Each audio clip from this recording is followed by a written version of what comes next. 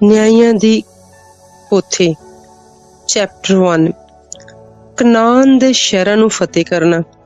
ਜੋਸ਼ੂਆ ਦੇ ਮਰਨ ਪਿੱਛੋਂ ਇਹ ਹੋਇਆ ਕਿ ਇਸਰਾਏਲੀਆਂ ਨੇ ਯਹੋਵਾ ਕੋਲੋਂ ਪੁੱਛਿਆ, ਭਲਾ ਕਨਾਨੀਆਂ ਨਾਲ ਯੁੱਧ ਕਰਨ ਨੂੰ ਸਾਡੇ ਲਈ ਪਹਿਲਾਂ ਕੌਣ ਚੜ੍ਹੇਗਾ?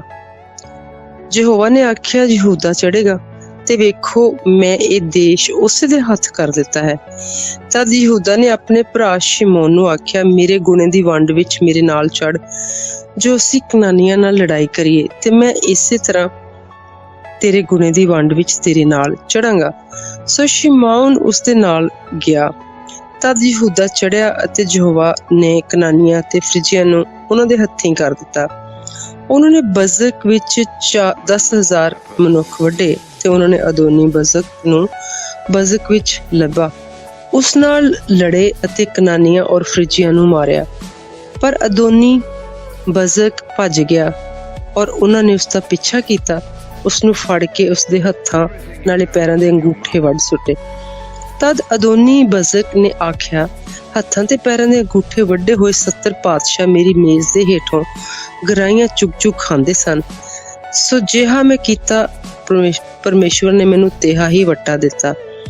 ਫਿਰ ਉਹ ਉਸ ਨੂੰ ਯਰੂਸ਼ਲਮ ਵਿੱਚ ਲੈ ਆਏ, ਉਹ ਉੱਥੇ ਹੀ ਮਰ ਗਿਆ। ਯਹੂਦੀਆਂ ਨੇ ਯਰੂਸ਼ਲਮ ਨਾਲ ਲੜਾਈ ਕੀਤੀ ਅਤੇ ਉਸ ਨੂੰ ਜਿੱਤ ਲਿਆ ਔਰ ਉਹਨੂੰ ਤਲਵਾਰ ਦੀ ਧਾਰ ਨਾਲ ਮਾਰ ਕੇ ਸ਼ਹਿਰ ਨੂੰ ਅੱਗ ਨਾਲ ਫੂਕ ਸੁੱਟਿਆ।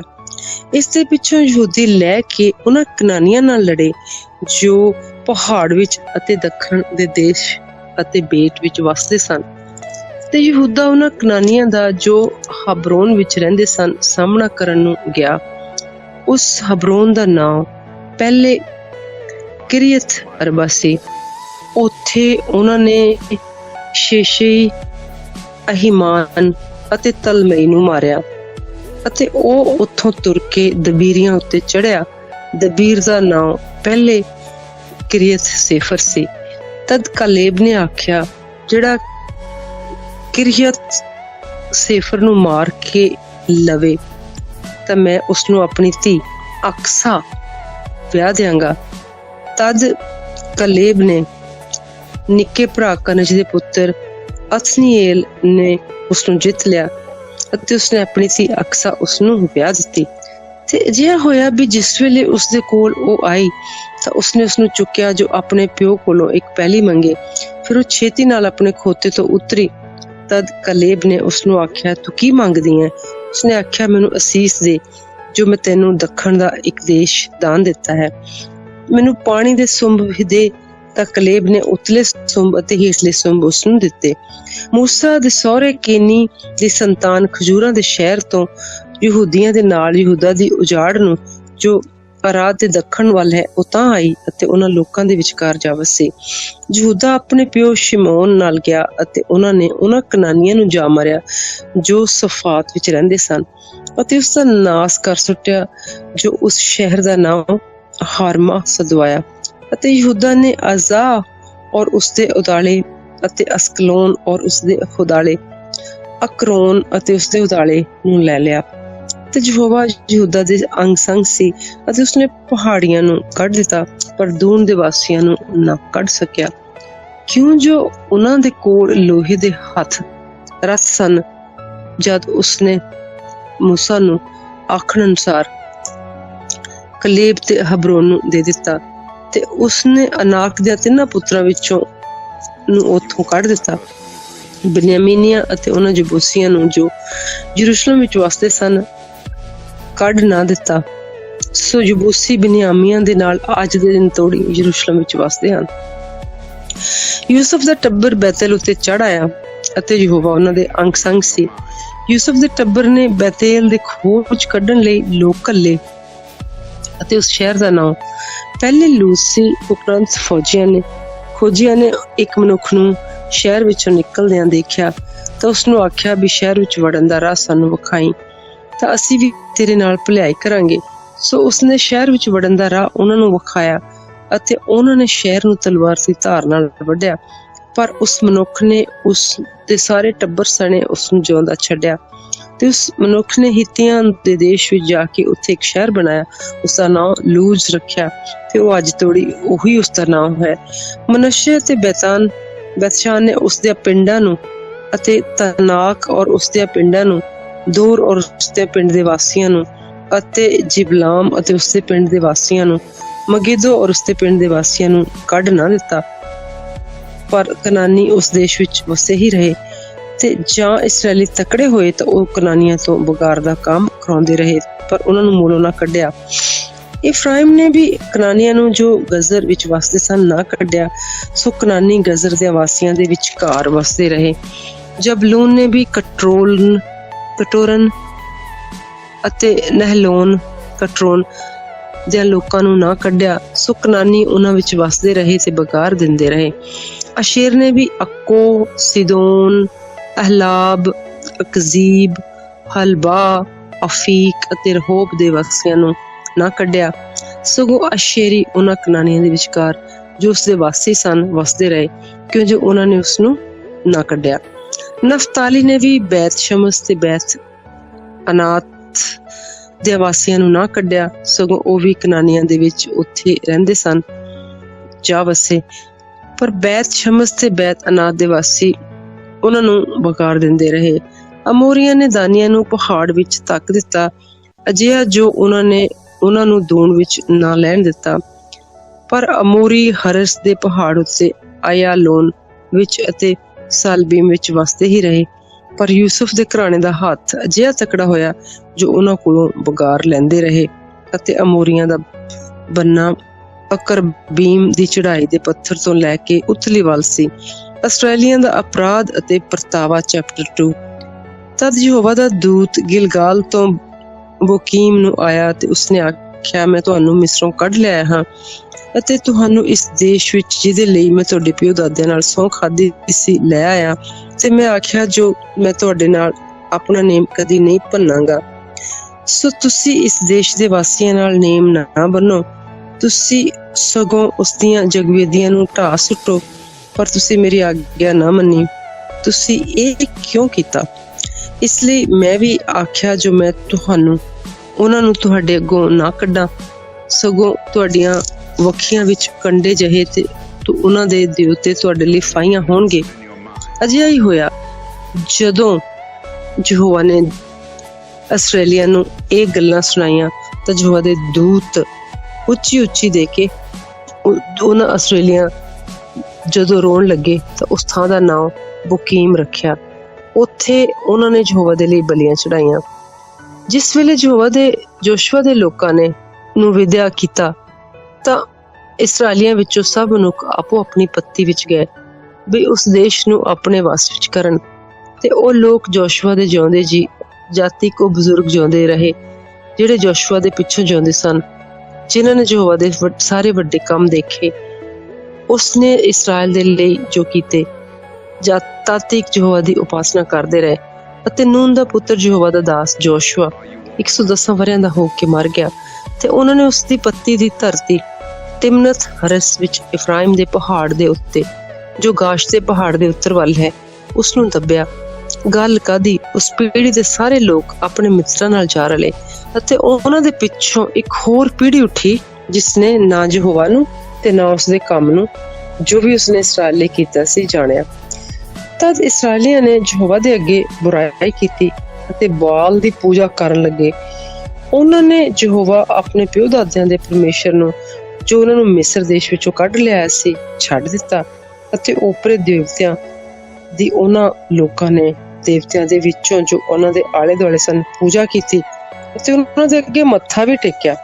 ਅਤੇ ਯਹੋਵਾ ਦਾ ਕ੍ਰੋਧ ਉਕਸਾਇਆ। ਉਹਨਾਂ ਨੇ ਯਹੋਵਾ ਨੂੰ ਛੱਡ ਦਿੱਤਾ, ਪਰ ਬਾਲ ਅਤੇ ਅਰਸ਼ਤਾ ਰੋਸ ਦੀ ਪੂਜਾ ਕੀਤੀ। ਤਦ ਯਹੋਵਾ ਦਾ ਕ੍ਰੋਧ ਇਸਰਾਏਲ ਉੱਤੇ ਭੜਕਿਆ ਤੇ ਉਹਨੇ ਉਹਨਾਂ ਨੂੰ ਲੁਟੇਰਿਆਂ ਦੇ ਹੱਥਾਂ ਵਿੱਚ ਦੇ ਦਿੱਤਾ, ਜਿਨ੍ਹਾਂ ਨੇ ਉਹਨਾਂ ਨੂੰ ਲੁੱਟ ਲਿਆ, ਅਤੇ ਉਹਨਾਂ ਦੇ ਵੈਰੀਆਂ ਦੇ ਹੱਥ ਜੋ ਚੁਫੇਰੇ ਸਨ ਉਹਨਾਂ ਨੂੰ ਵੇਚ ਦਿੱਤਾ।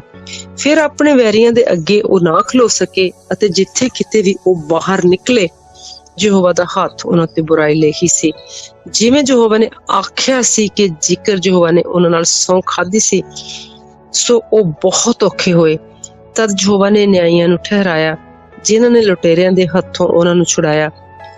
ਪਰ ਉਹਨਾਂ ਨੇ ਆਪਣੇ ਨਿਆਈਆਂ ਨੂੰ ਵੀ ਨਾ ਮੰਨਿਆ, ਸਗੋਂ ਓਪਰਿਆਂ ਦੇਵਤਿਆਂ ਦੇ ਮਗਰ ਲੱਗ ਕੇ ਉਹ ਅਪਰਾਧੀ ਹੋਏ ਤੇ ਉਹਨਾਂ ਨੂੰ ਮੱਥਾ ਟੇਕਿਆ।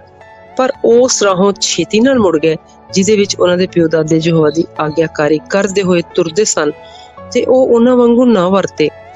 ਤਦ ਯਹੋਵਾ ਨੇ ਉਹਨਾਂ ਦੇ ਲਈ ਨਿਆਈਆਂ ਨੂੰ ਠਹਿਰਾਇਆ, ਤਾਂ ਯਹੋਵਾ ਉਹਨਾਂ ਨਿਆਈਆਂ ਦੇ ਸੰਗ ਸੀ, ਅਤੇ ਜਦ ਤੀਕ ਨਿਆਈ ਜਿਉਂਦਾ ਸੀ ਉਹਨਾਂ ਦੇ ਵੈਰੀਆਂ ਦੇ ਹੱਥੋਂ ਉਹਨਾਂ ਨੂੰ ਛੁਡਾਉਂਦਾ ਸੀ।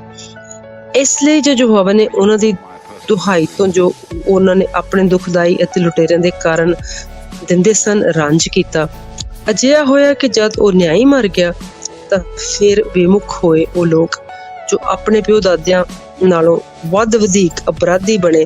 ਇਸ ਲਈ ਜੋ ਉਹ ਓਪਰੇ ਦੇਵਤਿਆਂ ਦੀ ਪੂਜਾ ਕਰਨ ਲਈ ਜਿਨ੍ਹਾਂ ਦੇ ਉਹ ਮਗਰ ਲੱਗੇ ਸਨ, ਉਹਨਾਂ ਦੇ ਅੱਗੇ ਗੋਡੇ ਟੇਕੇ, ਮੱਥੇ ਟੇਕੇ, ਤੇ ਆਪੋ ਆਪਣੇ ਕੰਮਾਂ ਵਿੱਚ ਆਪਣੇ ਕੁਰਾਹੇ ਪੈਣ ਤੋਂ ਉਹ ਮੁੜਦੇ ਨਹੀਂ ਸਨ। ਤਾਂ ਯਹੋਵਾ ਦਾ ਕ੍ਰੋਧ ਇਸਰਾਇਲ ਉੱਤੇ ਫਿਰ ਭਟਕਿਆ ਤੇ ਉਸਨੇ ਆਖਿਆ, ਇਸ ਲਈ ਜੋ ਇਹ ਕੌਮ ਮੇਰੇ ਉਸ ਨੇਮ ਨੂੰ ਜੋ ਮੈਂ ਇਹਨਾਂ ਦੇ ਪਿਓ ਦਾਦਿਆਂ ਨਾਲ ਬੰਨਿਆ ਸੀ ਤੋੜ ਸੁੱਟਿਆ, ਮੇਰੀ ਆਗਿਆ ਨਾ ਸੁਣੀ, ਮੈਂ ਵੀ ਹੁਣ ਉਹਨਾਂ ਲੋਕਾਂ ਵਿੱਚੋਂ ਜਿਨ੍ਹਾਂ ਨੂੰ ਯਹੋਸ਼ੂਆ ਛੱਡ ਕੇ ਮਰ ਗਿਆ ਕਿਸੇ ਨੂੰ ਵੀ ਉਹਨਾਂ ਦੇ ਅੱਗੋਂ ਨਾ ਕੱਢਾਂਗਾ, ਵੀ ਮੈਂ ਉਹਨਾਂ ਲੋਕਾਂ ਦੇ ਰਾਹੀਂ ਇਸਰਾਇਲ ਦਾ ਪਰਤਾਵਾ ਲਵਾਂ। ਜੇ ਯਹੋਵਾ ਦੇ ਰਾਹ ਉੱਤੇ ਤੁਰਨ ਲਈ ਜ਼ਿਕਰ ਉਹਨਾਂ ਦੇ ਪਿਓ ਦਾਦੇ ਰਾਜ਼ੀ ਹੁੰਦੇ ਸਨ, ਉਹ ਰਾਜ਼ੀ ਹੋਣਗੇ ਜਾਂ ਨਹੀਂ। ਸੋ ਯਹੋਵਾ ਨੇ ਉਹਨਾਂ ਲੋਕਾਂ ਨੂੰ ਰਹਿਣ ਦਿੱਤਾ ਤੇ ਉਹ ਛੇਤੀ ਹੀ ਉਹਨਾਂ ਨੂੰ ਉੱਥੋਂ ਨਾ ਕੱਢਿਆ, ਯਹੋਸ਼ੂਆ ਦੇ ਹੱਥ ਵਿੱਚ ਵੀ ਉਹਨਾਂ ਨੂੰ ਨਾ ਦਿੱਤਾ। ਅਥਨੀਏਲ, ehud, ਖੱਬਾ ਅਤੇ ਸ਼ਾਮਗਰ। ਚੈਪਟਰ 3। ਇਹ ਉਹ ਕੌਮਾਂ ਹਨ ਜਿਨ੍ਹਾਂ ਨੂੰ ਯਹੋਵਾ ਨੇ ਰਹਿਣ ਦਿੱਤਾ, ਜੋ ਇਸਰਾਇਲ ਦਾ ਅਰਥਾਤ ਉਹਨਾਂ ਦਾ ਜਿਨ੍ਹਾਂ ਦੇ ਕਨਾਨ ਦੀਆਂ ਸਾਰੀਆਂ ਲੜਾਈਆਂ ਨੂੰ ਨਹੀਂ ਜਣਿਆ ਸੀ, ਉਹਨਾਂ ਦੇ ਰਾਹੀਂ ਪਰਤਾਵਾ ਲਵੇ। ਨਿਰਾ ਇਸੇ ਲਈ ਜੋ ਇਸਰਾਇਲੀਆਂ ਦੀਆਂ ਪੀੜ੍ਹੀਆਂ ਨੂੰ ਜਿਨ੍ਹਾਂ ਨੂੰ ਅੱਗੇ ਲੜਾਈ ਦਾ ਵੱਲ ਨਹੀਂ ਸੀ ਆਉਂਦਾ ਉਹ ਸਿਖਾਵੇ, ਅਰਥਾਤ ਫਿਲਿਸਤੀਆਂ ਦੇ 5 ਸਰਦਾਰ ਅਤੇ ਸਾਰੇ ਕਨਾਨੀ ਔਰ ਸਿਦੋਨੀ ਅਤੇ ਹੀਵੀ ਅਤੇ ਲਬਾਨੋਨ ਦੇ ਪਹਾੜ ਵਿੱਚ ਵਾਲ ਹਰਮੋਨ ਦੇ ਪਹਾੜੋਂ ਲੈ ਕੇ ਹਮਾਸ ਦੇ ਲਾਂਘੇ ਤੋੜੀ ਵਸਦੇ ਸਨ। ਇਹ ਇਸ ਲਈ ਕਿ ਉਹਨਾਂ ਦੇ ਰਾਹੀਂ ਇਸਰਾਇਲ ਦਾ ਪਰਤਾਵਾ ਲਿਆ ਜਾਵੇ ਅਤੇ ਮਾਲੂਮ ਹੋਵੇ ਕਿ ਯਹੋਵਾ ਦੀਆਂ ਆਗਿਆ ਨੂੰ ਜੋ ਉਸਨੇ ਮੂਸਾ ਦੇ ਰਾਹੀਂ ਉਹਨਾਂ ਦੇ ਪਿਓ ਦਾਦਿਆਂ ਨੂੰ ਆਖੀਆਂ ਸਨ ਸੁਣਨਗੇ ਜਾਂ ਨਹੀਂ। ਸੋ ਇਸਰਾਇਲੀ ਕਨਾਨੀਆਂ, ਹਿੱਤੀਆਂ, ਅਮੋਰੀਆਂ, ਫਰਿਜੀਆਂ, ਹਿਵੀਆਂ ਤੇ ਯਬੂਸੀਆਂ ਦੇ ਵਿਚਕਾਰ ਵਸਦੇ ਸਨ, ਪਰ ਉਹਨਾਂ ਨੇ ਉਹਨਾਂ ਦੀਆਂ ਧੀਆਂ ਨਾਲ ਆਪ ਵਿਆਹ ਕੀਤੇ ਔਰ ਆਪਣੀਆਂ ਧੀਆਂ ਉਹਨਾਂ ਦੇ ਪੁੱਤਰਾਂ ਨੂੰ ਦਿੱਤੀਆਂ ਅਤੇ ਉਹਨਾਂ ਦੇ ਦੇਵਤਿਆਂ ਦੀ ਪੂਜਾ ਕੀਤੀ। ਸੋ ਇਸਰਾਇਲੀਆਂ ਨੇ ਯਹੋਵਾ ਦੇ ਅੱਗੇ ਬੁਰਾਈ ਕੀਤੀ ਅਤੇ ਜੋ ਆਪਣੇ ਪਰਮੇਸ਼ਵਰ ਨੂੰ ਵਸਾਰਿਆ ਤੇ ਬਾਲ ਦੀ ਅਤੇ ਅਸਰਾ ਦੇਵੀ ਦੀ ਪੂਜਾ ਕੀਤੀ। ਇਸ ਲਈ ਯਹੋਵਾ ਦਾ ਕ੍ਰੋਧ ਇਸਰਾਇਲ ਉੱਤੇ ਭੜਕਿਆ ਅਤੇ ਉਸਨੇ ਉਹਨਾਂ ਨੂੰ ਮੈਸੋਪੋਤਾਮੀਆ ਦੇ ਪਾਤਸ਼ਾਹ ਕੂਸ਼ਨ ਰਿਸ਼ਤੈਮ ਦੇ ਹੱਥ ਵਿੱਚ ਵੇਚ ਦਿੱਤਾ। ਸੋ ਉਹ ਕੂਸ਼ਨ ਰਿਸ਼ਤੈਮ ਦੀ ਟਹਿਲ 8 ਵਰੇ ਕਰਦੇ ਰਹੇ। ਜਦ ਇਸਰਾਇਲੀਆਂ ਨੇ ਯਹੋਵਾ ਅੱਗੇ ਬੇਨਤੀ ਕੀਤੀ ਤਾਂ ਯਹੋਵਾ ਨੇ ਇੱਕ ਬਚਾਉਣ ਵਾਲਾ ਅਥਨੀਏਲ ਅਰਥਾਤ ਕਾਲੇਬ ਦੇ ਨਿੱਕੇ ਭਰਾ ਕਨਜ਼ ਦੇ ਪੁੱਤਰ ਅਥਨੀਏਲ ਨੂੰ, ਜਿਨ੍ਹਾਂ ਨੂੰ ਉਸਨੇ ਬਚਾਇਆ ਸੀ, ਠਹਿਰਾਇਆ। ਯਹੋਵਾ ਦਾ ਆਤਮਾ ਉਸ ਦੇ ਉੱਤੇ ਆਇਆ ਔਰ ਉਹ ਇਸਰਾਇਲ ਦਾ ਨਿਆਈ ਬਣਿਆ, ਪਰ ਲੜਾਈ ਕਰਨ ਨੂੰ ਨਿਕਲਿਆ ਅਤੇ ਯਹੋਵਾ ਨੇ ਆਰਾਮ ਦੇ ਪਾਤਸ਼ਾਹ ਕੂਸ਼ਨ ਰਿਸ਼ਤੈਮ ਨੂੰ ਉਸ ਦੇ ਹੱਥ ਵਿੱਚ ਕਰ ਦਿੱਤਾ ਤੇ ਉਸ ਦਾ ਹੱਥ ਕੂਸ਼ਨ ਰਿਸ਼ਤੈਮ ਦੇ ਉੱਤੇ ਬਲਵਾਨ ਹੋਇਆ ਤੇ 40 ਵਰ੍ਹਿਆਂ ਤੱਕ ਉਹ ਦੇਸ਼ ਸੁਖੀ ਰਿਹਾ। ਤਾਂ ਕਨਜ਼ ਦਾ ਪੁੱਤਰ ਅਥਨੀਏਲ ਮਰ ਗਿਆ। ਇਸਰਾਇਲੀਆਂ ਨੇ ਫਿਰ ਯਹੋਵਾ ਦੇ ਅੱਗੇ ਬੁਰਾਈ ਕੀਤੀ ਤਾਂ ਯਹੋਵਾ ਨੇ ਮੋਆਬ ਦੇ ਰਾਜਾ ਅਗਲੋਨ ਨੂੰ ਇਸਰਾਇਲ ਦੇ ਉੱਤੇ ਪ੍ਰਬਲ ਕੀਤਾ। ਇਸ ਲਈ ਜੋ ਉਹਨਾਂ ਨੇ ਯਹੋਵਾ ਦੀ ਨਿਗਾਹ ਵਿੱਚ ਬੁਰਾਈ ਕੀਤੀ ਸੀ ਅਤੇ ਉਸਨੇ ਅਮੋਨੀਆ ਤੇ ਅਮਲੇਕੀਆਂ ਨੂੰ ਆਪਣੇ ਨਾਲ ਰਲਾਇਆ ਅਤੇ ਇਸਰਾਇਲ ਨੂੰ ਜਾ ਮਾਰਿਆ ਤੇ ਖਜੂਰਾਂ ਦਾ ਸ਼ਹਿਰ ਲੈ ਲਿਆ। ਸੋ ਇਸਰਾਇਲੀ 18 ਵਰ੍ਹਿਆਂ ਤੱਕ ਮੋਆਬ ਦੇ ਰਾਜਾ ਅਗਲੋਨ ਦੀ ਟਹਿਲ ਕਰਦੇ ਰਹੇ। ਫਿਰ ਇਸਰਾਇਲੀਆਂ ਨੇ ਯਹੋਵਾ ਅੱਗੇ ਦੁਹਾਈ ਦਿੱਤੀ ਅਤੇ ਯਹੋਵਾ ਨੇ ਉਹਨਾਂ ਦੇ ਲਈ ਇੱਕ ਬਚਾਉਣ ਵਾਲੇ ਨੂੰ ਅਰਥਾਤ ਇੱਕ ਬਿਨਯਾਮੀਨੀ ਗੋਰਾ ਦੇ ਪੁੱਤਰ ਬਿਨਯਾਮੀਨੀ ਗੇਰਾ ਦੇ ਪੁੱਤਰ ehud ਨੂੰ, ਜੋ ਖੱਬਾ ਸੀ, ਉਠਾਇਆ ਅਤੇ ਇਸਰਾਇਲੀਆਂ ਨੇ ਉਸ ਦੇ ਹੱਥੀਂ ਮੋਆਬ ਦੇ ਰਾਜਾ ਅਗਲੋਨ ਕੋਲ ਨਜ਼ਰਾਨਾ ਘੱਲਿਆ।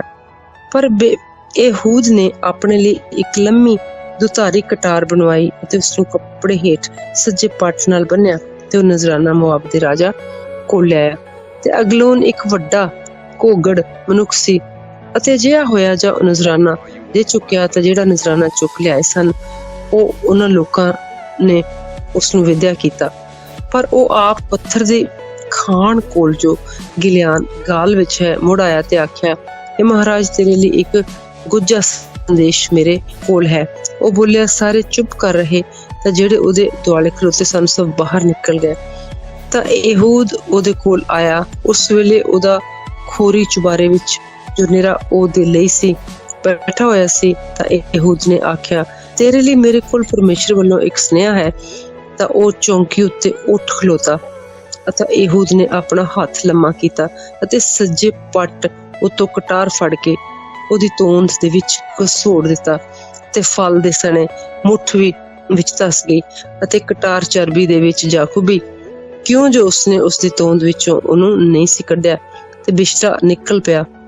ਅਤੇ ਇਉਂ ਇਹੂਦ ਨੇ ਬਾਹਰ ਸੂਫੇ ਵਿੱਚ ਆ ਕੇ ਚੁਬਾਰੇ ਦਾ ਬੂਹਾ ਆਪਣੇ ਮਗਰੋਂ ਭੇੜਿਆ ਔਰ ਜੰਦਰਾ ਮਾਰ ਦਿੱਤਾ। ਜਦ ਉਹ ਨਿਕਲ ਗਿਆ ਤਾਂ ਉਸਦੇ ਟਹਿਲੂਏ ਆਏ ਤਾਂ ਉਹਨਾਂ ਨੇ ਦੇਖਿਆ, ਵੇਖੋ ਚੁਬਾਰੇ ਦੇ ਬੂਹੇ ਵੱਜੇ ਹੋਏ ਸਨ। ਤਾਂ ਉਹ ਬੋਲੇ, ਉਹ ਵਾਹ, ਖੌਰੇ ਚੁਬਾਰੇ ਵਿੱਚ ਸੁਚੇਤੇ ਬੈਠਾ ਹੋ। ਅਤੇ ਉਹ ਇੱਥੋਂ ਤੱਕ ਉਸ ਨੂੰ ਉਡੀਕਦੇ ਰਹੇ ਜੋ ਲੱਜਿਆਵਾਨ ਹੋਏ। ਅਤੇ ਜਦੋਂ ਡਿੱਠਾ ਤੇ ਚੁਬਾਰੇ ਦਾ ਬੂਹਾ ਨਹੀਂ ਖੁੱਲਦਾ ਤਾਂ ਉਹਨਾਂ ਨੇ ਕੁੰਜੀ ਲਾ ਕੇ ਆਪ ਬੂਹਾ ਖੋਲਿਆ ਤਾਂ ਵੇਖੋ ਉਹਨਾਂ ਦਾ ਸਵਾਮੀ ਧਰਤੀ ਉੱਤੇ ਮਰਿਆ ਪਿਆ ਸੀ। ਉਹਨਾਂ ਦੇ ਉਡੀਕਣ ਦੇ ਚਿਰ ਪਿੱਛੋਂ ਇਹੂਦ ਭੱਜ ਗਿਆ ਤੇ ਪੱਥਰ ਦੀ ਖਾਣ ਤੋਂ ਲੰਘ ਗਿਆ ਤੇ ਸਹੀ ਰਾਹ ਦੇ ਰਾਹ ਵਿੱਚ ਜਾ ਕੇ ਬਚ ਗਿਆ। ਤਾਂ ਅਜਿਹਾ ਹੋਇਆ ਕਿ ਜਦੋਂ ਉੱਥੇ ਅੱਪੜਿਆ ਤਾਂ ਉਸਨੇ ਅਫਰਾਇਮ ਦੇ ਪਹਾੜ ਉੱਤੇ ਤੁਰੀ ਵਜਾਈ ਤਾਂ ਇਸਰਾਏਲੀਆਂ ਉਸ ਦੇ ਨਾਲ ਪਹਾੜੋਂ ਉਤਰ ਆਏ ਅਤੇ ਉਹਨਾਂ ਦੇ ਅੱਗੇ ਅੱਗੇ ਉਹ ਹੋਇਆ। ਉਸਨੇ ਉਹਨਾਂ ਨੂੰ ਆਖਿਆ, ਮੇਰੇ ਮਗਰ ਮਗਰ ਤੁਰੋ, ਕਿਉਂਕਿ ਯਹੋਵਾ ਨੇ ਤੁਹਾਡੇ ਮੋਆਬੀ ਵੈਰੀਆਂ ਨੂੰ ਤੁਹਾਡੇ ਹੱਥ ਕਰ ਦਿੱਤਾ ਹੈ। ਸੋ ਉਹ ਉਸ ਦੇ ਪਿੱਛੇ ਲੱਥੇ ਅਤੇ ਜਰਦਨ ਦੀਆਂ ਪੱਥਰਾਂ ਨੂੰ ਜੋ ਮੋਆਬ ਦੀ ਵੱਲ ਹਨ ਮੱਲ ਲਿਆ ਤੇ ਇੱਕ ਨੂੰ ਵੀ ਪਾਰ ਨਾ ਲੰਘਣ ਦਿੱਤਾ। ਉਸ ਵੇਲੇ ਮੋਆਬ ਦੇ 10,000 ਮਨੁੱਖ ਉਹਨਾਂ ਨੇ ਵੱਢ ਸੁੱਟੇ ਜੋ ਸਾਰੇ ਮੋਟੇ ਅਤੇ ਤਕੜੇ ਜਾਣੇ ਸਨ, ਔਰ ਉਹਨਾਂ ਵਿੱਚੋਂ ਇੱਕ ਵੀ ਨਾ ਬਚਿਆ। ਸੋ ਉਸ ਦਿਨ ਇਸਰਾਏਲ ਦੇ ਹੱਥ ਵਿੱਚ ਮੋਆਬ ਆਇਆ ਅਤੇ 80 ਵਰ੍ਹਿਆਂ ਤੋੜੀ ਉਹ ਦੇਸ਼ ਸੁੱਖ ਭੋਗਦਾ ਰਿਹਾ। ਉਸ ਦੇ ਪਿੱਛੋਂ ਅਨਾਸ ਦਾ ਪੁੱਤਰ ਸ਼ਮਗਰ ਉੱਠਿਆ ਅਤੇ ਉਸਨੇ ਫਿਲਿਸਤੀਆਂ ਵਿੱਚੋਂ ਵੀ 100 ਆਦਮੀਆਂ ਨੂੰ ਬਲ ਦੀ ਪ੍ਰਾਣ ਨਾਲ ਮਾਰ ਸੁੱਟਿਆ, ਜੋ ਉਸਨੇ ਵੀ ਇਸਰਾਏਲ ਨੂੰ ਬਚਾਇਆ। ਚੈਪਟਰ 4 ਸੀਸਰਾ ਦੀ ਬੁਰੀ ਮੌਤ। ਇਹੂਦ ਦੇ ਮਰਨ ਪਿੱਛੋਂ ਇਸਰਾਏਲ ਦੇ ਨੇ ਯਹੋਵਾ ਦੇ ਅੱਗੇ ਫਿਰ ਬੁਰਾਈ ਕੀਤੀ। ਸੋ ਯਹੋਵਾ ਨੇ ਉਹਨਾਂ ਨੂੰ ਕਨਾਨ ਦੇ ਰਾਜਾ ਯਾਬੀਨ ਦੇ ਹੱਥ ਵਿੱਚ ਵੇਚ ਦਿੱਤਾ, ਜੋ ਹਸੋਰ ਵਿੱਚ ਰਾਜ ਕਰਦਾ ਸੀ, ਅਤੇ ਉਸਦੇ ਸੈਨਾਪਤੀ ਦਾ ਨਾਮ ਸੀਸਰਾ ਸੀ, ਜੋ ਓਪਰੀਆਂ ਕੌਮਾਂ ਦੇ ਹਰੁਸ਼ਦ ਵਿੱਚ ਵਸਦਾ ਸੀ। ਤਾਂ ਇਸਰਾਏਲੀਆਂ ਨੇ ਯਹੋਵਾ ਦੇ ਅੱਗੇ ਦੁਹਾਈ ਦਿੱਤੀ, ਕਿਉਂ ਜੋ ਉਹਦੇ ਕੋਲ 900 ਹੱਥ ਲੋਹੇ ਦੀ ਸਨ ਅਤੇ ਉਸਨੇ 30 ਵਰ੍ਹਿਆਂ ਤੀਕਰ ਇਸਰਾਏਲੀਆਂ ਨੂੰ ਡਾਢਾ ਦੁੱਖ ਦਿੱਤਾ। ਉਸੇ ਵੇਲੇ ਲਪੀਦੋਥ ਦੀ ਪਤਨੀ ਦਬੋਰਾ ਨਬੀਆ ਇਸਰਾਏਲੀਆਂ ਦਾ ਨਿਆਂ ਕਰਦੀ ਹੁੰਦੀ ਸੀ, ਅਤੇ ਇਫਰਾਇਮ ਦੇ ਪਹਾੜ ਵਿੱਚ ਰਾਮਾ ਅਤੇ ਬੇਤੇਲ ਦੇ ਵਿਚਕਾਰ ਦਬੋਰਾ ਦੀ ਖਜੂਰ ਦੇ ਹੇਠ ਰਹਿੰਦੀ ਸੀ। ਇਸਰਾਏਲੀ ਉਸਦੇ ਕੋਲ ਨਿਆਂ ਲਈ ਆਉਂਦੇ ਤਦ ਉਹਨੇ ਕਦਾਸ਼ ਨਫਸਾਲੀ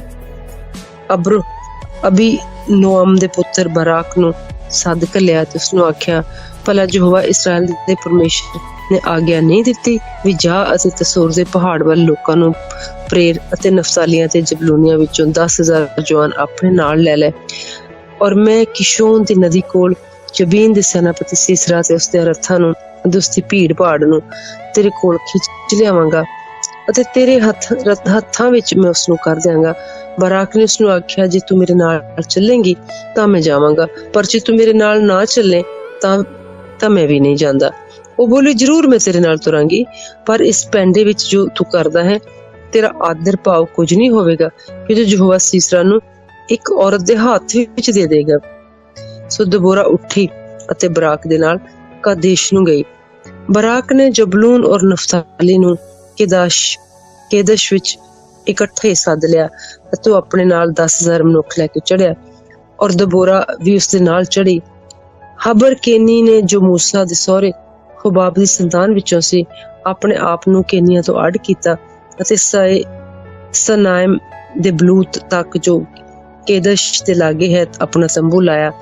ਤਦ ਸੀਸਰਾ ਨੂੰ ਖਬਰ ਹੋਈ, ਜੋ ਅਬੀਨੋਅਮ ਦਾ ਪੁੱਤਰ ਬੁਰਾਕ ਤਬੋਰ ਦੇ ਪਹਾੜ ਉੱਤੇ ਚੜਿਆ ਹੈ।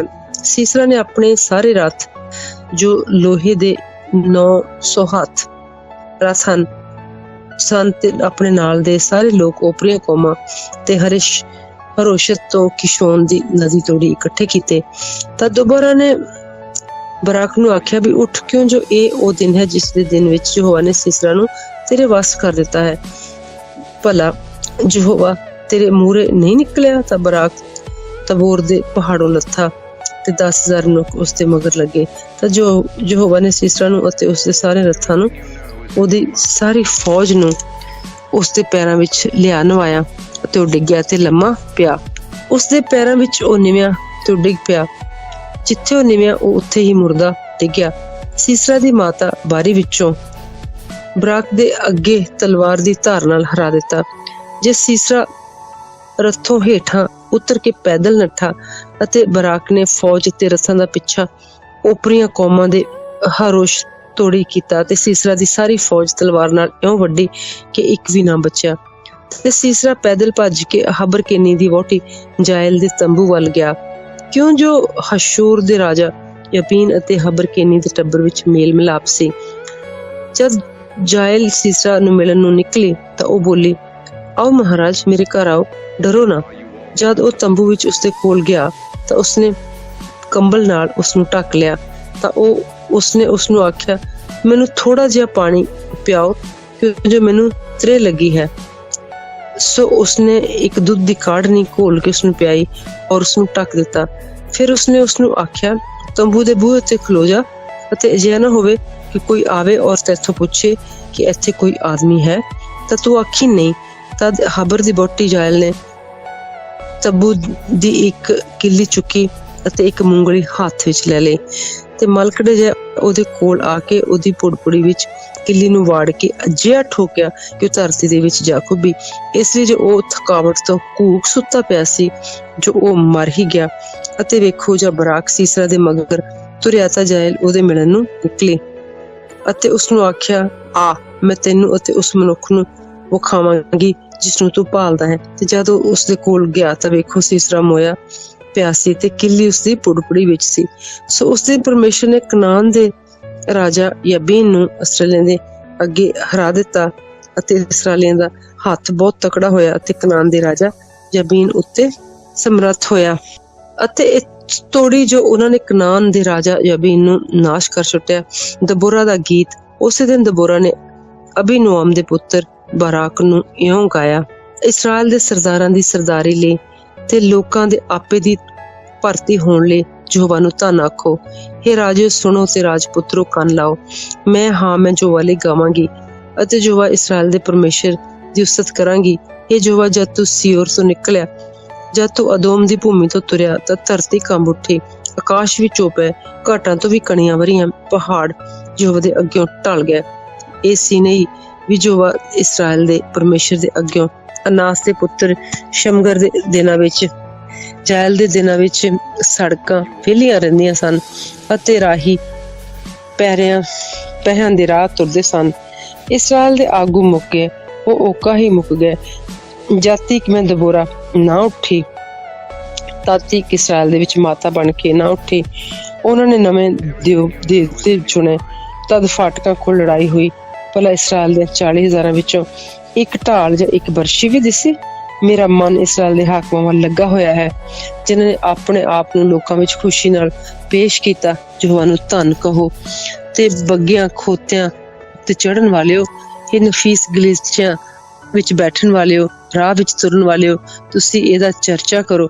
ਬੋਲੀਆਂ ਉੱਤੇ ਤੀਰਬਾਜ਼ਾਂ ਦੀ ਆਵਾਜ਼ ਤੋਂ ਦੂਰ ਉੱਥੇ ਉਹ ਯਹੋਵਾ ਦੇ ਧਾਰਮਿਕ ਕੰਮਾਂ ਨੂੰ ਸੁਣਾਉਣਗੇ, ਇਸਰਾਏਲ ਵਿੱਚ ਉਹਦੇ ਧਾਰਮਿਕ ਕੰਮਾਂ ਨੂੰ। ਜਦ ਯਹੋਵਾ ਦੇ ਲੋਕ ਫਾਟਕਾਂ ਕੋਲ ਗਏ, ਜਾਗ ਜਾਗ ਇਹ ਦਬੋਰਾ, ਜਾਗ ਤੇ ਗੀਤ ਗਾ। ਉੱਠ ਏ ਬਰਾਕ, ਅਬੀਨੋਆਮ ਦੇ ਪੁੱਤਰ, ਤੇ ਆਪਣੇ ਬੰਧੂਆਂ ਨੂੰ ਬੰਨ। ਤਦ ਮੁਖੀਆਂ ਦੇ ਬਕੀਏ ਨੇ ਪਰਜਾ ਦੇ ਉੱਤੇ ਰਾਜ ਕੀਤਾ। ਯਹੋਵਾ ਨੇ ਮੈਨੂੰ ਬਲਵਾਨਾਂ ਦੇ ਉੱਤੇ ਰਾਜ ਦਿੱਤਾ। ਇਫਰਾਇਮ ਵਿੱਚੋਂ ਉਹ ਆਏ ਜਿਨ੍ਹਾਂ ਦੀ ਜੜ ਅਮਾਲੇਕ ਵਿੱਚ ਸੀ।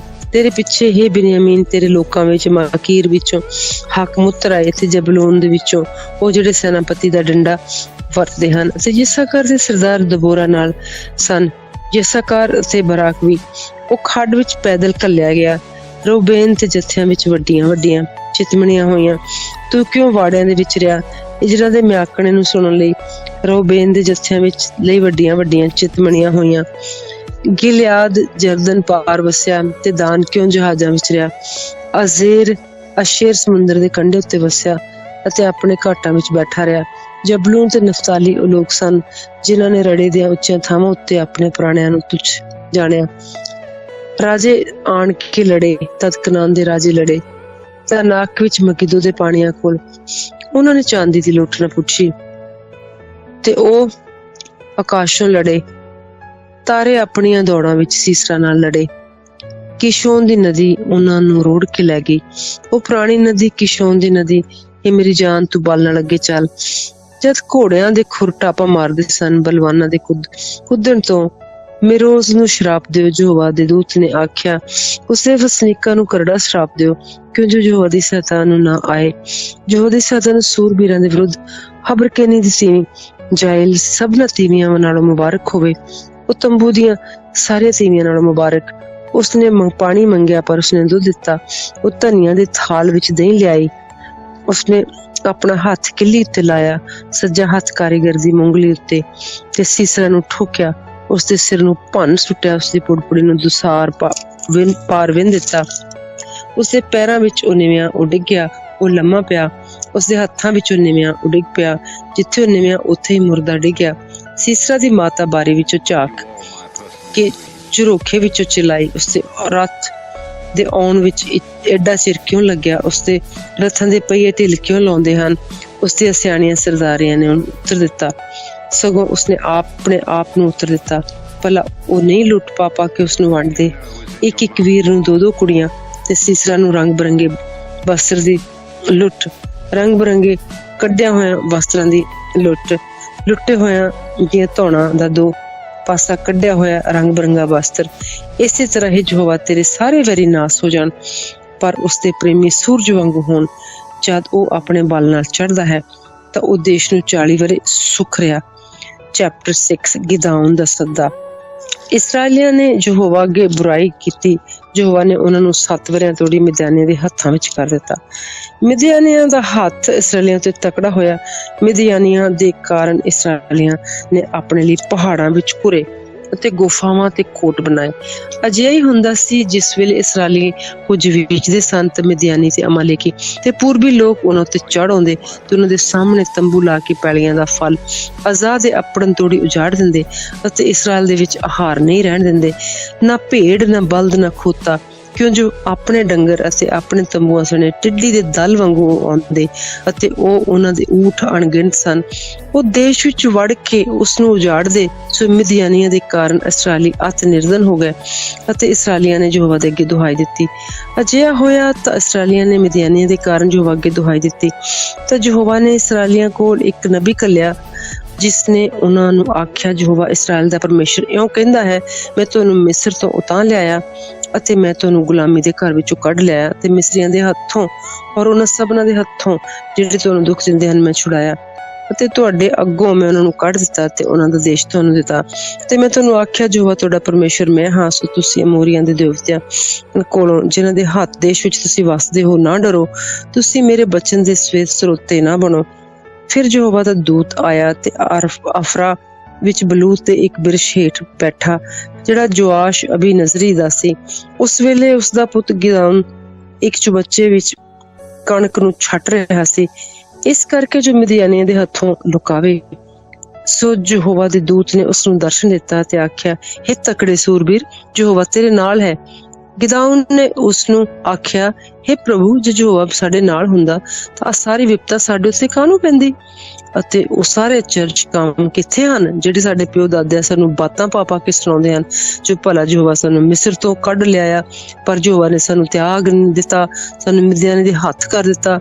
ਜਦ ਯਹੋਵਾ ਨੇ ਉਸਦੇ ਵੱਲ ਵੇਖ ਕੇ ਉਸਨੂੰ ਆਖਿਆ, ਤੂੰ ਆਪਣੇ ਇਸੇ ਬਲ ਨਾਲ ਜਾ ਤੇ ਤੂੰ ਇਸਰਾਏਲ ਨੂੰ ਮਿਦਿਆਨੀਆਂ ਦੇ ਹੱਥੋਂ ਛੁਡਾ, ਭਲਾ ਮੈਂ ਤੈਨੂੰ ਘੱਲਿਆ ਨਹੀਂ? ਉਹਨੇ ਉਸਨੂੰ ਆਖਿਆ, ਹੇ ਪ੍ਰਭੂ, ਮੈਂ ਇਸਰਾਏਲ ਨੂੰ ਕਿੱਕਰ ਬਚਾਵਾਂ? ਵੇਖ, ਮੇਰਾ ਟੱਬਰ ਮਨਾਸ਼ੇ ਵਿੱਚ ਸਾਰਿਆਂ ਨਾਲੋਂ ਕੰਗਾਲ ਹੈ, ਮੈਂ ਆਪਣੇ ਪਿਓ ਦੇ ਟੱਬਰ ਵਿੱਚ ਸਭ ਨਾਲੋਂ ਨਿੱਕਾ।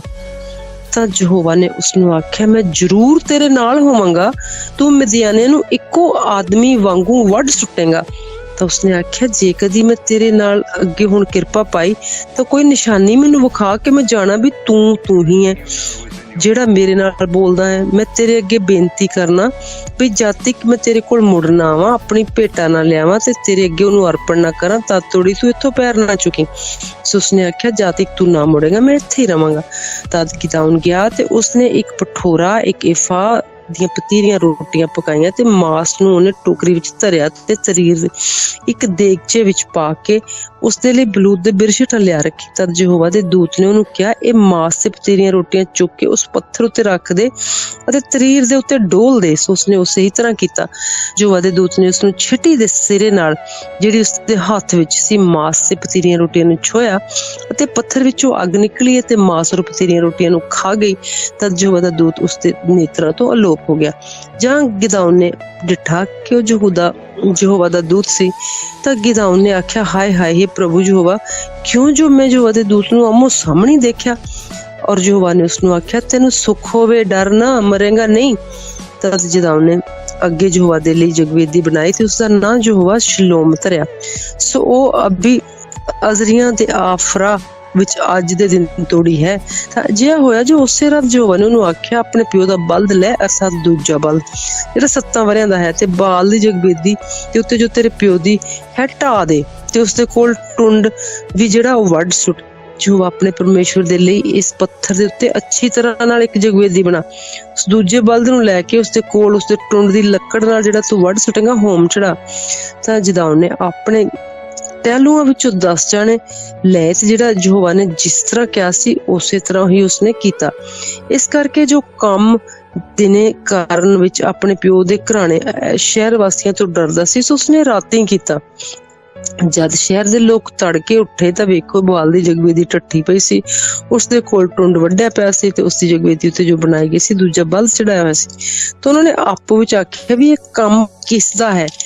ਤਾਂ ਉਹਨਾਂ ਨੇ ਭਾਲ ਢੂੰਡ ਕੀਤੀ ਤਾਂ ਪੁੱਛ ਕੀਤੀ ਤਾਂ ਲੋਕਾਂ ਕੋਲ ਪਤਾ ਲੱਗਿਆ ਕਿ ਜੋਆਸ਼ ਦੇ ਪੁੱਤਰ ਗਿਦੌਨ ਨੇ ਇਹ ਕੰਮ ਕੀਤਾ ਹੈ। ਤੇ ਸ਼ਹਿਰ ਦੇ ਲੋਕਾਂ ਨੇ ਜੋਆਸ਼ ਨੂੰ ਆਖਿਆ, ਆਪਣੇ ਪੁੱਤਰ ਨੂੰ ਕੱਢ ਲਿਆ ਜੋ ਮਾਰਿਆ ਜਾਵੇ, ਜੋ ਉਸਨੇ ਬਾਲ ਦੀ ਜਗਵੇਦੀ ਢਾਈ ਤੇ ਉਸਦੇ ਕੋਲ ਟੁੰਡ ਨੂੰ ਵੱਢ ਸੁੱਟਿਆ। ਤਾਂ ਜੋਆਸ਼ ਨੇ ਉਹਨਾਂ ਸਭਨਾਂ ਲੋਕਾਂ ਨੂੰ ਜੋ ਉਸਦੇ ਸਾਹਮਣੇ ਖਲੋਤੇ ਸਨ ਆਖਿਆ, ਭਲਾ ਤੁਸੀਂ ਬਾਲ ਦੇ ਲਈ ਝਗੜਾ ਚੁੱਕਦੇ ਹੋ? ਤੁਸੀਂ ਉਹਨੂੰ ਬਚਾਉਣਾ ਚਾਹੁੰਦੇ ਹੋ ਜਿਹੜਾ ਆਪਣੇ ਆਪ ਨੂੰ ਆਪੇ ਨਹੀਂ ਬਚਾ ਸਕਿਆ, ਜਿਹੜਾ ਉਹਦੇ ਲਈ ਝਗੜਾ ਚੁੱਕੇ। ਸੋ ਅੱਜ ਭਲਕ ਵੱਢਿਆ ਜਾਵੇ। ਜੇ ਉਹ ਦੇਵਤਾ ਹੈ ਤਾਂ ਆਪਣੇ ਆਪ ਲਈ ਝਗੜਾ ਆਪੇ ਚੁੱਕੇ। ਇਸ ਕਰਕੇ ਜੋ ਉਸਦੀ ਜਗਵੇਦੀ ਕਿਸੇ ਨੇ ਢਾਹ ਸੁੱਟੀ ਹੈ, ਇਸ ਲਈ ਉਸਨੇ ਉਸ ਦਿਨ ਤੋਂ ਉਹਦਾ ਨਾਂ ਜ਼ਰਬੁਆਲ ਧਰਿਆ ਤੇ ਆਖਿਆ, ਭਲਾ ਉਹਦੇ ਨਾਲ ਬੁਆਲ ਆਪ ਹੀ ਝਗੜਾ ਕਰੇ, ਕਿਉਂ ਜੋ ਉਸਦੀ ਜਗਵੇਦੀ ਉਸਨੇ ਢਾਹ ਸੁੱਟੀ ਹੈ। ਤਦ ਸਾਰੇ ਮਿਦਿਆਨੀ ਤੇ ਅਮਾਲੇਕੀ ਤੇ ਪੂਰਬੀ ਲੋਕ ਇਕੱਠੇ ਹੋਏ ਅਤੇ ਪਾਰ ਲੰਘ ਕੇ ਜਿਸਰਾਇਲ ਦੀ ਦੂਣ ਵਿੱਚ ਆ ਕੇ ਤੰਬੂ ਲਾਏ। ਯਹੋਵਾ ਦਾ ਆਤਮਾ ਗਿਦੌਨ ਉੱਤੇ ਆਇਆ ਤੇ ਉਸਨੇ ਤੁਰੀ ਵਜਾਈ ਅਤੇ ਅਬੀ ਅਜ਼ਰ ਦੇ ਲੋਕ ਉਹਦੇ ਮਗਰ ਲੱਗੇ। ਫਿਰ ਉਸਨੇ ਆਪਣੇ ਮਨੱਸ਼ੇ ਵਿੱਚ ਹਲਕਾਰੇ ਘੱਲੇ, ਸੋ ਉਹ ਵੀ ਉਸਦੇ ਮਗਰ ਇਕੱਠੇ ਹੋਏ ਅਤੇ ਉਸਨੇ ਅਸ਼ੇਰ ਅਤੇ ਜ਼ਬੂਲੂਨ ਦੀ ਨਫਤਾਲੀ ਦੇ ਕੋਲ ਵੀ ਹਲਕਾਰੇ ਘੱਲੇ, ਸੋ ਉਸ ਵੀ ਉਹਨਾਂ ਨੂੰ ਮਿਲਣ ਲਈ ਚੜ੍ਹ ਆਏ। ਤਦ ਗਿਦੌਨ ਨੇ ਲੋਕ ਪਰਮੇਸ਼ਰ ਨੂੰ ਆਖਿਆ, ਜੇ ਤੂੰ ਚਾਹੁੰਦਾ ਹੈ ਜੋ ਇਸਰਾਇਲ ਦਾ ਛੁਟਕਾਰਾ ਮੇਰੇ ਹੱਥੀਂ ਕੀਤਾ ਜਾਵੇ ਜਿਹਾ ਕਿ ਤੂੰ ਆਖਿਆ ਹੈ, ਤਾਂ ਵੇਖ, ਮੈਂ ਇੱਕ ਉੱਨ ਦਾ ਫੰਬਾ ਪਿੰਡ ਦੇ ਵਿਚਕਾਰ ਰੱਖ ਦਿੰਦਾ ਹਾਂ। ਤੇ ਸੋ ਜੇਕਰ ਤਰੇਲ ਨੀਰੀ ਉੱਨ ਦੇ ਫੰਬੇ ਉੱਤੇ ਪਵੇ ਔਰ ਆਲੇ ਦੁਆਲੇ ਦੀ ਧਰਤੀ ਸਭ ਸੁੱਕੀ ਰਵੇ, ਤਾਂ ਮੈਂ ਜਾਣਾਂਗਾ ਕਿ ਜੇਕਰ ਤੈਂ ਆਖਿਆ ਹੈ ਤਿਹਾਈ ਇਸਰਾਇਲ ਤੂੰ ਮੇਰੇ ਹੱਥੀਂ ਛੁਟਕਾਰਾ ਦੇਵੇਂਗਾ। ਤਾਂ ਅਜਿਹਾ ਹੀ ਹੋਇਆ। ਜੋ ਪ੍ਰਭਾਤ ਦੇ ਵੇਲੇ ਉੱਠਿਆ ਤੇ ਉਸਨੇ ਉੱਨ ਦੇ ਫੰਬੇ ਨੂੰ ਘੁੱਟ ਕੇ ਨਪੀੜਿਆ ਤੇ ਉਸ ਫੰਬੇ ਵਿੱਚੋਂ ਤਰੇਲ ਦੇ ਪਾਣੀ ਦਾ ਇੱਕ ਕਟੋਰਾ ਭਰਿਆ ਗਿਆ। ਤਦ ਗਿਦੌਨ ਨੇ ਪਰਮੇਸ਼ਰ ਨੂੰ ਆਖਿਆ, ਮੇਰੇ ਉੱਤੇ ਤੇਰਾ ਕ੍ਰੋਧ ਨਾ ਜਾਗੇ, ਕਿਉਂਕਿ ਮੈਂ ਇੱਕੋ ਹੀ ਵਾਰ ਤੈਨੂੰ ਹੋਰ ਪਰਤਾਉਣਾ ਚਾਹੁੰਦਾ। ਮੈਂ ਚਾਹੁੰਦਾ ਤੇਰੇ ਅੱਗੇ ਅਰਦਾਸ ਕਰਨਾ ਜੋ ਇੱਕ ਵਾਰੀ ਹੋਰ ਇਸ ਉੱਨ ਦੇ ਫੰਬੇ ਨਾਲ ਤੇਰਾ ਪਰਤਾਵਾ ਲਵਾਂ, ਜੋ ਹੁਣ ਨਿਰਾ ਉੱਨ ਦਾ ਫੰਬਾ ਸੁੱਕਾ ਰਹੇ ਅਤੇ ਦੁਆਲੇ ਦੀ ਧਰਤੀ ਉੱਤੇ ਤਰੇਲ ਪਵੇ। ਸੋ ਪਰਮੇਸ਼ਵਰ ਨੇ ਉਸ ਰਾਤ ਅਜਿਹਾ ਹੀ ਕੀਤਾ, ਕਿਉਂ ਜੋ ਨਿਰਾ ਉੱਨ ਦਾ ਫੰਬਾ ਸੁੱਕਾ ਰਿਹਾ ਤੇ ਸਾਰੀ ਧਰਤੀ ਉੱਤੇ ਤਰੇਲ ਪਈ। ਚੈਪਟਰ 7 ਗਿਦੌਨ 300 ਨਾਲ ਫਤਿਹ ਪਾਉਂਦਾ। ਤਦ ਜ਼ਰਬੁਆਲ ਜੋ ਗਿਦੌਨ ਹੈ ਸਾਰੇ ਲੋਕਾਂ ਸਣੇ ਉਸਦੇ ਨਾਲ ਸਨ, ਪ੍ਰਭਾਤ ਵੇਲੇ ਉੱਠਿਆ ਅਤੇ ਹਰੋਦ ਦੇ ਸੋਤੇ ਕੋਲ ਤੰਬੂ ਲਾਏ ਅਤੇ ਮਿਦਿਆਨੇ ਦੀ ਛਾਉਣੀ ਉਹਨਾਂ ਦੇ ਉੱਤਰ ਵੱਲ ਮੋਰੀ ਪਹਾੜ ਦੇ ਕੋਲ ਦੂਣ ਵਿੱਚ ਸੀ। ਤਾਂ ਯਹੋਵਾ ਨੇ ਗਿਦੌਨ ਨੂੰ ਆਖਿਆ, ਮਿਦਿਆਨੀਆਂ ਨੂੰ ਤੇਰੇ ਵਸ ਵਿੱਚ ਕਰਨ ਲਈ ਲੋਕ ਤੇਰੇ ਨਾਲ ਬਹੁਤ ਹਨ, ਵੱਧ ਅਜਿਹਾ ਨਾ ਹੋਵੇ ਜੇ ਇਸਰਾਇਲ ਮੇਰੇ ਸਾਹਮਣੇ ਆਕੜ ਕੇ ਆਖੇ ਕਿ ਮੇਰੇ ਹੀ ਹੱਥ ਨੇ ਮੈਨੂੰ ਬਚਾਇਆ। ਸੋ ਹੁਣ ਲੋਕਾਂ ਨੂੰ ਸੁਣਾ ਕੇ ਢੰਡੋਰਾ ਫੇਰ ਵੀ ਜਿਹੜਾ ਘਾਬਰਦਾ ਹੈ, ਡਰਦਾ ਹੈ, ਮੁੜ ਜਾਏ, ਗਿਲਿਆਦ ਪਹਾੜ ਤੋਂ ਛੇਤੀ ਵਿਦਿਆ ਹੋਵੇ। ਸੋ ਲੋਕਾਂ ਵਿੱਚੋਂ 22,000 ਆਦਮੀ ਮੁੜ ਗਏ, 10,000 ਪਿੱਛੇ ਰਹੇ। ਤਦ ਯਹੋਵਾ ਨੇ ਗਿਦਓਨ ਨੂੰ ਆਖਿਆ, ਅਜੇ ਵੀ ਲੋਕ ਬਹੁਤ ਹਨ, ਉਹਨਾਂ ਨੂੰ ਪਾਣੀ ਦੇ ਕੋਲ ਹੇਠਾਂ ਲੈ ਆ, ਤੇਰੇ ਲਈ ਉੱਥੇ ਮੈਂ ਉਹਨਾਂ ਦਾ ਪਰਤਾਵਾ ਕਰਾਂਗਾ। ਤੇ ਅਜਿਹਾ ਹੋਵੇਗਾ ਕਿ ਜਿਹਦੇ ਲਈ ਮੈਂ ਤੈਨੂੰ ਆਖਾਂ ਉਹ ਤੇਰੇ ਨਾਲ ਜਾਵੇ, ਤੇ ਉਹ ਸਭੇ ਜਿਨ੍ਹਾਂ ਲਈ ਮੈਂ ਆਖਾਂ ਇਹ ਤੇਰੇ ਨਾਲ ਨਾ ਜਾਣ ਤੇ ਉਹ ਨਾਲ ਨਾ ਜਾਣ। ਸੋ ਉਹ ਲੋਕਾਂ ਨੂੰ ਹੇਠਾਂ ਪਾਣੀ ਕੋਲ ਲਿਆਇਆ ਤੇ ਯਹੋਵਾ ਨੇ ਗਿਦਓਨ ਨੂੰ ਕਿਹਾ ਕਿ ਜਿਹੜਾ ਮਨੁੱਖ ਕੁੱਤੇ ਵਾਂਗੂ ਲੱਕ ਲੱਕ ਕਰਕੇ ਪਾਣੀ ਪੀਵੇ ਤਾਂ ਅਜਿਹਾ ਤੂੰ ਵੱਖਰਾ ਰੱਖ ਔਰ ਤਿਹਾ ਹੀ ਤੂੰ ਆਪਣੇ ਗੋਡੇ ਨਵਾ ਕੇ ਪਾਣੀ ਪੀਵੇ। ਸੋ ਉਹ ਜਿਨ੍ਹਾਂ ਨੂੰ ਆਪਣਾ ਹੱਥ ਮੂੰਹ ਲਾ ਕੇ ਲੱਕ ਲੱਕ ਕਰਕੇ ਪਾਣੀ ਪੀਤਾ ਉਹ ਗਿਣਤੀ ਵਿੱਚ 300 ਮਨੁੱਖ ਸਨ, ਪਰ ਰਹਿੰਦੇ ਸਭਨਾਂ ਲੋਕਾਂ ਨੇ ਪਾਣੀ ਪੀਣ ਲਈ ਗੋਡੇ ਨਵਾਏ। ਅਤੇ ਯਹੋਵਾ ਨੇ ਗਿਦਓਨ ਨੂੰ ਆਖਿਆ, ਮੈਂ ਇਹਨਾਂ 300 ਮਨੁੱਖਾਂ ਨਾਲ ਜਿਨ੍ਹਾਂ ਨੇ ਲੱਕ ਲੱਕ ਕਰਕੇ ਪਾਣੀ ਪੀਤਾ ਤੁਹਾਨੂੰ ਬਚਾਵਾਂਗਾ ਅਤੇ ਮਿਦਿਆਨੀਆਂ ਨੇ ਤੇਰੇ ਹੱਥ ਵਿੱਚ ਉਹਨਾਂ ਨੂੰ ਕਰ ਦਿਆਂਗਾ ਤੇ ਰਹਿੰਦੇ ਸਭਨਾਂ ਲੋਕਾਂ ਨੂੰ ਆਪੋ ਆਪਣੀ ਘਰੇ ਮੋੜ ਦੇ। ਔਰ ਉਹਨਾਂ ਲੋਕਾਂ ਨੇ ਆਪਣੀ ਰਾਸਤ ਔਰ ਆਪਣੀਆਂ ਤੁਰੀਆਂ ਚੁੱਕ ਲਈਆਂ ਅਤੇ ਰਹਿੰਦੇ ਸਭੇ ਇਸਰਾਇਲ ਵਿੱਚੋਂ ਆਪੋ ਆਪਣੇ ਤੰਬੂ ਵੱਲ ਉਸਨੇ ਘੱਲੇ। ਪਰ ਉਹਨਾਂ 300 ਨੂੰ ਆਪਣੇ ਕੋਲ ਰੱਖਿਆ ਤੇ ਮਿਦਿਆਨੇ ਦੀ ਛਾਉਣੀ ਉਹਦੇ ਹੇਠ ਦੂਣ ਵਿੱਚ ਸੀ। ਤਾਂ ਅਜਿਹਾ ਹੀ ਹੋਇਆ ਜੋ ਉਸ ਰਾਤ ਯਹੋਵਾ ਨੇ ਉਸਨੂੰ ਆਖਿਆ, ਉੱਠ ਤੇ ਉਸ ਦਲ ਦੇ ਕੋਲ ਜਾ, ਕਿਉਂ ਜੋ ਮੈਂ ਉਸਨੂੰ ਤੇਰੇ ਅਧੀਨ ਕਰ ਦਿੱਤਾ ਹੈ। ਜੇ ਤੂੰ ਇਕੱਲਾ ਰਹਿਣ ਤੋਂ ਡਰਦਾ ਹੈ ਤਾਂ ਫਿਰ ਟਹਿਲੂਏ ਫੂਰਾ ਦੇ ਨਾਲ ਦਲ ਦੇ ਵਿੱਚ ਲੈ ਜਾ, ਤੂੰ ਸੁਣ ਲਵੇਂਗਾ ਜੋ ਉਹ ਕੀ ਆਖਦੇ ਹਨ। ਇਸੇ ਪਿੱਛੋਂ ਤੇਰੇ ਹੱਥਾਂ ਵਿੱਚ ਜ਼ੋਰ ਆਵੇਗਾ ਤੇ ਉਸ ਪੜਾਉ ਦੇ ਕੋਲ ਤੂੰ ਲੈ ਸਕੇਗਾ। ਜੋ ਉਹ ਆਪਣੇ ਟਹਿਲੂਆ ਫੂਰਾ ਨੂੰ ਨਾਲ ਲੈ ਕੇ ਉਹਨਾਂ ਸਿਪਾਹੀਆਂ ਤੀਕਰ ਗਿਆ ਅਤੇ ਪੜਾਉ ਦੇ ਬੰਨੇ ਉੱਤੇ ਸਨ। ਮਿਦਿਆਨੀ ਤੇ ਅਮਾਲੇਕੀ ਤੇ ਪੂਰਬੀ ਲੋਕ ਦੂਣ ਦੇ ਵਿੱਚ ਟਿੱਡੀਆਂ ਵਾਂਗੂ ਢੇਰ ਸਾਰੇ ਪਏ ਸਨ। ਉਹਨਾਂ ਦੇ ਊਠ ਸਮੁੰਦਰ ਦੇ ਕੰਢੇ ਦੀ ਰੇਤ ਵਰਗੇ ਅਣਗਿਣਤ ਸਨ। ਪਰ ਗਿਦਓਨ ਉਪੜਿਆ ਤਾਂ ਵੇਖੋ ਉੱਥੇ ਵੀ ਇੱਕ ਮਨੁੱਖ ਸੀ ਜੋ ਆਪਣੇ ਨਾਲ ਦੇ ਨੂੰ ਸੁਪਨਾ ਸੁਣਾਉਂਦਾ ਪਿਆ ਸੀ। ਉਸਨੇ ਆਖਿਆ, ਵੇਖੋ ਮੈਂ ਇੱਕ ਸੁਪਨਾ ਦੇਖਿਆ ਕਿ ਇੱਕ ਜਵਾਂ ਦਾ ਫੁਲਕਾ ਮਿਦਿਆਨੀ ਡੇਰੇ ਵਿੱਚ ਰੁੜ ਆਇਆ ਅਤੇ ਉਸ ਤੰਬੂ ਦੇ ਨਾਲ ਆ ਲੱਗਾ ਤੇ ਉਸ ਤੰਬੂ ਨੂੰ ਅਜਿਹਾ ਮਾਰਿਆ ਜੋ ਡਿੱਗ ਪਿਆ ਤੇ ਮੂਧਾ ਕਰ ਸੁੱਟਿਆ। ਸੋ ਅਜਿਹਾ ਤੰਬੂ ਵਿਛ ਗਿਆ ਤੇ ਉਹਦੇ ਨਾਲ ਦੇ ਨੇ ਉਤਰਦੇ ਕੇ ਆਖਿਆ, ਜੋਸ਼ ਦੇ ਪੁੱਤਰ ਗਿਦਓਨ, ਇਸਰਾਇਲੀ ਮਨੁੱਖ ਦੀ ਤਲਵਾਰ ਖੁਣੋ, ਹੋਰ ਇਹ ਕਿਹਦਾ ਕੋਈ ਅਰਥ ਨਹੀਂ। ਪਰਮੇਸ਼ਰ ਨੇ ਮਿਦਿਆਨ ਅਤੇ ਸਾਰੀ ਫੌਜ ਉਸਦੇ ਹੱਥ ਕਰ ਦਿੱਤੀ ਹੈ। ਅਜਿਹਾ ਹੋਇਆ ਜਿਸ ਵੇਲੇ ਗਿਦਓਨ ਨੇ ਇਹ ਸੁਪਨਾ ਸੁਣ ਕੇ ਉਸਦਾ ਅਰਥ ਸੁਣਿਆ ਤਾਂ ਮੱਥਾ ਟੇਕਿਆ ਤੇ ਇਸਰਾਇਲ ਫੌਜ ਨੂੰ ਮੁੜ ਆਇਆ ਤੇ ਬੋਲਿਆ ਕਿ ਉੱਠੋ, ਕਿਉਂ ਜੋ ਯਹੋਵਾ ਨੇ ਮਿਦਿਆਨੀ ਫੌਜ ਨੂੰ ਤੁਹਾਡੇ ਹੱਥਾਂ ਵਿੱਚ ਫੌਜ ਨੂੰ ਕਰ ਦਿੱਤਾ ਹੈ। ਜਦ ਉਹ 300 ਲੋਕਾਂ ਦੀਆਂ 3 ਟੋਲੀਆਂ ਕੀਤੀਆਂ ਤੇ ਇੱਕ ਇੱਕ ਕਰਕੇ ਇੱਕ ਦੇ ਹੱਥ ਵਿੱਚ ਇੱਕ ਤੁਰੀ ਤੇ ਇੱਕ ਸਖਣਾ ਘੜਾ ਦਿੱਤਾ ਤੇ ਇੱਕ ਮਸ਼ਾਲ ਘੜਿਆਂ ਦੇ ਵਿੱਚ ਰੱਖੀ ਅਤੇ ਉਹਨਾਂ ਨੂੰ ਆਖਿਆ, ਮੇਰੇ ਵੱਲ ਵੇਖ ਕੇ ਮੇਰੇ ਵਾਂਗੂ ਕੰਮ ਕਰਨਾ ਤੇ ਸੁਚੇਤ ਰਹਿਣਾ। ਜਦ ਮੈਂ ਪੜਾਉ ਦੇ ਬੰਨੇ ਉੱਤੇ ਜਾ ਪੁੱਜਾਂ ਤੇ ਜੋ ਕੁਝ ਮੈਂ ਕਰਾਂ ਤੁਸੀਂ ਵੀ ਕਰਨਾ। ਜਦ ਮੈਂ ਉਸਦੇ ਸਭੇ ਜੋ ਮੇਰੇ ਨਾਲ ਦੇ ਹਨ ਤੁਰੀਆਂ ਵਜਾਈਏ ਤਾਂ ਤੁਸੀਂ ਸਭਨਾਂ ਨੇ ਵੀ ਪੜਾਉ ਦੇ ਸਭਨੀ ਬੰਨੇ ਤੁਰੀਆਂ ਵਜਾਉਣੀਆਂ। ਤਾਂ ਇਹ ਜੈਕਾਰਾ ਬੁਲਾਓ, ਯਹੋਵਾ ਤੇ ਗਿਦਓਨ ਦੀ ਜੈ। ਉਪਰੰਤ ਗਿਦਓਨ ਅਤੇ ਇਹ 100 ਮਨੁੱਖ ਅਤੇ ਉਹ ਉਹਦੇ ਨਾਲ ਸਨ ਦੂਜੇ ਪਹਿਰੇ ਦੇ ਵੇਲੇ ਪੜਾਉ ਦੇ ਕੰਢੇ ਉੱਤੇ ਆਏ। ਉਸੇ ਵੇਲੇ ਪਹਿਰੇ ਅਜੇ ਹੁਣੇ ਬਦਲੇ ਸਨ ਤਾਂ ਉਹਨਾਂ ਨੇ ਤੁਰੀਆਂ ਵਜਾਈਆਂ ਤੇ ਉਹਨਾਂ ਘੜਿਆਂ ਨੂੰ ਜੋ ਉਹਨਾਂ ਦੇ ਹੱਥਾਂ ਵਿੱਚ ਸਨ ਭੰਨ ਸੁੱਟਿਆ ਤੇ ਉਹਨਾਂ 3 ਟੋਲੀਆਂ ਨੇ ਤੁਰੀਆਂ ਵਜਾਈਆਂ ਤੇ ਘੜੇ ਭੰਨ ਸੁੱਟ ਤੇ ਮਸ਼ਾਲਾਂ ਨੂੰ ਆਪਣੇ ਖੱਬੇ ਹੱਥਾਂ ਵਿੱਚ ਫੜ ਲਿਆ ਤੇ ਤੁਰੀਆਂ ਵਜਾਉਣ ਲਈ ਆਪਣੇ ਸੱਜੇ ਹੱਥ ਵਿੱਚ ਜੈਕਾਰਾ ਬੁਲਾਇਆ ਪਰਮੇਸ਼ਰ ਦੀ ਅਤੇ ਗਿਦਓਨ ਦੀ ਤੇਗ। ਅਤੇ ਉਹਨਾਂ ਵਿੱਚੋਂ ਸਭ ਕੋਈ ਮਨੁੱਖ ਆਪੋ ਆਪਣੀ ਥਾਂ ਸਿਰ ਛਾਉਣੀ ਦੇ ਚੁਫੇਰੇ ਖਲੋਤਾ ਸੀ ਤੇ ਸਾਰੀ ਫੌਜ ਦੌੜੀ ਤੇ ਡਾਡਾ ਮਾਰਦੀ ਭੱਜ ਨਿਕਲੀ। ਉਹਨਾਂ ਨੇ 300 ਤੁਰੀਆਂ ਵਜਾਈਆਂ ਤੇ ਯਹੋਵਾ ਨੇ ਸਭਨਾਂ ਦੀ ਤਲਵਾਰ ਉਹਨਾਂ ਦੇ ਨਾਲ ਦੀ ਸਾਰੀ ਫੌਜ ਉੱਤੇ ਚਲਵਾਈ ਅਤੇ ਫੌਜ ਬੈਤ ਸ਼ਿਟਾ ਨੂੰ ਸਰੇਹਟ ਦੀ ਵੱਲ ਅਬੈਲ ਮਹੋਲਾ ਤੀਕ ਜੋ ਟਬਾਤ ਕੋਲ ਹੈ ਭੱਜ ਗਈ। ਤਦ ਇਸਰਾਇਲੀ ਲੋਕ ਨਫਤਾਲੀ ਅਤੇ ਅਸ਼ੇਰ ਔਰ ਸਾਰੇ ਮਨਸ਼ੇ ਦੇ ਇਕੱਠੇ ਹੋ ਕੇ ਨਿਕਲੇ ਤੇ ਮਿਦਿਆਨੀਆਂ ਦੇ ਮਗਰ ਪੈ। ਤਾਂ ਗਿਦਓਨ ਨੇ ਇਫਰਾਇਮ ਦੇ ਸਾਰੇ ਜਹਾਜ਼ ਵਿੱਚ ਹਲਕਾਰੇ ਕੱਲੇ ਤੇ ਆਖਿਆ, ਮਿਦਿਆਨੀਆਂ ਦਾ ਸਾਹਮਣਾ ਕਰਨ ਨੂੰ ਲੈ ਆਓ ਅਤੇ ਉਹਨਾਂ ਦੇ ਆਉਣ ਤੋਂ ਪਹਿਲਾਂ ਪਾਣੀਆਂ ਨੂੰ ਬੈਤ ਬਾਰਾ ਤੋੜੀ ਅਤੇ ਯਰਦਨ ਨੂੰ ਮੱਲ ਲਓ। ਤਦ ਸਾਰੇ ਇਫਰਾਮੀਆਂ ਨੇ ਇਕੱਠੇ ਹੋ ਕੇ ਪਾਣੀ ਨੂੰ ਬੈਤ ਬਾਰਾ ਅਤੇ ਯਰਦਨ ਤੋੜੀ ਮੱਲ ਲਿਆ ਤੇ ਉਹਨਾਂ ਨੇ ਮਿਦਿਆਨ ਦੀਆਂ 2 ਸਰਦਾਰਾਂ ਨੂੰ ਓਰੇਬ ਅਤੇ ਜਏਬ ਨੂੰ ਫੜਿਆ ਤੇ ਓਰੇਬ ਦੇ ਪੱਥਰ ਉੱਤੇ ਉਰੇਬ ਨੂੰ ਅਤੇ ਜ਼ੈਬ ਦੇ ਵੇਲਣੇ ਕੋਲ ਜ਼ੈਬ ਨੂੰ ਵੱਢ ਸੁੱਟਿਆ ਤੇ ਮਿਦਿਆਨ ਦੇ ਮਗਰ ਪੈ ਤੇ ਉਰੇਬ ਔਰ ਜ਼ੈਬ ਦੇ ਸਿਰ ਜਰਦਨ ਦੇ ਪਾਰ ਗਿਦਾਉਨ ਕੋਲੇ ਲੈ ਆਏ। ਗਿਦਾਉਨ ਦੀਆਂ ਲੜਾਈਆਂ ਅਤੇ ਮੌਤ। ਇਫਰਾਇਮ ਦੇ ਲੋਕਾਂ ਨੇ ਉਸਨੂੰ ਆਖਿਆ, ਤੈਂ ਸਾਡੇ ਨਾਲ ਇਹ ਕੀ ਕੀਤਾ? ਜਿਸ ਵੇਲੇ ਤੂੰ ਮਿਦਿਆਨੀਆਂ ਨਾਲ ਲੜਨ ਲਈ ਗਿਆ ਤਾਂ ਸਾਨੂੰ ਕਿਉਂ ਨਹੀਂ ਸੱਦਿਆ? ਤੇ ਉਹਨਾਂ ਨੇ ਉਹਦੇ ਨਾਲ ਡਾਢਾ ਝਗੜਾ ਕੀਤਾ। ਤੇ ਉਹਨਾਂ ਨੇ ਆਖਿਆ, ਹੁਣ ਮੈਂ ਤੁਹਾਡੇ ਸਮਾਨ ਕੀ ਕੀਤਾ ਹੈ ਭਲਾ? ਇਫਰਾਇਮ ਦੇ ਦਾਖਾਂ ਦੀ ਰਹਿੰਦ ਖੂੰਦ ਅਬੀ ਅਜ਼ਰ ਦੇ ਦਾਖਾਂ ਦੀ ਫਸਲ ਨਾਲੋਂ ਚੰਗੀ ਨਹੀਂ? ਪਰਮੇਸ਼ਰ ਨੇ ਮਿਦਿਆਨ ਦੇ ਸਰਦਾਰ ਉਰੇਬ ਅਤੇ ਜ਼ੈਬ ਨੂੰ ਤੁਹਾਡੇ ਵੱਸ ਕਰ ਦਿੱਤਾ। ਹੋਰ ਤੁਹਾਡੇ ਸਮਾਨ ਕਰਨ ਦੀ ਮੇਰੀ ਕੀ ਸਮਰੱਥਾ ਸੀ? ਜਦ ਉਸਨੇ ਇਹ ਆਖਿਆ ਤਾਂ ਉਹਨਾਂ ਦਾ ਕ੍ਰੋਧ ਉਸ ਤੋਂ ਘਟ ਗਿਆ। ਜਿੱਦਾਂ ਉਹਨੇ ਜਰਦਨ ਕੋਲ ਆਇਆ ਤੇ ਉਹ 300 ਉਸਦੇ ਨਾਲ ਦਿਆਂ ਸਣੇ ਉਹ ਪਾਰ ਲੰਘਿਆ। ਉਹ ਹੁੱਸੇ ਹੋਏ ਸਨ ਪਰ ਉਸਦੇ ਮਗਰ ਲੱਗੇ ਰਹੇ।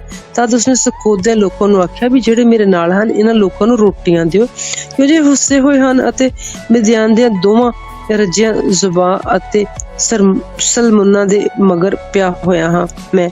ਤਾਂ ਸਕੋਤ ਦੇ ਸਰਦਾਰਾਂ ਨੇ ਆਖਿਆ, ਭਲਾ ਜ਼ੁਬਾਂ ਤੇ ਸਲਮੁਨਾ ਦੇ ਹੱਥ ਅਜੇ ਤੇਰੇ ਹੱਥਾਂ ਵਿੱਚ ਆ ਗਏ ਹਨ ਜੋ ਅਸੀਂ ਤੇਰੀ ਫੌਜ ਨੂੰ ਰੋਟੀਆਂ ਦੇਈਏ? ਜਿਦਾਉਨ ਬੋਲਿਆ, ਅੱਛਾ, ਜਿਸ ਵੇਲੇ ਜੁਵਾ ਜ਼ਬਾ ਅਤੇ ਸਲਮੁਨਾ ਨੂੰ ਮੇਰੇ ਹੱਥਾਂ ਹੇਠ ਕਰ ਦੇਵੇਗਾ ਤਾਂ ਮੈਂ ਤੁਹਾਡੇ ਮਾਸ ਨੂੰ ਕਰੀਰ ਅਤੇ ਮਲਿਆਂ ਨਾਲ ਛਿਲਾਂਗਾ। ਉੱਥੋਂ ਪਨੂਏਲ ਨੂੰ ਗਿਆ ਅਤੇ ਉੱਥੋਂ ਦੇ ਲੋਕਾਂ ਤੋਂ ਇਸੇ ਤਰ੍ਹਾਂ ਮੰਗਿਆ। ਸੋ ਪਨੂਏਲ ਦੇ ਲੋਕਾਂ ਨੇ ਵੀ ਇਹੋ ਉੱਤਰ ਦਿੱਤਾ ਜੋ ਸੁਖੋਤੀਆਂ ਨੇ ਦਿੱਤਾ ਸੀ। ਪਨੂਏਲ ਦੇ ਵਾਸੀਆਂ ਨੂੰ ਵੀ ਉਹਨੇ ਆਖਿਆ ਵੀ ਜਦ ਮੈਂ ਸੁਖ ਸਾਂਦ ਨਾਲ ਮੁੜਾਂਗਾ ਤਾਂ ਮੈਂ ਇਸ ਬੁਰਜ ਨੂੰ ਢਾਵਾਂਗਾ। ਜ਼ਬਾ ਔਰ ਸਲਮੁਨਾ ਆਪਣੀ ਫੌਜ ਸਣੇ ਜੋ ਪੂਰਬ ਦੇ ਲੋਕਾਂ ਵਿੱਚੋਂ 15,000 ਰਹਿੰਦੇ ਸਨ ਕਰਕੋਰ ਦੇ ਵਿੱਚ ਸਨ, ਕਿਉਂ ਜੋ 1,20,000 ਹਥਿਆਰਬੰਦ ਵੱਢੇ ਗਏ। ਜਦ ਗਿਦਾਉਨ ਉਹਨਾਂ ਲੋਕਾਂ ਦੇ ਰਾਹ ਥਾਣੀ ਗਿਆ ਤਾਂ ਨੋਬਾ ਅਤੇ ਜਾਗ ਬਾਰਾ ਦੇ ਚੜ੍ਹਦੇ ਰੁੱਖ ਤੰਬੂਆਂ ਦੇ ਵਿੱਚ ਰਹਿੰਦੇ ਸਨ ਤੇ ਉਸ ਦਲ ਨੂੰ ਮਾਰਿਆ, ਕਿਉਂ ਜੋ ਉਹ ਦਲ ਨਚਿਲ ਸੀ। ਅਤੇ ਜ਼ਬਾ ਅਤੇ ਸਲਮੁਨਾ ਭੱਜੇ ਔਰ ਉਹ ਉਹਨਾਂ ਦੇ ਮਗਰ ਪਿਆ ਅਤੇ ਉਹਨਾਂ ਮਿਦਿਆਨੀ ਰਾਜਿਆਂ ਜ਼ਬਾ ਅਤੇ ਸਲਮੁਨਾ ਨੂੰ ਫੜਿਆ ਤੇ ਸਾਰੀ ਫੌਜ ਨੂੰ ਹਰਾ ਦਿੱਤਾ। ਜੋਆਸ਼ ਦਾ ਪੁੱਤਰ ਗਿਦਾਉਨ ਹਰਸ ਦੀ ਚੜਾਈ ਤੋਂ ਲੜਾਈਓਂ ਮੁੜ ਗਿਆ ਤੇ ਸਕੋਥੀਆਂ ਵਿੱਚੋਂ ਇੱਕ ਗੱਭਰੂ ਨੂੰ ਫੜ ਕੇ ਉਸ ਕੋਲ ਪੁੱਛਿਆ ਤਾਂ ਉਸਨੇ ਉਸਨੂੰ 17 ਮਨੁੱਖਾਂ ਦਾ ਥਾਂ ਦੱਸਿਆ। ਇਹ ਸਭ ਸਕੋਤ ਦੇ ਸਰਦਾਰ ਅਤੇ ਬਜ਼ੁਰਗ ਸਨ। ਤਦ ਉਹ ਸਕੋਥੀਆਂ ਕੋਲ ਆਇਆ ਤੇ ਬੋਲਿਆ, ਵੇਖੋ, ਜ਼ਬਾ ਤੇ ਸਲਮੁਨਾ ਜਿਨ੍ਹਾਂ ਦੇ ਲਈ ਤੁਸੀਂ ਮੈਨੂੰ ਉਲਾਂਭਾ ਦਿੱਤਾ ਸੀ, ਮੈਨੂੰ ਆਖਦੇ ਸੋ ਭਲਾ ਜ਼ਬਾ ਤੇ ਸਲਮੁਨਾ ਅਜੇ ਤੇਰੇ ਹੱਥ ਆ ਗਏ ਹਨ ਜੋ ਅਸੀਂ ਤੇਰੇ ਥੱਕਿਆ ਹੋਇਆ ਜਵਾਨਾਂ ਨੂੰ ਰੋਟੀਆਂ ਖਿਲਾਈਏ? ਤਾਂ ਉਸਨੇ ਸ਼ਹਿਰ ਦੇ ਬਜ਼ੁਰਗਾਂ ਨੂੰ ਫੜਿਆ ਤੇ ਕਰੀਰਾਂ ਦੇ ਮਲਿਆਂ ਨਾਲ ਸਕੋਤ ਦੇ ਲੋਕਾਂ ਨੂੰ ਸੁਧਾਰਿਆ, ਪਨੂਏਲ ਦਾ ਬੁਰਜ ਢਾ ਦਿੱਤਾ ਤੇ ਸ਼ਹਿਰੀਆਂ ਨੂੰ ਵੱਢ ਸੁੱਟਿਆ।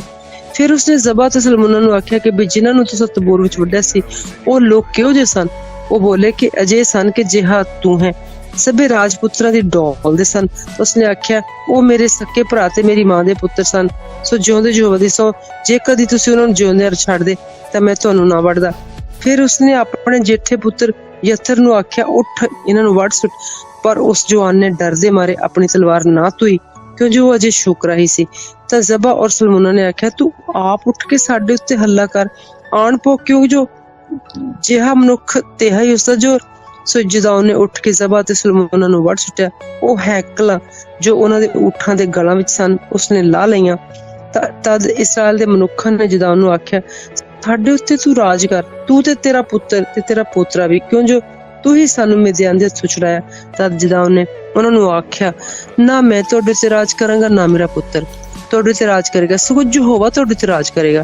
ਤਾਂ ਜਦੋਂ ਉਹਨਾਂ ਨੂੰ ਆਖਿਆ, ਮੈਂ ਇੱਕ ਗੱਲ ਤੁਹਾਡੇ ਤੋਂ ਮੰਗਦਾ ਹਾਂ, ਤੁਸੀਂ ਸਾਰੇ ਮਨੁੱਖ ਆਪਣੀ ਲੁੱਟ ਦੇ ਵਿੱਚੋਂ ਵਾਲੇ ਮੈਨੂੰ ਦੇ ਦਿਓ, ਕਿਉਂ ਜੋ ਉਹਨਾਂ ਦੇ ਵਾਲੇ ਸੋਨੇ ਦੇ ਸਨ ਅਤੇ ਇਸ ਲਈ ਜੋ ਉਹ ਇਸ਼ਮਾਇਲੀ ਸਨ। ਤਾਂ ਉਹਨਾਂ ਨੇ ਉੱਤਰ ਦਿੱਤਾ, ਅਸੀਂ ਵਾਲੇ ਦੇਣ ਵਿੱਚ ਰਾਜ਼ੀ ਹਾਂ। ਤਾਂ ਉਹਨਾਂ ਨੇ ਇੱਕ ਚਾਦਰ ਵਿਛਾ ਕੇ ਆਪਣੀ ਲੁੱਟ ਦੇ ਧਨ ਵਿੱਚੋਂ ਉਹਨਾਂ ਸਾਰਿਆਂ ਨੇ ਉਸ ਉੱਤੇ ਵਾਲੇ ਸੁੱਟ ਦਿੱਤੇ ਤੇ ਉਹ ਸੋਨੇ ਦੇ ਵਾਲੇ ਜੋ ਉਸਨੇ ਮੰਗੇ ਸਨ ਤੋਲ ਵਿੱਚ 20 ਕੁਸੇਰ ਸਨ।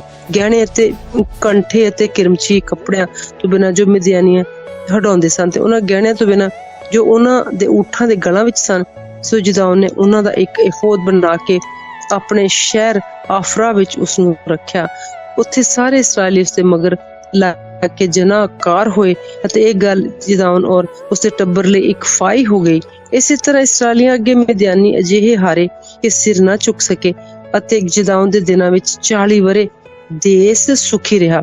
ਜੋਆਸ਼ ਦਾ ਪੁੱਤਰ ਜ਼ਰਬੁਆਲ ਆਪਣੇ ਘਰ ਵਿੱਚ ਜਾ ਕੇ ਉੱਥੇ ਹੀ ਰਿਹਾ ਤੇ ਗਿਦਾਉਨ ਦੇ 70 ਪੁੱਤਰ ਸਨ ਜੋ ਉਸਦੀ ਬਿੰਦ ਤੋਂ ਉਤਪੰਨ ਹੋਏ, ਕਿਉਂ ਜੋ ਉਹ ਉਸਦੀਆਂ ਢੇਰ ਸਾਰੀਆਂ ਔਰਤਾਂ ਸਨ ਅਤੇ ਉਸਦੀ ਇੱਕ ਸੁਰੀਤ ਜੋ ਸ਼ਕਮ ਵਿੱਚ ਸੀ। ਇੱਕ ਪੁੱਤਰ ਉਸ ਤੋਂ ਜਣੀ ਤੇ ਉਸਨੇ ਉਸਦਾ ਨਾਂ ਅਬੀਮਲਕ ਧਰਿਆ। ਤੇ ਜੋਆਸ਼ ਦਾ ਪੁੱਤਰ ਜਿਦਾਉਨ ਦਾ ਵੱਡਾ ਬੁੱਢਾ ਹੋ ਕੇ ਜਦੋਂ ਮਰ ਗਿਆ ਤੇ ਆਪਣੇ ਪਿਓ ਜੋਆਸ਼ ਦੇ ਮਕਬਰੇ ਵਿੱਚ ਅਬੀ ਅਜ਼ਰੀਆਂ ਦੇ ਆਫਰਾ ਵਿੱਚ ਦੱਬਿਆ ਗਿਆ। ਤੇ ਅਜਿਹਾ ਹੋਇਆ ਜੋ ਜਿਦਾਉਨ ਦੇ ਮਰਨ ਦੇ ਪਿੱਛੋਂ ਹੀ ਇਸਰਾਏਲੀ ਮੁੜ ਗਏ ਅਤੇ ਬਾਲਾਂ ਦੇ ਮਗਰ ਲੱਗ ਕੇ ਜਨਾਕਾਰ ਹੋਏ ਅਤੇ ਬਾਲ ਬਰੀਤ ਨੂੰ ਆਪਣਾ ਦੇਵਤਾ ਬਾਪ ਬਣਾ ਲਿਆ। ਅਤੇ ਇਉਂ ਇਸਰਾਏਲੀਆਂ ਨੇ ਯਹੋਵਾ ਆਪਣੇ ਪਰਮੇਸ਼ਰ ਨੂੰ ਚੇਤੇ ਨਾ ਕੀਤਾ, ਜਿਸ ਨੇ ਉਹਨਾਂ ਨੂੰ ਚੁਫੇਰਿਓਂ ਉਹਨਾਂ ਦੇ ਵੈਰੀਆਂ ਦੇ ਹੱਥੋਂ ਛੁਡਾਇਆ। ਨਾ ਹੀ ਉਹਨਾਂ ਨੇ ਜਰਬੁਆਲ ਅਰਥਾਤ ਜਿਦਾਉਨ ਦੇ ਘਰ ਉੱਤੇ ਉਹਨਾਂ ਸਭਨਾਂ ਭਲਾਈਆਂ ਦੇ ਬਦਲੇ ਜੋ ਉਸਨੇ ਇਸਰਾਏਲੀਆਂ ਨਾਲ ਕੀਤੀਆਂ ਦਇਆ ਕੀਤੀ। ਅਬੀਮਲਕ ਦੀ ਵਾਰਤਾ ਚੈਪਟਰ 9। ਜਦ ਜਰਬੁਆਲ ਦਾ ਪੁੱਤਰ ਅਬੀਮਲਕ ਸ਼ਕਮ ਵਿੱਚ ਆਪਣੇ ਮਾਮਿਆਂ ਦੇ ਕੋਲ ਜਾ ਕੇ ਉਹਨਾਂ ਨੂੰ ਆਪਣੇ ਸਾਰੇ ਨਾਨਕੇ ਟੱਬਰ ਨੂੰ ਆਖਣ ਲੱਗਾ, ਤੁਸੀਂ ਸ਼ਕਮ ਦੇ ਸਾਰੇ ਵਾਸੀਆਂ ਦੇ ਕੰਨਾਂ ਵਿੱਚ ਇਹ ਗੱਲ ਪਾਓ ਵੀ ਤੁਹਾਡੇ ਲਈ ਇਹ ਚੰਗਾ ਨਹੀਂ ਜੋ 70 ਮਨੁੱਖ ਆਖੋ ਜਿਹੜੇ ਜਰਬੁਆਲ ਦੇ ਪੁੱਤਰ ਹਨ ਸਭੇ ਤੁਹਾਡੇ ਉੱਤੇ ਰਾਜ ਕਰਨ, ਚਾਹੇ ਨਿਰਾ ਇੱਕੋ ਹੀ ਰਾਜ ਕਰੇ। ਨਾਲੇ ਚੇਤੇ ਰੱਖੋ ਜੋ ਮੈਂ ਵੀ ਤੁਹਾਡੀ ਹੱਡੀ ਤੇ ਤੁਹਾਡਾ ਹੀ ਮਾਸ ਹਾਂ। ਉਸਦੇ ਮਾਮਿਆਂ ਨੇ ਉਸਦੇ ਲਈ ਸ਼ਕਮ ਦੇ ਸਾਰਿਆਂ ਲੋਕਾਂ ਦੇ ਕੰਨੀ ਇਹ ਗੱਲਾਂ ਪਾ ਦਿੱਤੀਆਂ। ਉਹਨਾਂ ਦੇ ਮਨ ਅਬੀਮਲਕ ਦੇ ਮਗਰ ਤੁਰਨ ਲਈ ਰਾਜ਼ੀ ਹੋਏ, ਕਿਉਂ ਜੋ ਬੋਲੇ ਇਹ ਸਾਡਾ ਭਰਾ ਹੈ। ਉਹਨੇ ਬਾਲ ਬਰੀਤ ਦੇ ਘਰ ਵਿੱਚ 70 ਤੋਲੇ ਚਾਂਦੀ ਕੱਢ ਕੇ ਉਸਨੂੰ ਦਿੱਤੀ। ਸੋ ਉਸਦੇ ਨਾਲ ਅਬੀਮਲਕ ਨੇ ਗੁੰਡੇ ਅਤੇ ਲੁੱਚੇ ਉੱਚੇ ਲੋਕ ਟਹਿਲੂਏ ਰੱਖੇ ਤੇ ਉਹ ਉਸ ਦੇ ਮਗਰ ਹੋਏ।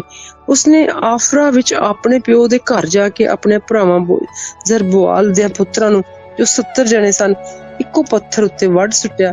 ਔਰ ਜਰਬੁਆਲ ਦਾ ਨਿੱਕਾ ਪੁੱਤਰ ਜੋਥਾਮ ਲੁਕ ਗਿਆ ਜੋ ਬਚ ਗਿਆ। ਤਦ ਸ਼ਕਮ ਦੇ ਸਾਰੇ ਲੋਕ ਅਤੇ ਮਿਲੋ ਦਾ ਸਾਰਾ ਟੱਬਰ ਇਕੱਠਾ ਹੋਇਆ ਤੇ ਬਲੂਦ ਦੇ ਥੰਮ ਦੇ ਕੋਲ ਜਿਹੜਾ ਸ਼ਕਮ ਵਿੱਚ ਸੀ ਜਾ ਕੇ ਉਸਨੇ ਅਬੀਮਲਕ ਨੂੰ ਪਾਤਸ਼ਾਹ ਬਣਾਇਆ। ਤਦ ਇਹਦੀ ਖਬਰ ਯੋਥਾਮ ਨੂੰ ਹੋਈ ਤਾਂ ਉਹ ਜਾ ਕੇ ਗਿਰਜ਼ੀਮ ਪਹਾੜ ਦੀ ਟੀਸੀ ਉੱਤੇ ਚੜ੍ਹ ਖਲੋਤਾ ਤੇ ਉੱਚੀ ਆਵਾਜ਼ ਕੱਢ ਕੇ ਬੋਲਿਆ ਕਿ ਉਹਨਾਂ ਨੂੰ ਆਖਣ ਲੱਗਾ, ਹੇ ਸ਼ਕਮ ਦੇ ਲੋਕੋ ਮੇਰੀ ਸੁਣੋ, ਮੇਰੀ ਪਰਮੇਸ਼ਵਰ ਤੁਹਾਡੀ ਵੀ ਸੁਣੇ। ਇੱਕ ਵਾਰੀ ਬਿਰਸ਼ ਆਪਣੇ ਉੱਤੇ ਰਾਜਾ ਮਸਾ ਕਰਨ ਲਈ ਨਿਕਲੋ। ਤੇ ਉਸਨੇ ਕਊ ਦੇ ਬਿਰਸ਼ ਨੂੰ ਜਾ ਕੇ ਆਖਿਆ, ਤੂੰ ਸਾਡਾ ਰਾਜਾ ਬਣ। ਤਦ ਕਊ ਬਿਰਸ਼ ਨੇ ਉਹਨਾਂ ਨੂੰ ਆਖਿਆ, ਭਲਾ ਮੈਂ ਆਪਣੀ ਸੰਧਿਆਈ ਨੂੰ ਛੱਡ ਕੇ ਜਿਹਦੇ ਨਾਲ ਪਰਮੇਸ਼ਵਰ ਤੇ ਮਨੁੱਖ ਦਾ ਆਦਰ ਕਰੀਦਾ ਹੈ ਜਾ ਕੇ ਬਿਰਸ਼ਾ ਉੱਤੇ ਝੂਲਦਾ ਫਿਰਾਂ। ਤਾਂ ਬਿਰਸ਼ਾ ਨੇ ਹਜ਼ੀਰ ਦੇ ਬਿਰਸ਼ ਨੂੰ ਆਖਿਆ, ਤੂੰ ਸਾਡਾ ਰਾਜਾ ਬਣ। ਪਰ ਹਜ਼ੀਰ ਨੇ ਉਹਨਾਂ ਨੂੰ ਆਖਿਆ, ਭਲਾ ਮੈਂ ਆਪਣੀ ਮਿਠਾਸ ਤੇ ਆਪਣਾ ਚੰਗਾ ਫਲ ਛੱਡ ਕੇ ਬਿਰਸ਼ਾ ਉੱਤੇ ਝੂਲਦਾ ਫਿਰਾਂ। ਤਦ ਬਿਰਸ਼ਾ ਨੇ ਦਾਖ ਨੂੰ ਆਖਿਆ, ਚੱਲ ਤੂੰ ਸਾਡਾ ਰਾਜਾ ਬਣ। ਤੇ ਦਾਖ ਨੇ ਉਹਨਾਂ ਨੂੰ ਆਖਿਆ, ਭਲਾ ਮੈਂ ਆਪਣੇ ਰਸ ਨੂੰ ਜਿਹਦੇ ਨਾਲ ਪਰਮੇਸ਼ਵਰ ਤੇ ਮਨੁੱਖ ਰਾਜ਼ੀ ਹੁੰਦੇ ਹਨ ਛੱਡਾਂ ਤੇ ਬਿਰਸ਼ਾ ਉੱਤੇ ਝੂਲਦੀ ਫਿਰਾਂ। ਤਦ ਉਸਨੇ ਸਭਨਾਂ ਬਿਰਸ਼ਾਂ ਤੇ ਕਰੀਰ ਨੂੰ ਆਖਿਆ, ਚੱਲ ਤੂੰ ਸਾਡਾ ਰਾਜਾ ਬਣ। ਤੇ ਕਰੀਰ ਨੇ ਬਿਰਸ਼ ਨੂੰ ਆਖਿਆ, ਜੇ ਤੁਸੀਂ ਸੱਚਮੁੱਚ ਮੈਨੂੰ ਮਸਾ ਕਰਕੇ ਆਪਣਾ ਰਾਜਾ ਬਣਾਉਂਦੇ ਹੋ ਤਾਂ ਆਓ ਮੇਰੇ ਪਰਛਾਵੇਂ ਦੀ ਹੇਠ ਆਸਰਾ ਲਓ, ਤੇ ਜੇ ਨਹੀਂ ਤਾਂ ਕਰੀਰ ਦੇ ਵਿੱਚੋਂ ਇੱਕ ਅੱਗ ਨਿਕਲ ਕੇ ਲਬਾਨੋਨ ਦੇ ਅੰਧਿਆਰਾਂ ਨੂੰ ਭਖ ਲਵੇਗੀ। ਸੋ ਹੁਣ ਜੇ ਤੁਸੀਂ ਸੱਚਾਈ ਅਤੇ ਭਲਮਨਸੂ ਨਾਲ ਅਬੀਮਲਕ ਨੂੰ ਆਪਣਾ ਰਾਜਾ ਬਣਾਇਆ ਤੇ ਜੇ ਕਦੀ ਤੁਸੀਂ ਜਰਬੁਆਲ ਨਾਲ ਤੇ ਉਸਦੇ ਟੱਬਰ ਨਾਲ ਚੰਗਾ ਵਰਤਾਓ ਕੀਤਾ ਅਤੇ ਜੇ ਕਦੀ ਉਸਨੂੰ ਉਸ ਦਇਆ ਦੇ ਸਮਾਨ ਜੋ ਉਸਦੇ ਅਰਥਾਂ ਨੇ ਕੀਤੀ ਤੁਸੀਂ ਇਹ ਵੱਟਾ ਦਿੱਤਾ ਹੈ, ਕਿਉਂ ਜੋ ਮੇਰਾ ਪਿਓ ਤੁਹਾਡੇ ਲਈ ਲੜਿਆ ਅਤੇ ਆਪਣੀ ਜਿੰਦ ਨੂੰ ਤਲੀ ਉੱਤੇ ਰੱਖ ਕੇ ਤੁਹਾਨੂੰ ਮਿਦਿਆਨ ਦੇ ਹੱਥੋਂ ਛੁਡਾਇਆ। ਅਤੇ ਅੱਜ ਤੁਸੀਂ ਮੇਰੇ ਪਿਓ ਦੇ ਟੱਬਰ ਉੱਤੇ ਹੱਥ ਚਲਾ ਕੇ ਉਸਦੇ 70 ਪੁੱਤਰ ਇੱਕੋ ਪੱਥਰ ਉੱਤੇ ਵੱਢ ਸੁੱਟੇ ਅਤੇ ਉਸਦੀ ਟਹਿਲਣ ਦੇ ਪੁੱਤਰ ਅਬੀਮਲਕ ਨੂੰ ਸ਼ਕਮ ਦੇ ਲੋਕਾਂ ਉੱਤੇ ਪਾਤਸ਼ਾਹ ਬਣਾਇਆ। ਇਸ ਲਈ ਜੋ ਉਹ ਤੁਹਾਡਾ ਭਰਾ ਹੈ, ਸੋ ਤੁਸੀਂ ਸੱਚਾਈ ਅਤੇ ਭਲਮਨਸੂ ਅਤੇ ਜਰਬੁਆਲ ਤੇ ਉਸਦੇ ਘਰ ਨਾਲ ਅੱਜ ਜੋ ਵਰਤਿਆ ਤਾਂ ਤੁਸੀਂ ਅਬੀਮਲਕ ਨਾਲ ਆਨੰਦ ਰਹੋ ਅਤੇ ਉਹ ਤੁਹਾਡੇ ਨਾਲ ਆਨੰਦ ਰਹੇ। ਜੇ ਨਹੀਂ ਤਾਂ ਅਬੀਮਲਕ ਤੋਂ ਇੱਕ ਅੱਗ ਨਿਕਲੇ ਤੇ ਸ਼ਕਮ ਦੇ ਲੋਕਾਂ ਨੂੰ ਤੇ ਮਿਲੋ ਦੀ ਸੰਤਾਨ ਨੂੰ ਖਾ ਜਾਵੇ, ਤੇ ਸ਼ਕਮ ਦੇ ਲੋਕਾਂ ਤੇ ਮਿਲੋ ਦੀ ਸੰਤਾਨ ਵੱਲੋਂ ਵੀ ਇੱਕ ਅੱਗ ਨਿਕਲੇ ਅਤੇ ਅਬੀਮਲਕ ਨੂੰ ਖਾ ਜਾਵੇ। ਤਾਂ ਜੋਥਾਮ ਉੱਥੋਂ ਭੱਜ ਕੇ ਨੱਠਾ ਤੇ ਆਪਣੇ ਭਾਈ ਅਬੀਮਲਕ ਦੇ ਡਰ ਮਾਰੇ ਬੇਰ ਨੂੰ ਗਿਆ ਤੇ ਉੱਥੇ ਹੀ ਰਿਹਾ। ਅਬੀਮਲਕ ਨੇ ਇਸਰਾਏਲੀਆਂ ਵਿੱਚ 3 ਵਾਰੀ ਸਰਦਾਰੀ ਕੀਤੀ, ਪਰ ਪਰਮੇਸ਼ਵਰ ਨੇ ਅਬੀਮਲਕ ਦੇ ਸ਼ਕਮ ਦੇ ਲੋਕਾਂ ਦੇ ਵਿਚਕਾਰ ਇੱਕ ਦੁਸ਼ਟ ਆਤਮਾ ਘੱਲ ਦਿੱਤਾ ਤੇ ਸ਼ਕਮ ਦੇ ਵਾਸੀ ਅਬੀਮਲਕ ਨਾਲ ਛਾਲ ਕਰਨ ਲੱਗੇ ਬਈ ਉਹ ਅਨੇਰ ਜਿਹੜਾ ਜਰਬੁਆਲ ਦੇ 17 ਪੁੱਤਰਾਂ ਨਾਲ ਹੋਇਆ ਸੀ ਮੁੜ ਕੇ ਉਹਨਾਂ ਦਾ ਖੂਨ ਉਹਨਾਂ ਦੇ ਭਰਾ ਅਬੀਮਲਕ ਦੇ ਸਿਰ ਉੱਤੇ ਆ ਪਵੇ, ਜਿਸਨੇ ਉਹਨਾਂ ਨੂੰ ਵੱਢ ਸੁੱਟਿਆ ਤੇ ਸ਼ਕਮ ਦੇ ਵਾਸੀਆਂ ਦੇ ਸਿਰ ਉੱਤੇ ਵੀ ਜਿਨ੍ਹਾਂ ਦੇ ਉਹ ਭਰਾਵਾਂ ਦੇ ਵੱਢਣ ਦਾ ਉਪਰਾਲਾ ਕੀਤਾ। ਸ਼ਕਮ ਦੇ ਲੋਕਾਂ ਨੇ ਪਹਾੜ ਦੀਆਂ ਟੀਸੀਆਂ ਉੱਤੇ ਉਸਦੇ ਫੜਨ ਲਈ ਇੱਕ ਸ਼ਹਿ ਲਾਉਣ ਵਾਲੇ ਬਿਠਾਏ। ਉਹਨਾਂ ਨੇ ਉਸ ਰਾਹ ਦੇ ਸਭਨਾਂ ਲੰਘਣ ਵਾਲਿਆਂ ਨੂੰ ਲੁੱਟ ਲਿਆ ਤੇ ਅਬੀਮਲਕ ਨੂੰ ਖਬਰ ਹੋਈ। ਤਦ ਅਬਦ ਦਾ ਪੁੱਤਰ ਗਾਲ ਆਪਣੇ ਭਰਾਵਾਂ ਸਣੇ ਆਇਆ ਤੇ ਸ਼ਕਮ ਦੀ ਵੱਲ ਤੁਰਿਆ ਤੇ ਸ਼ਕਮ ਦੇ ਲੋਕਾਂ ਨੇ ਉਸ ਉੱਤੇ ਆਸਰਾ ਕੀਤਾ ਅਤੇ ਉਹ ਪੈਲੀ ਦੇ ਵਿੱਚ ਨਿਕਲ ਕੇ ਆਪਣੇ ਦਾਖਾਂ ਦੇ ਬਾਗਾਂ ਦਾ ਫਲ ਤੋੜਿਆ ਅਤੇ ਦਾਖਾਂ ਨੂੰ ਨਪੀੜ ਕੇ ਆਨੰਦ ਕੀਤਾ। ਆਪਣੇ ਠਾਕਰ ਦੁਆਰੇ ਵਿੱਚ ਜਾ ਕੇ ਖਾਧਾ ਅਤੇ ਪੀਤਾ ਤੇ ਅਬੀਮਲਕ ਨੂੰ ਸ਼ਰਾਪ ਦਿੱਤਾ। ਤਦ ਅਬਦ ਦੇ ਪੁੱਤਰ ਗਾਲ ਨੇ ਆਖਿਆ ਕਿ ਅਬੀਮਲਕ ਹੈ ਕੌਣ ਤੇ ਸ਼ਕਮ ਕੌਣ ਹੈ ਜੋ ਅਸੀਂ ਉਸਦੀ ਟਹਿਲ ਕਰੀਏ? ਭਲਾ ਉਹ ਜ਼ਰਬੋਆਲ ਦਾ ਪੁੱਤਰ ਨਹੀਂ ਅਤੇ ਜ਼ਬੂਲ ਤੇ ਉਸਦਾ ਹਾਕਮ ਨਹੀਂ? ਤੁਸੀਂ ਸ਼ਕਮ ਦੇ ਪਿਓ ਹਮੋਰ ਦੇ ਲੋਕਾਂ ਦੀ ਟਹਿਲ ਕਰੋ, ਉਸਦੀ ਟਹਿਲ ਅਸੀਂ ਕਾਹਨੂੰ ਕਰੀਏ? ਹਾਏ ਹਾਏ, ਜੇ ਕਦੀ ਇਹ ਲੋਕ ਮੇਰੇ ਵੱਸ ਚ ਹੁੰਦੇ ਤਾਂ ਮੈਂ ਅਬੀਮਲਕ ਨੂੰ ਇੱਕ ਪਾਸੇ ਕਰ ਦਿੰਦਾ। ਤੇ ਉਸਨੇ ਅਬੀਮਲਕ ਨੂੰ ਆਖਿਆ, ਤੂੰ ਆਪਣੀ ਫੌਜ ਨੂੰ ਵਧਾ ਤੇ ਨਿਕਲ ਆ। ਤਦ ਜ਼ਬੂਲ ਨੇ ਸ਼ਹਿਰ ਦਾ ਜੋ ਸਰਦਾਰ ਸੀ ਅਬਦ ਦੇ ਪੁੱਤਰ ਗਲਾਲ ਦੀਆਂ ਇਹ ਗੱਲਾਂ ਸੁਣੀਆਂ ਤੇ ਉਸਦਾ ਕ੍ਰੋਧ ਜਾਗ ਪਿਆ। ਉਸਨੇ ਛਾਲ ਨਾਲ ਅਬੀਮਲਕ ਕੋਲ ਹਲਕਾਰੇ ਘੱਲ ਕੇ ਆਖਿਆ, ਵੇਖ, ਅਬਦ ਦਾ ਪੁੱਤਰ ਗਵਾਲ ਆਪਣੇ ਭਰਾਵਾਂ ਸਣੇ ਸ਼ਕਮ ਵਿੱਚ ਆਇਆ ਹੈ ਤੇ ਵੇਖ ਉਸ ਤੇਰੇ ਵਿਰੁੱਧ ਸ਼ਹਿਰ ਨੂੰ ਚੁੱਕਦਿਆਂ ਨੂੰ। ਹੁਣ ਤੂੰ ਆਪਣੇ ਲੋਕਾਂ ਸਣੇ ਰਾਤ ਨੂੰ ਉੱਠ ਤੇ ਰੜੇ ਵਿੱਚ ਸ਼ਹਿ ਲਾ ਕੇ ਬੈਠ ਤੇ ਸਵੇਰੇ ਸੂਰ ਚੜ੍ਹਦੇ ਹੀ ਤੂੰ ਪ੍ਰਭਾਤੇ ਉੱਠ ਕੇ ਸ਼ਹਿਰ ਦੇ ਉੱਤੇ ਹੱਲਾ ਕਰ ਦੇ। ਵੇਖ, ਜਦ ਉਹ ਆਪਣੇ ਲੋਕਾਂ ਸਣੇ ਤੇਰਾ ਸਾਹਮਣਾ ਕਰਨ ਨਿਕਲੇ ਤਾਂ ਜੋ ਕੁਝ ਤੇਰੇ ਹੱਥੋਂ ਹੋ ਸਕੇ ਤੂੰ ਉਹਨਾਂ ਨਾਲ ਕਰੀ। ਤਾਂ ਅਬੀਮਲਕ ਆਪਣੇ ਸਾਰੇ ਲੋਕਾਂ ਸਣੇ ਰਾਤ ਨੂੰ ਉੱਠਿਆ ਔਰ 4 ਟੋਲੀਆਂ ਬਣਾ ਕੇ ਸ਼ਕਮ ਦੇ ਸਾਹਮਣੇ ਸ਼ਹਿਰ ਵਿੱਚ ਬੈਠਾ। ਤਦ ਅਬਦ ਦੇ ਪੁੱਤਰ ਗਾਲ ਬਾਹਰ ਨਿਕਲ ਕੇ ਸ਼ਹਿਰ ਦੇ ਬੂਹੇ ਉੱਤੇ ਲਾਂਘੇ ਉੱਤੇ ਖਲੋਤਾ ਰਿਹਾ ਔਰ ਅਬੀਮਲਕ ਆਪਣੇ ਲੋਕਾਂ ਸਣੇ ਸ਼ਹਿਰ ਵਿੱਚੋਂ ਨਿਕਲਿਆ ਤੇ ਉਸਨੇ ਗਾਲ ਦੇ ਲੋਕਾਂ ਨੂੰ ਡਿੱਠਾ ਤਾਂ ਉਹ ਜ਼ਬੂਲ ਨੂੰ ਆਖਿਆ, ਪਹਾੜਾਂ ਦੀਆਂ ਟੀਸੀਆਂ ਉੱਤੋਂ ਲੋਕ ਲਹਿੰਦੇ ਹਨ।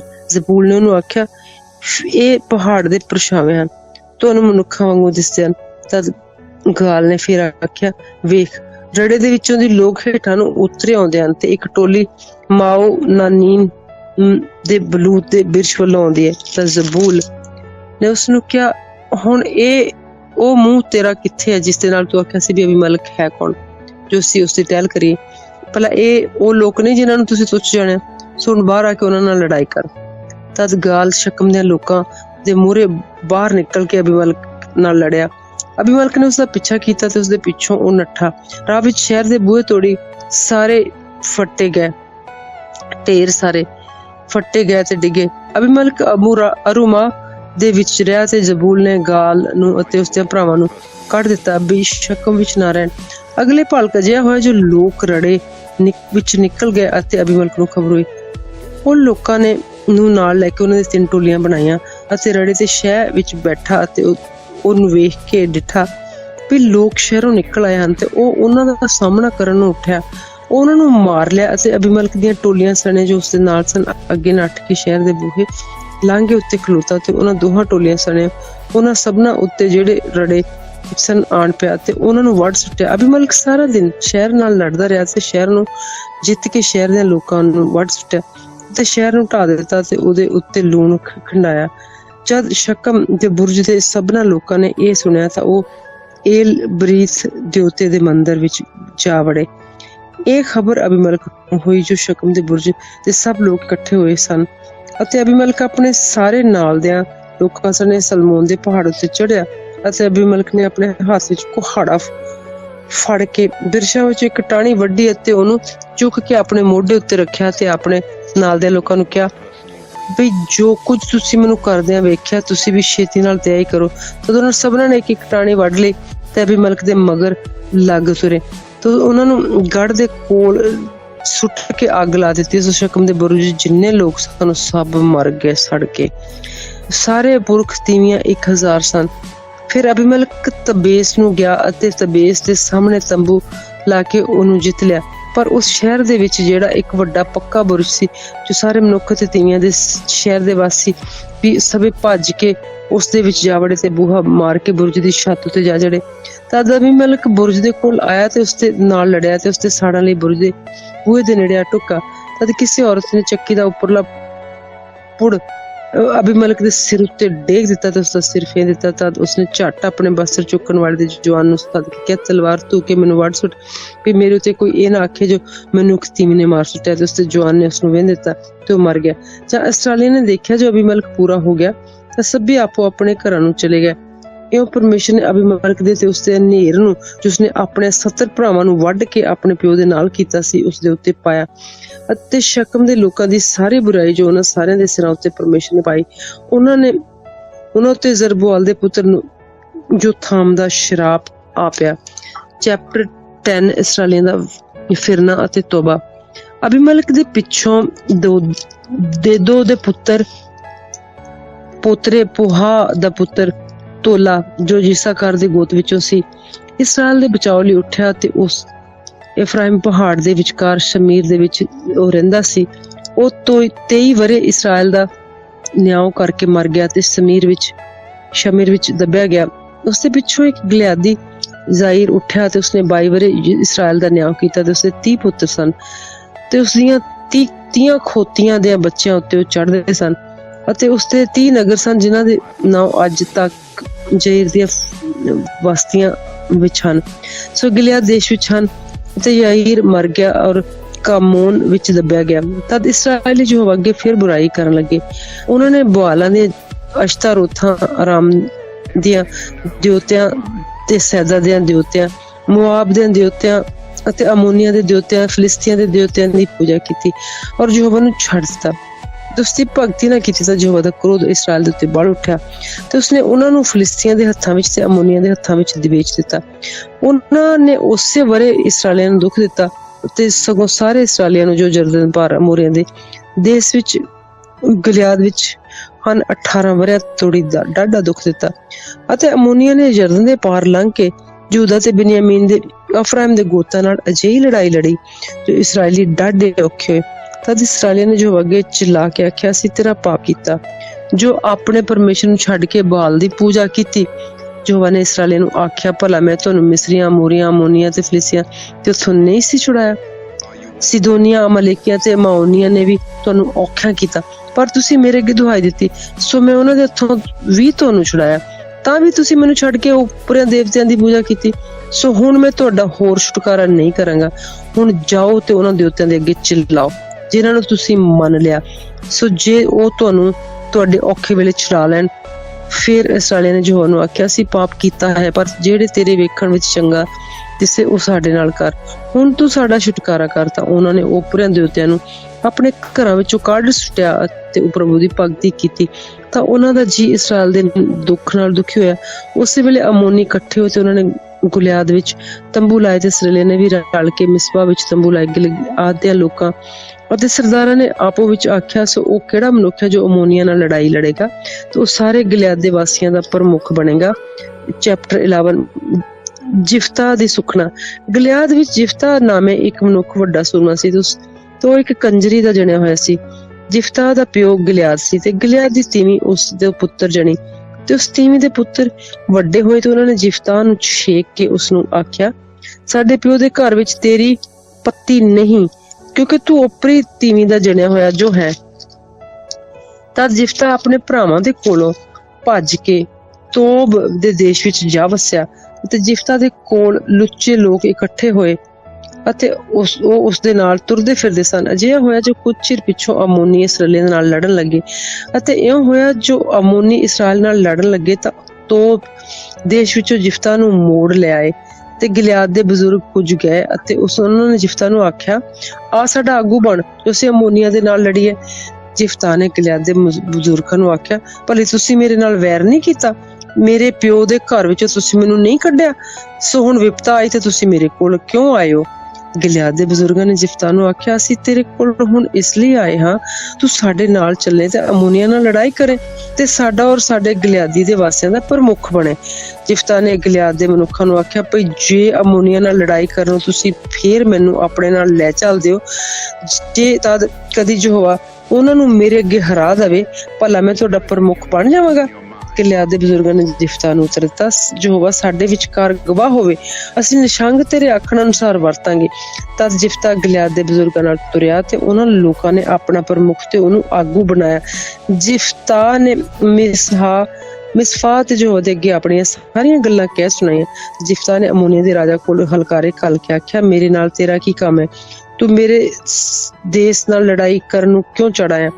ਅਮੋਨੀਆਂ ਦੇ ਰਾਜਾ ਨੇ ਜਿਫਤਾ ਦੇ ਹਲਕਾਰੇ ਨੂੰ ਉੱਤਰ ਦਿੱਤਾ, ਇਸ ਲਈ ਵੀ ਜਿਸ ਵੇਲੇ ਇਸਰਾਇਲੀ ਮਿਸਰ ਤੋਂ ਨਿਕਲ ਆਏ ਸਨ ਤਾਂ ਉਹਨਾਂ ਨੇ ਮੇਰਾ ਦੇਸ਼ ਅਰਨੋਨ ਤੋਂ ਲੈ ਕੇ ਜ਼ਬੋਕ ਅਤੇ ਜਜ਼ਨ ਤੱਕ ਖੋਹ ਲਿਆ ਸੀ। ਸੋ ਹੁਣ ਇਸ ਦੇਸ਼ ਨੂੰ ਸੁਲਹ ਸਫਾਈ ਨਾਲ ਮੈਨੂੰ ਮੋੜ ਦੇ।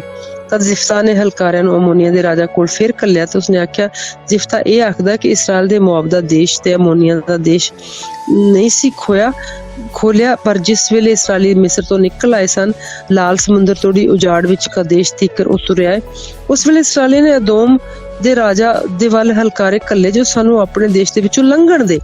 ਪਰ ਅਦੋਮ ਦੇ ਰਾਜਾ ਨੇ ਉਹਨਾਂ ਦੀ ਨਹੀਂ ਸੁਣੀ। ਇਸੇ ਤਰ੍ਹਾਂ ਉਹਨਾਂ ਨੇ ਮੁਆਬ ਦੇ ਰਾਜਾ ਨੂੰ ਵੀ ਕਿਹਾ ਤਾਂ ਉਸਨੇ ਵੀ ਉਹਨਾਂ ਦਾ ਨਾਮ ਮੰਨਿਆ। ਸੋ ਇਸਰਾਏਲੀ ਕਦੇਸ਼ ਵਿੱਚ ਠਹਿਰੇ। ਤਦ ਉਹ ਉਜਾੜ ਵਿੱਚੋਂ ਦੀ ਤੁਰ ਪਿਆ ਤੇ ਅਦੋਮ ਦੇ ਦੇਸ਼ ਤੇ ਮੁਆਬ ਦੇ ਦੇਸ਼ ਦੇ ਦੁਆਲੇ ਭੌਂਕ ਕੇ ਮੁਆਬ ਦੇ ਦੇਸ਼ ਦੀ ਚੜ੍ਹਦੀ ਵੱਲੋਂ ਆ ਨਿਕਲੇ ਤੇ ਅਰਨੋਨ ਦੇ ਪਰਲੇ ਪਾਸੇ ਤੰਬੂ ਲਾਏ। ਪਰ ਮੁਆਬ ਦੇ ਬੰਨੇ ਵਿੱਚ ਨਾ ਮੁੜੇ, ਕਿਉਂ ਜੋ ਅਰਨੋਨ ਮੁਆਬ ਦਾ ਬੰਨਾ ਸੀ। ਤਦ ਇਸਰਾਏਲ ਨੇ ਅਮੋਰੀਆਂ ਦੇ ਰਾਜਾ ਸਿਯੋਨ ਦੇ ਕੋਲ, ਜੋ ਹਬਸ਼ੋਨ ਦਾ ਰਾਜਾ ਸੀ, ਹਲਕਾਰੇ ਖੱਲੇ ਤੇ ਇਸਰਾਏਲ ਨੂੰ ਆਖਿਆ, ਸਾਡੀ ਇਹ ਬੇਨਤੀ ਹੈ ਜੋ ਆਪਣੇ ਦੇਸ਼ ਵਿੱਚੋਂ ਦੀ ਸਾਨੂੰ ਆਪਣੇ ਥਾਂ ਵੱਲ ਲੰਘਣ ਦਿਓ। ਪਰ ਸਿਯੋਨ ਦੇ ਇਸਰਾਏਲ ਉੱਤੇ ਪ੍ਰਤੀਤ ਨਾ ਕੀਤੀ, ਪਰ ਸਿਯੋਨ ਨੇ ਜੋ ਉਹਨਾਂ ਨੂੰ ਆਪਣੇ ਬੰਨੇ ਤੋਂ ਲੰਘਣ ਦੇਵੇ। ਸਗੋਂ ਸਿਯੋਨ ਨੇ ਆਪਣੇ ਸਾਰੇ ਲੋਕ ਇਕੱਠੇ ਕਰ ਲਏ ਅਤੇ ਜਹਾਜ਼ ਵਿੱਚ ਤੰਬੂ ਲਾ ਕੇ ਇਸਰਾਏਲ ਨਾਲ ਲੜਿਆ। ਅਤੇ ਯਹੋਵਾ ਇਸਰਾਏਲੀਆਂ ਦੇ ਪਰਮੇਸ਼ਰ ਨੇ ਸਿਯੋਨ ਨੂੰ ਅਤੇ ਉਸਦੀ ਸਾਰੀ ਫੌਜ ਸਣੇ ਇਸਰਾਏਲ ਦੇ ਹੱਥਾਂ ਵਿੱਚ ਕਰ ਦਿੱਤਾ ਅਤੇ ਉਹਨਾਂ ਨੇ ਉਹਨੂੰ ਮਾਰ ਮੁਕਾਇਆ। ਸੋ ਇਸੇ ਹੀ ਤਰ੍ਹਾਂ ਇਸਰਾਏਲੀਆਂ ਨੇ ਉਸ ਦੇਸ਼ ਦੇ ਵਾਸੀ ਅਮੋਰੀਆਂ ਨੂੰ ਸਾਡੇ ਸਾਰੇ ਦੇਸ਼ ਨੂੰ ਮੰਨ ਲਿਆ ਅਤੇ ਉਹਨਾਂ ਨੇ ਅਰਨੋਨ ਤੋਂ ਲੈ ਕੇ ਯਬੋਕ ਤੋੜੀ ਤੇ ਉਜਾੜੋਂ ਲੈ ਕੇ ਯਰਦਨ ਤੋੜੀ ਅਮੋਰੀਆਂ ਦੇ ਸਾਰੇ ਬੰਨਿਆਂ ਨੂੰ ਮੰਨ ਲਿਆ। ਸੋ ਹੁਣ ਯਹੋਵਾ ਇਸਰਾਏਲ ਦੇ ਪਰਮੇਸ਼ਰ ਨੇ ਅਮੋਰੀਆਂ ਨੂੰ ਆਪਣੀ ਪ੍ਰਜਾ ਇਸਰਾਏਲੀਆਂ ਦੇ ਅੱਗੇ ਪੱਤੀ ਤੋਂ ਕੱਢ ਦਿੱਤਾ। ਤਾਂ ਭਲਾ ਤੂੰ ਉਸ ਦਾ ਪੱਤੀਦਾਰ ਬਣੇਗਾ? ਜੋ ਤੇਰਾ ਦੇਵਤਾ ਕਮੋਸ਼ ਤੈਨੂੰ ਪੱਤੀ ਵਿੱਚ ਦਿੰਦਾ ਹੈ ਤਾਂ ਭਲਾ ਉਹਨੂੰ ਤੂੰ ਕਬਜ਼ੇ ਵਿੱਚ ਲੈਂਦਾ ਨਹੀਂ? ਸੋ ਅਸੀਂ ਵੀ ਉਹਨਾਂ ਸਭਨਾਂ ਨੂੰ ਜਿਹੜੇ ਯਹੋਵਾ ਸਾਡਾ ਪਰਮੇਸ਼ਰ ਸਾਡੇ ਅੱਗੋਂ ਕੱਢ ਦੇਵੇਗਾ ਜਿੱਤ ਕੇ ਕਬਜ਼ਾ ਕਰਾਂਗੇ। ਸੋ ਹੁਣ ਭਲਾ ਮੁਆਬ ਦੇ ਰਾਜਾ ਬਲਾਕ ਨਾਲੋਂ ਜੋ ਸਿਫੋਰ ਦਾ ਪੁੱਤਰ ਸੀ ਤੂੰ ਕੁਝ ਚੰਗਾ ਹੈ? ਉਸਨੇ ਇਸਰਾਏਲੀਆਂ ਨਾਲ ਕਦੀ ਝਗੜਾ ਕੀਤਾ ਜਾਂ ਕਦੀ ਉਹਨਾਂ ਦਾ ਸਾਹਮਣਾ ਕੀਤਾ ਸੀ? ਜਿਸ ਵੇਲੇ ਇਸਰਾਏਲੀ ਹਬਸ਼ੋਨ ਤੇ ਉਸਦੇ ਪਿੰਡਾਂ ਵਿੱਚ ਤੇ ਅਰੇਓਰ ਤੇ ਉਸਦੇ ਪਿੰਡਾਂ ਵਿੱਚ ਅਤੇ ਸਭਨਾ ਪਿੰਡਾਂ ਵਿੱਚ ਜਿਹੜੇ ਅਰਨੋਨ ਦੇ ਦੋਹਾਂ ਕੰਢਿਆਂ ਲਾਗੇ ਸਨ 300 ਵਰੇ ਵਸਿਆ, ਭਲਾ ਤੁਸਾਂ ਉਹਨੂੰ ਓਨੇ ਚਿਰ ਵਿੱਚ ਕਿਉਂ ਨਹੀਂ ਮੋੜ ਲਿਆ? ਗੱਲ ਕਾਦੀ? ਮੈਂ ਤਾਂ ਤੇਰਾ ਪਾਪ ਨਹੀਂ ਕੀਤਾ, ਸਗੋਂ ਤੂੰ ਮੇਰੇ ਨਾਲ ਬੁਰਾਈ ਕਰਦਾ ਹੈ ਜੋ ਮੇਰੇ ਨਾਲ ਲੜਨ ਨੂੰ ਆਉਣਾ ਹੈ। ਸੋ ਯਹੋਵਾ ਹੀ ਨਿਆਈ ਹੈ, ਇਸਰਾਏਲ ਅਤੇ ਅਮੋਨ ਦੇ ਵਿਚਕਾਰ ਅੱਜ ਦੇ ਦਿਨ ਨਿਆਂ ਕਰੇ। ਪਰ ਅਮੋਨੀਆਂ ਦੇ ਰਾਜੇ ਨੇ ਉਹਨਾਂ ਗੱਲਾਂ ਨੂੰ ਜੋ ਜਿਫਤਾ ਨੇ ਉਸਨੂੰ ਆਖ ਘੱਲੀਆਂ ਸਨ ਨਾ ਸੁਣਿਆ। ਤਦ ਯਹੋਵਾ ਦਾ ਆਤਮਾ ਜਿਫਤਾ ਉੱਤੇ ਆਇਆ ਤੇ ਉਹ ਗਲਿਆਦ ਤੇ ਮਨਸ਼ੇ ਤੋਂ ਲੰਘ ਕੇ ਗਲਿਆਦ ਨੂੰ ਮਿਸਪੇ ਨੂੰ ਅੱਪੜ ਪਿਆ ਤੇ ਗਲਿਆਦ ਦੇ ਮਿਸਪੇ ਤੋਂ ਅਮੋਨੀਆਂ ਵੱਲ ਲੰਘਣ ਲੱਗਾ। ਅਤੇ ਜਿਫਤਾ ਨੇ ਯਹੋਵਾ ਦੀ ਸੁਖਣਾ ਸੁੱਖ ਕੇ ਆਖਿਆ ਵੀ ਜੇ ਤੂੰ ਸੱਚਮੁੱਚ ਅਮੋਨੀਆਂ ਨੂੰ ਮੇਰੇ ਹੱਥ ਵਿੱਚ ਸੌਂਪ ਦਵੇਂ ਤਾਂ ਅਜਿਹਾ ਹੋਵੇਗਾ ਕਿ ਜਿਸ ਵੇਲੇ ਮੈਂ ਅਮੋਨੀਆਂ ਵੱਲੋਂ ਸੁੱਖ ਸਾਂਧ ਨਾਲ ਮੁੜਾਂਗਾ ਤੇ ਜੇ ਕੋਈ ਮੇਰੇ ਘਰ ਦੇ ਬੂਹੇ ਤੋਂ ਅੱਗੇ ਮੈਨੂੰ ਮਿਲਣ ਲਈ ਆਵੇ ਤੇ ਪਹਿਲੋਂ ਨਿਕਲੇ, ਉਹ ਯਹੋਵਾ ਦਾ ਹੋਵੇਗਾ, ਮੈਂ ਉਸਨੂੰ ਹੋਮ ਦੀ ਬਲੀ ਚੜਾਵਾਂਗਾ। ਤਦ ਜਿਫਤਾ ਅਮੋਨੀਆਂ ਨਾਲ ਲੜਾਈ ਕਰਨ ਨੂੰ ਪਾਰ ਲੰਘਿਆ ਤੇ ਯਹੋਵਾ ਨੇ ਉਹਨਾਂ ਨੂੰ ਉਹਦੇ ਹੱਥ ਵਿੱਚ ਸੌਂਪ ਦਿੱਤਾ ਅਤੇ ਉਹਨੇ ਅਰੋਏਰ ਤੋਂ ਲੈ ਕੇ ਮਨੀਸ ਤੇ ਅਪੜਨ ਤੋੜੀ, ਜੋ 20 ਸ਼ਹਿਰ ਸਨ, ਦਾਖਾਂ ਦੇ ਬਾਗਾਂ ਤੋੜੀ, ਬਹੁਤ ਵੱਡੀ ਵਾੜ ਨਾਲ ਉਹਨਾਂ ਨੂੰ ਵੱਢਿਆ। ਇਸ ਤਰ੍ਹਾਂ ਅਮੋਨੀ ਆਸਟ੍ਰੇਲੀਆ ਦੇ ਕੋਲੋਂ ਹਾਰ ਗਏ। ਜਿਫਤਾ ਮਿਸਪਾ ਨੂੰ ਆਪਣੇ ਘਰ ਆਇਆ ਤੇ ਵੇਖੋ ਉਹਦੀ ਲਾਡਲੀ ਧੀ ਡੱਫ ਵਜਾਉਂਦੀ ਅਤੇ ਨੱਚਦੀ ਹੋਈ ਉਹਦੇ ਮਿਲਣ ਨੂੰ ਨਿਕਲੀ ਅਤੇ ਉਹਦੀ ਇਕਲੌਤੀ ਸੀ, ਉਸ ਤੋਂ ਬਿਨਾਂ ਕੋਈ ਹੋਰ ਧੀ ਪੁੱਤਰ ਉਹਦੇ ਨਹੀਂ ਸੀ। ਤਾਂ ਅਜੇ ਹੋਇਆ ਵੀ ਤਾਂ ਉਸਨੇ ਉਸਨੂੰ ਉੱਠਾ ਤਾਂ ਉਸਨੇ ਆਪਣੇ ਕੱਪੜੇ ਪਾੜ ਕੇ ਆਖਿਆ, ਹਾਏ ਹਾਏ ਮੇਰੀ ਧੀਏ, ਤੈਂ ਮੈਨੂੰ ਬਹੁਤ ਨੀਵਾਂ ਕੀਤਾ, ਸਗੋਂ ਤੂੰ ਉਹਨਾਂ ਵਿੱਚੋਂ ਹੈ ਜੋ ਮੈਨੂੰ ਦੁੱਖ ਦਿੰਦੇ ਹਨ, ਕਿਉਂ ਜੋ ਮੈਂ ਯਹੋਵਾ ਨੂੰ ਵਚਨ ਦਿੱਤਾ ਹੈ ਤੇ ਮੈਂ ਟਾਲ ਨਹੀਂ ਸਕਦਾ। ਉਸਨੇ ਉਸਨੂੰ ਆਖਿਆ, ਹੇ ਮੇਰੇ ਪਿਓ, ਜੋ ਤੈਂ ਯਹੋਵਾ ਨੂੰ ਵਚਨ ਦਿੱਤਾ ਸੋਈ ਕੁਝ ਤੂੰ ਜੋ ਮੂੰਹ ਕੱਢਿਆ ਹੈ ਮੇਰੇ ਨਾਲ ਕਰ, ਕਿਉਂ ਜੋ ਯਹੋਵਾ ਨੇ ਤੇਰੇ ਵੈਰੀ ਅਮੋਨੀਆਂ ਤੋਂ ਤੇਰਾ ਬਦਲਾ ਲਿਆ ਹੈ। ਫਿਰ ਉਸਨੇ ਆਪਣੇ ਪਿਓ ਨੂੰ ਆਖਿਆ, ਮੇਰੇ ਲਈ ਇੰਨਾ ਕਰ, 2 ਮਹੀਨੇ ਮੈਨੂੰ ਛੱਡ ਦੇ ਜੋ ਮੈਂ ਪਹਾੜਾਂ ਵਿੱਚ ਫਿਰਾਂ ਤੇ ਆਪਣੀਆਂ ਸਹੇਲੀਆਂ ਨਾਲ ਆਪਣੇ ਕੁਆਰਪੁਣੇ ਦੇ ਸੋਗ ਕਰਾਂ। ਉਹ ਬੋਲਿਆ, ਜਾ। ਤੇ ਉਸਨੇ ਉਸਨੂੰ 2 ਮਹੀਨਿਆਂ ਦੀ ਵਿਹਲ ਦਿੱਤੀ ਅਤੇ ਉਹ ਆਪਣੀਆਂ ਸਹੇਲੀਆਂ ਨੂੰ ਨਾਲ ਲੈ ਗਈ ਤੇ ਪਹਾੜਾਂ ਉੱਤੇ ਆਪਣੇ ਕੁਆਰਪੁਣੇ ਤੇ ਰੋਈ ਪਿੱਟੀ। ਅਜਿਹਾ ਹੋਇਆ ਕਿ 2 ਮਹੀਨਿਆਂ ਪਿੱਛੋਂ ਉਹ ਆਪਣੇ ਪਿਓ ਕੋਲ ਆਈ ਤੇ ਉਸਨੇ ਉਸਦੇ ਨਾਲ ਉਹ ਸੁਖਣਾ ਦੇ ਅਨੁਸਾਰ ਜੋ ਉਸਨੇ ਸੁਖੀ ਸੀ ਕੀਤਾ ਅਤੇ ਉਹ ਪੁਰਖ ਤੋਂ ਅਣਜਾਣ ਰਹੀ। ਤੇ ਉਪਰੰਤ ਆਸਟ੍ਰੇਲੀਆ ਵਿੱਚ ਇਹ ਮਰਜ਼ਾਦਾ ਠਹਿਰੀ ਜੋ ਵਰੇ ਦੇ ਵਰੇ ਇਸਰਾਏਲ ਦੀਆਂ ਧੀਆਂ ਵਰੇ ਵਿੱਚ 4 ਦਿਨ ਤੇਰੀ ਜਿਫਤਾ ਗਲਿਆਦੀ ਦੀ ਧੀ ਦਾ ਸੋਗ ਕਰਨ ਲਈ ਜਾਂਦੀਆਂ ਹਨ। ਸਿਬੋਲਤ ਅਤੇ ਸਿਬੋਲਤ। ਚੈਪਟਰ 12। ਸਿਬੋਲਤ ਅਤੇ ਸਿਬੋਲਤ। ਇਫਰਾਇਮ ਦੇ ਲੋਕ ਇਕੱਠੇ ਹੋ ਕੇ ਉੱਤਰ ਵੱਲ ਗਏ। ਜ਼ਿਫਤਾ ਨੂੰ ਆਖਿਆ, ਤੂੰ ਜੋ ਅਮੋਨੀਆਂ ਨਾਲ ਲੜਾਈ ਕਰਨ ਨੂੰ ਪਾਰ ਲੰਘਿਆ ਤਾਂ ਸਾਨੂੰ ਕਿਉਂ ਨਹੀਂ ਸੱਦਿਆ, ਜੋ ਅਸੀਂ ਵੀ ਤੇਰੇ ਨਾਲ ਜਾਂਦੇ। ਸੋ ਹੁਣ ਅਸੀਂ ਤੇਰੇ ਘਰ ਨੂੰ ਤੇਰੇ ਸਣੇ ਫੂਕ ਦਿਆਂਗੇ। ਤਾਂ ਜ਼ਿਫਤਾ ਨੇ ਉਹਨਾਂ ਨੂੰ ਉੱਤਰ ਦਿੱਤਾ, ਮੇਰਾ ਤੇ ਮੇਰੇ ਲੋਕਾਂ ਦਾ ਅਮੋਨੀਆਂ ਨਾਲ ਵੱਡਾ ਝਗੜਾ ਹੋ ਰਿਹਾ, ਤੇ ਜਦੋਂ ਮੈਂ ਤੁਹਾਨੂੰ ਸੱਦਿਆ ਤਾਂ ਤੁਸੀਂ ਉਹਨਾਂ ਦੇ ਹੱਥੋਂ ਮੈਨੂੰ ਨਾ ਛੁਡਾਇਆ। ਜਦ ਮੈਂ ਇਹ ਦੇਖਿਆ ਕਿ ਤੁਹਾਡੇ ਵੱਲੋਂ ਬਚਾਓ ਨਹੀਂ ਹੁੰਦਾ ਤਾਂ ਮੈਂ ਆਪਣੀ ਜਿੰਦ ਤਲੀ ਉੱਤੇ ਰੱਖੀ ਤੇ ਪਾਰ ਲੰਘ ਕੇ ਅਮੋਨੀਆਂ ਦਾ ਸਾਹਮਣਾ ਕੀਤਾ, ਤੇ ਯਹੋਵਾ ਨੇ ਉਹਨਾਂ ਨੂੰ ਮੇਰੇ ਹੱਥ ਸੌਂਪ ਦਿੱਤਾ। ਤੇ ਤੁਸੀਂ ਅੱਜ ਦੇ ਦਿਨ ਕਿਸ ਲਈ ਮੇਰੇ ਉੱਤੇ ਚੜ੍ਹ ਆਏ ਹੋ ਜੋ ਮੇਰੇ ਨਾਲ ਲੜਦੇ ਹੋ? ਤਦ ਜ਼ਿਫਤਾ ਨੇ ਸਾਰਿਆਂ ਗਿਲਾਦੀਆਂ ਨੂੰ ਇਕੱਠੇ ਕਰਕੇ ਇਫਰਾਇਮ ਨਾਲ ਲੜਾਈ ਕੀਤੀ ਅਤੇ ਗਿਲਾਦੀਆਂ ਨੇ ਇਫਰਾਇਮੀਆਂ ਨੂੰ ਮਾਰ ਲਿਆ। ਇਸ ਲਈ ਜੋ ਉਹ ਆਖਦੇ ਸਨ, ਤੁਸੀਂ ਗਿਲਾਦੀ ਇਫਰਾਇਮ ਦੇ ਭਗੌੜੇ ਹੋ ਅਤੇ ਇਫਰਾਇਮੀਆਂ ਨੇ ਮਨਸ਼ੀਆਂ ਦੇ ਵਿਚਕਾਰ ਰਹਿੰਦੇ ਹੋ। ਅਤੇ ਗਿਲਾਦੀਆਂ ਨੇ ਜਰਦਨ ਦੀਆਂ ਪੱਤਣਾਂ ਨੂੰ ਜੋ ਇਫਰਾਇਮੀਆਂ ਦੇ ਸਾਹਮਣੇ ਸਨ ਮਾਰ ਲਿਆ। ਅਤੇ ਅਜਿਹਾ ਹੋਇਆ ਕਿ ਜਾਂ ਕੋਈ ਇਫਰਾਇਮੀ ਭੱਜਾ ਹੋਇਆ ਆਣ ਕੇ ਬੋਲਿਆ, ਮੈਨੂੰ ਪਾਰ ਲੰਘਣ ਦਿਓ। ਤਾਂ ਗਿਲਾਦੀਆਂ ਨੇ ਉਹਨੂੰ ਪੁੱਛਿਆ, ਤੂੰ ਇਫਰਾਇਮੀ ਹੈ? ਜੇ ਉਹਨੇ ਆਖਿਆ ਨਹੀਂ ਤਾਂ ਉਹਨਾਂ ਨੇ ਆਖਿਆ, ਭਲਾ ਰਹੋ, ਕਹੋ ਤਾਂ ਸਿਬੋਲਤ। ਅਤੇ ਉਹਨੇ ਆਖਿਆ ਸਿਬੋਲਤ, ਇਸ ਲਈ ਜੋ ਇਹ ਗੱਲ ਉਹਦੀ ਜੀਭ ਉੱਤੇ ਠੀਕ ਨਹੀਂ ਸੀ ਚੜ੍ਹਦੀ। ਤਾਂ ਉਹਨਾਂ ਨੇ ਉਸ ਨੂੰ ਫੜ ਕੇ ਜਰਦਨ ਦੀਆਂ ਪੱਤਣਾਂ ਕੋਲ ਵੱਢ ਸੁੱਟਿਆ। ਸੋ ਉਸੇ ਵੇਲੇ 42,000 ਇਫਰਾਇਮੀ ਵੱਢੇ ਗਏ। ਜ਼ਿਫਤਾ ਨੇ 6 ਵਰ੍ਹਿਆਂ ਤੋੜੀ ਇਸਰਾਇਲ ਦਾ ਨਿਆਂ ਕੀਤਾ। ਇਹਦੇ ਪਿੱਛੋਂ ਜ਼ਿਫਤਾ ਗਿਲਾਦੀ ਮਰ ਗਿਆ ਅਤੇ ਗਿਲਿਆਦ ਦੇ ਕਿਸੇ ਸ਼ਹਿਰ ਵਿੱਚ ਦੱਬਿਆ ਗਿਆ।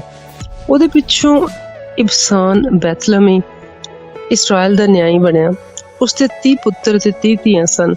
ਸੋ 30 ਧੀਆਂ ਉਹਨੇ ਪਰਦੇਸ ਵਿਆਹੀਆਂ ਤੇ ਆਪਣੇ 30 ਪੁੱਤਰਾਂ ਲਈ ਪਰਦੇਸੋਂ 30 ਨੂੰਹਾਂ ਲੈ ਕੇ ਆਇਆ ਤੇ 7 ਵਰ੍ਹਿਆਂ ਤੋੜੀ ਉਹ ਇਸਰਾਇਲੀਆਂ ਦੀ ਨਿਆਂਈ ਬਣਿਆ ਰਿਹਾ।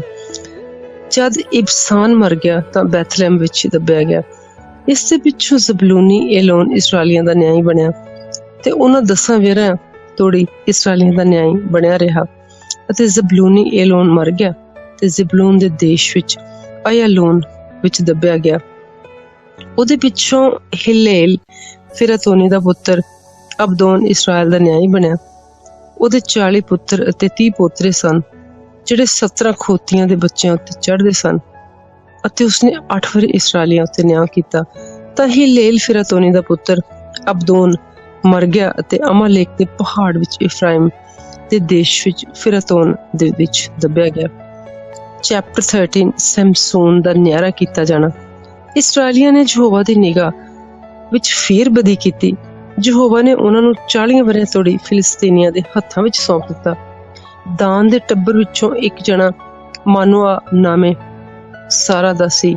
ਉਸਦੀ ਪਤਨੀ ਬਾਂਝ ਸੀ ਅਤੇ ਕੋਈ ਬਾਲ ਨਾ ਜਣੀ।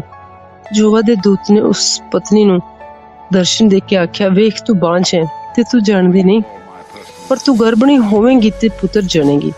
ਸੋ ਹੁਣ ਧਿਆਨ ਰੱਖੀ ਤੇ ਦਾਖਰਸ ਜਾਂ ਕੋਈ ਅਮਲ ਵਾਲੀ ਚੀਜ਼ ਨਾ ਖਾਈ ਪੀਵੀਂ ਤੇ ਅਸ਼ੁੱਧ ਵਸਤਾਂ ਵੀ ਨਾ ਖਾਈ, ਕਿਉਂ ਜੋ ਵੇਖ, ਜਦੋਂ ਤੂੰ ਗਰਭਣੀ ਹੋਏਂਗੀ ਪੁੱਤਰ ਜਣੇਗੀ ਤੇ ਉਸ ਦੇ ਸਿਰ ਉੱਤੇ ਉਸ ਤਰ੍ਹਾਂ ਨਾ ਫਿਰਾਈ, ਕਦੇ ਵੀ ਉਸ ਦੇ ਸਿਰ ਨੂੰ ਉਸ ਤਰ੍ਹਾਂ ਨਾ ਲੱਗੇ।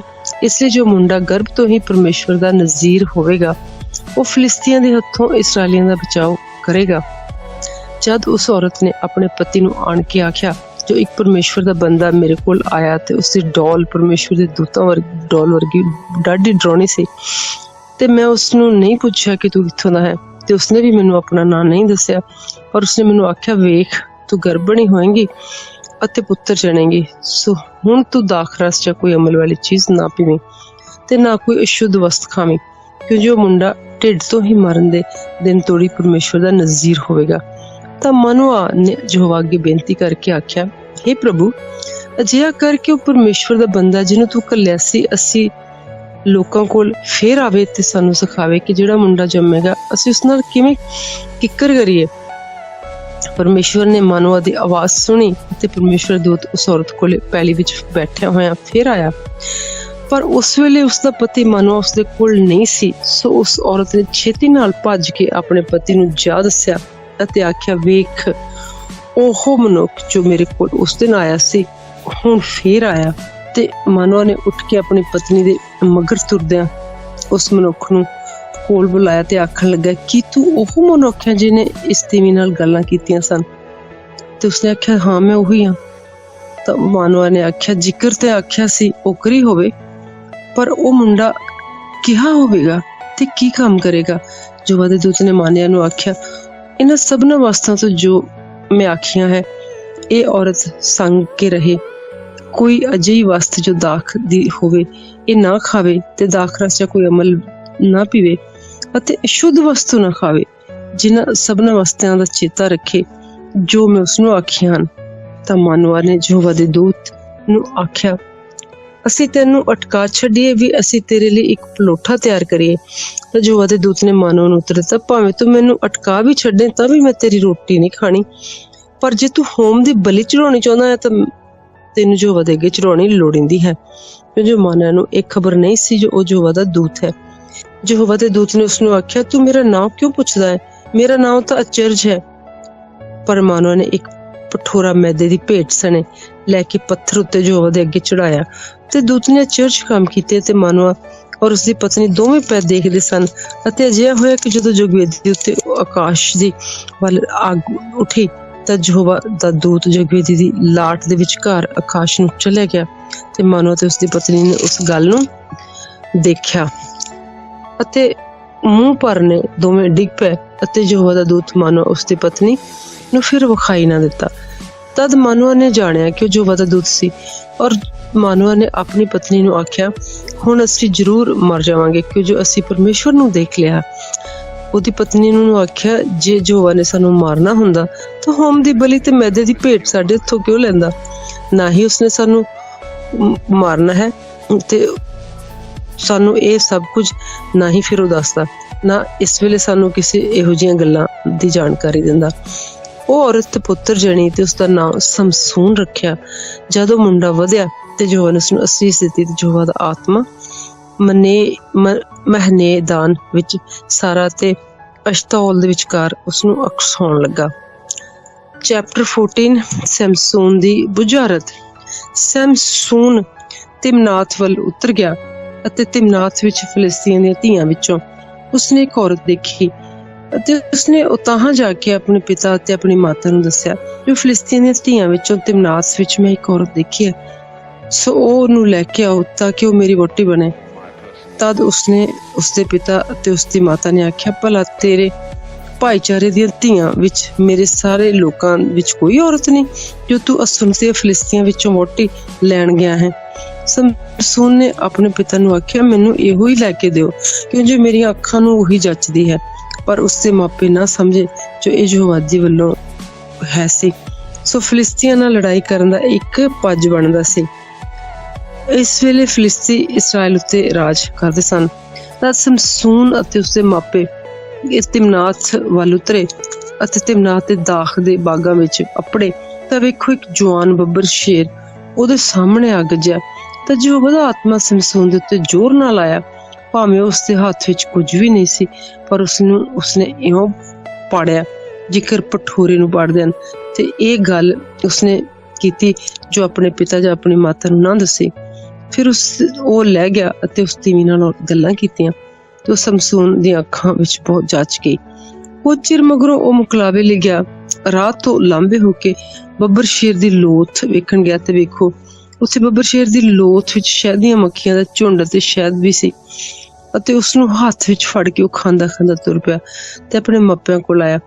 ਤਾਂ ਵੀ ਉਹਨੇ ਉਹਨਾਂ ਨੂੰ ਜੋ ਕੁਝ ਵੀ ਦਿੱਤਾ ਉਸਨੇ ਖਾਧਾ, ਪਰ ਉਸਨੇ ਉਹਨਾਂ ਨੂੰ ਇਹ ਨਾ ਦੱਸਿਆ ਜੋ ਇਹ ਸ਼ਹਿਦ ਬੱਬਰ ਸ਼ੇਰ ਦੀ ਲੋਥ ਵਿੱਚੋਂ ਕੱਢਿਆ ਹੈ। ਫਿਰ ਉਸਦਾ ਪਿਤਾ ਉਸ ਔਰਤ ਦੇ ਘਰ ਲੈ ਗਿਆ। ਉੱਥੇ ਸਮਸੂਨ ਨੇ ਦਾਉਦ ਦਿੱਤੀ, ਕਿ ਜੋ ਦੋ ਜਵਾਨਾਂ ਦੀ ਇਹੋ ਰੀਤ ਸੀ। ਅਤੇ ਅਜਿਹਾ ਹੋਇਆ ਕਿ ਜਦ ਉੱਥੋਂ ਦੇ ਲੋਕਾਂ ਨੇ ਉਹਨੂੰ ਦੇਖਿਆ ਤਾਂ 30 ਜਾਂਜੀ ਲਿਆਏ ਜੋ ਉਹਦੇ ਨਾਲ ਰਹਿਣ। ਸਮਸੂਨ ਨੇ ਉਹਨਾਂ ਨੂੰ ਆਖਿਆ, ਮੈਂ ਤੁਹਾਡੇ ਅੱਗੇ ਇੱਕ ਬੁਝਾਰਤ ਪਾਉਣਾ, ਸੋ ਜੇ ਕਦੀ ਤੁਸੀਂ ਦਾਊਦ ਦੇ 7 ਦਿਨਾਂ ਵਿੱਚ ਉਹਨੂੰ ਬੁੱਝ ਲਓ ਤੇ ਮੈਨੂੰ ਦੱਸੋ, ਤਾਂ ਮੈਂ 30 ਚਗਲੇ ਔਰ 30 ਜੋੜੇ ਬਸਤਰ ਤੁਹਾਨੂੰ ਦਿਆਂਗਾ। ਅਤੇ ਜੇਕਰ ਤੁਸੀਂ ਨਾ ਦੱਸ ਸਕੇ ਤਾਂ 30 ਚਗਲੇ ਤੇ 30 ਜੋੜੇ ਬਸਤਰ ਤੁਸੀਂ ਮੈਨੂੰ ਦੇਣੇ।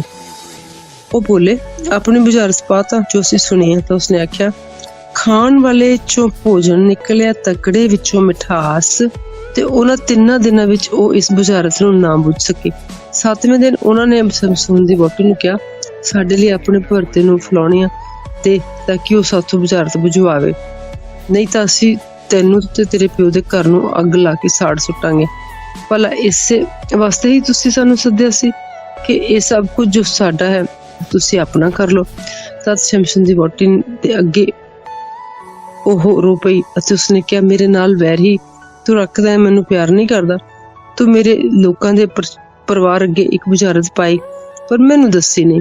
ਉਸਨੇ ਉਸਨੂੰ ਆਖਿਆ, ਵੇਖ ਮੈਂ ਆਪਣੇ ਪਿਓ ਤੇ ਆਪਣੀ ਮਾਂ ਨੂੰ ਵੀ ਨਹੀਂ ਦੱਸੀ, ਸੋ ਭਲਾ ਮੈਂ ਤੈਨੂੰ ਦੱਸਾਂ। ਸੋ ਉਹ ਉਸਦੇ ਅੱਗੇ ਦੌੜਦਿਆਂ ਉਹਨਾਂ 7 ਦਿਨਾਂ ਤੋੜੀ ਰੋਂਦੀ ਰਹੀ। 7ਵੇਂ ਦਿਨ ਅਜਿਹਾ ਹੋਇਆ ਜੋ ਉਸਨੇ ਉਸਨੂੰ ਦੱਸ ਦਿੱਤੀ, ਕਿਉਂ ਜੋ ਉਸਨੇ ਉਸਨੂੰ ਵੱਡਾ ਔਖਾ ਕੀਤਾ ਹੋਇਆ ਸੀ। ਸੋ ਉਸਨੇ ਆਪਣੇ ਪਰਿਵਾਰ ਦੇ ਲੋਕਾਂ ਨੂੰ ਦੱਸ ਦਿੱਤੀ ਤੇ ਉਸ ਸ਼ਹਿਰ ਦੇ ਲੋਕਾਂ ਨੂੰ 7ਵੇਂ ਦਿਨ ਸੂਰਜ ਲੈਣ ਤੋਂ ਪਹਿਲਾਂ ਉਹਨੂੰ ਆਖਿਆ, ਸ਼ਹਿਦ ਨਾਲੋਂ ਵੀ ਮਿੱਠਾ ਕੀ ਹੈ, ਬੱਬਰ ਸ਼ੇਰ ਨਾਲੋਂ ਤਕੜਾ ਕੌਣ? ਤਾਂ ਉਹਨਾਂ ਨੇ ਆਖਿਆ, ਜੇ ਕਦੀ ਤੂੰ ਮੇਰੀ ਵੱਛੀ ਨੂੰ ਹਾਲ ਅੱਗੇ ਨਾ ਚਾਹੁੰਦੇ ਤਾਂ ਮੇਰੀ ਬੁਝਾਰਤ ਕਦੀ ਨਾ ਬੁਝਦੇ। ਤੇ ਯਹੋਵਾ ਦਾ ਆਤਮਾ ਡਾਢੇ ਜ਼ੋਰ ਨਾਲ ਉਹਦੇ ਤੇ ਆਇਆ ਤੇ ਉਸਨੇ ਅਸ਼ਕਲੋਨ ਨੂੰ ਲੈ ਗਿਆ ਤੇ ਉਹਦੇ 30 ਮਨੁੱਖ ਵੱਡੇ ਤੇ ਉਹਨਾਂ ਦੇ ਬਸਤਰ ਲਾ ਕੇ ਉਹੀ ਕੱਪੜੇ ਬੁਝਾਰਤ ਬੁੱਝਣ ਵਾਲਿਆਂ ਨੂੰ ਦਿੱਤੇ।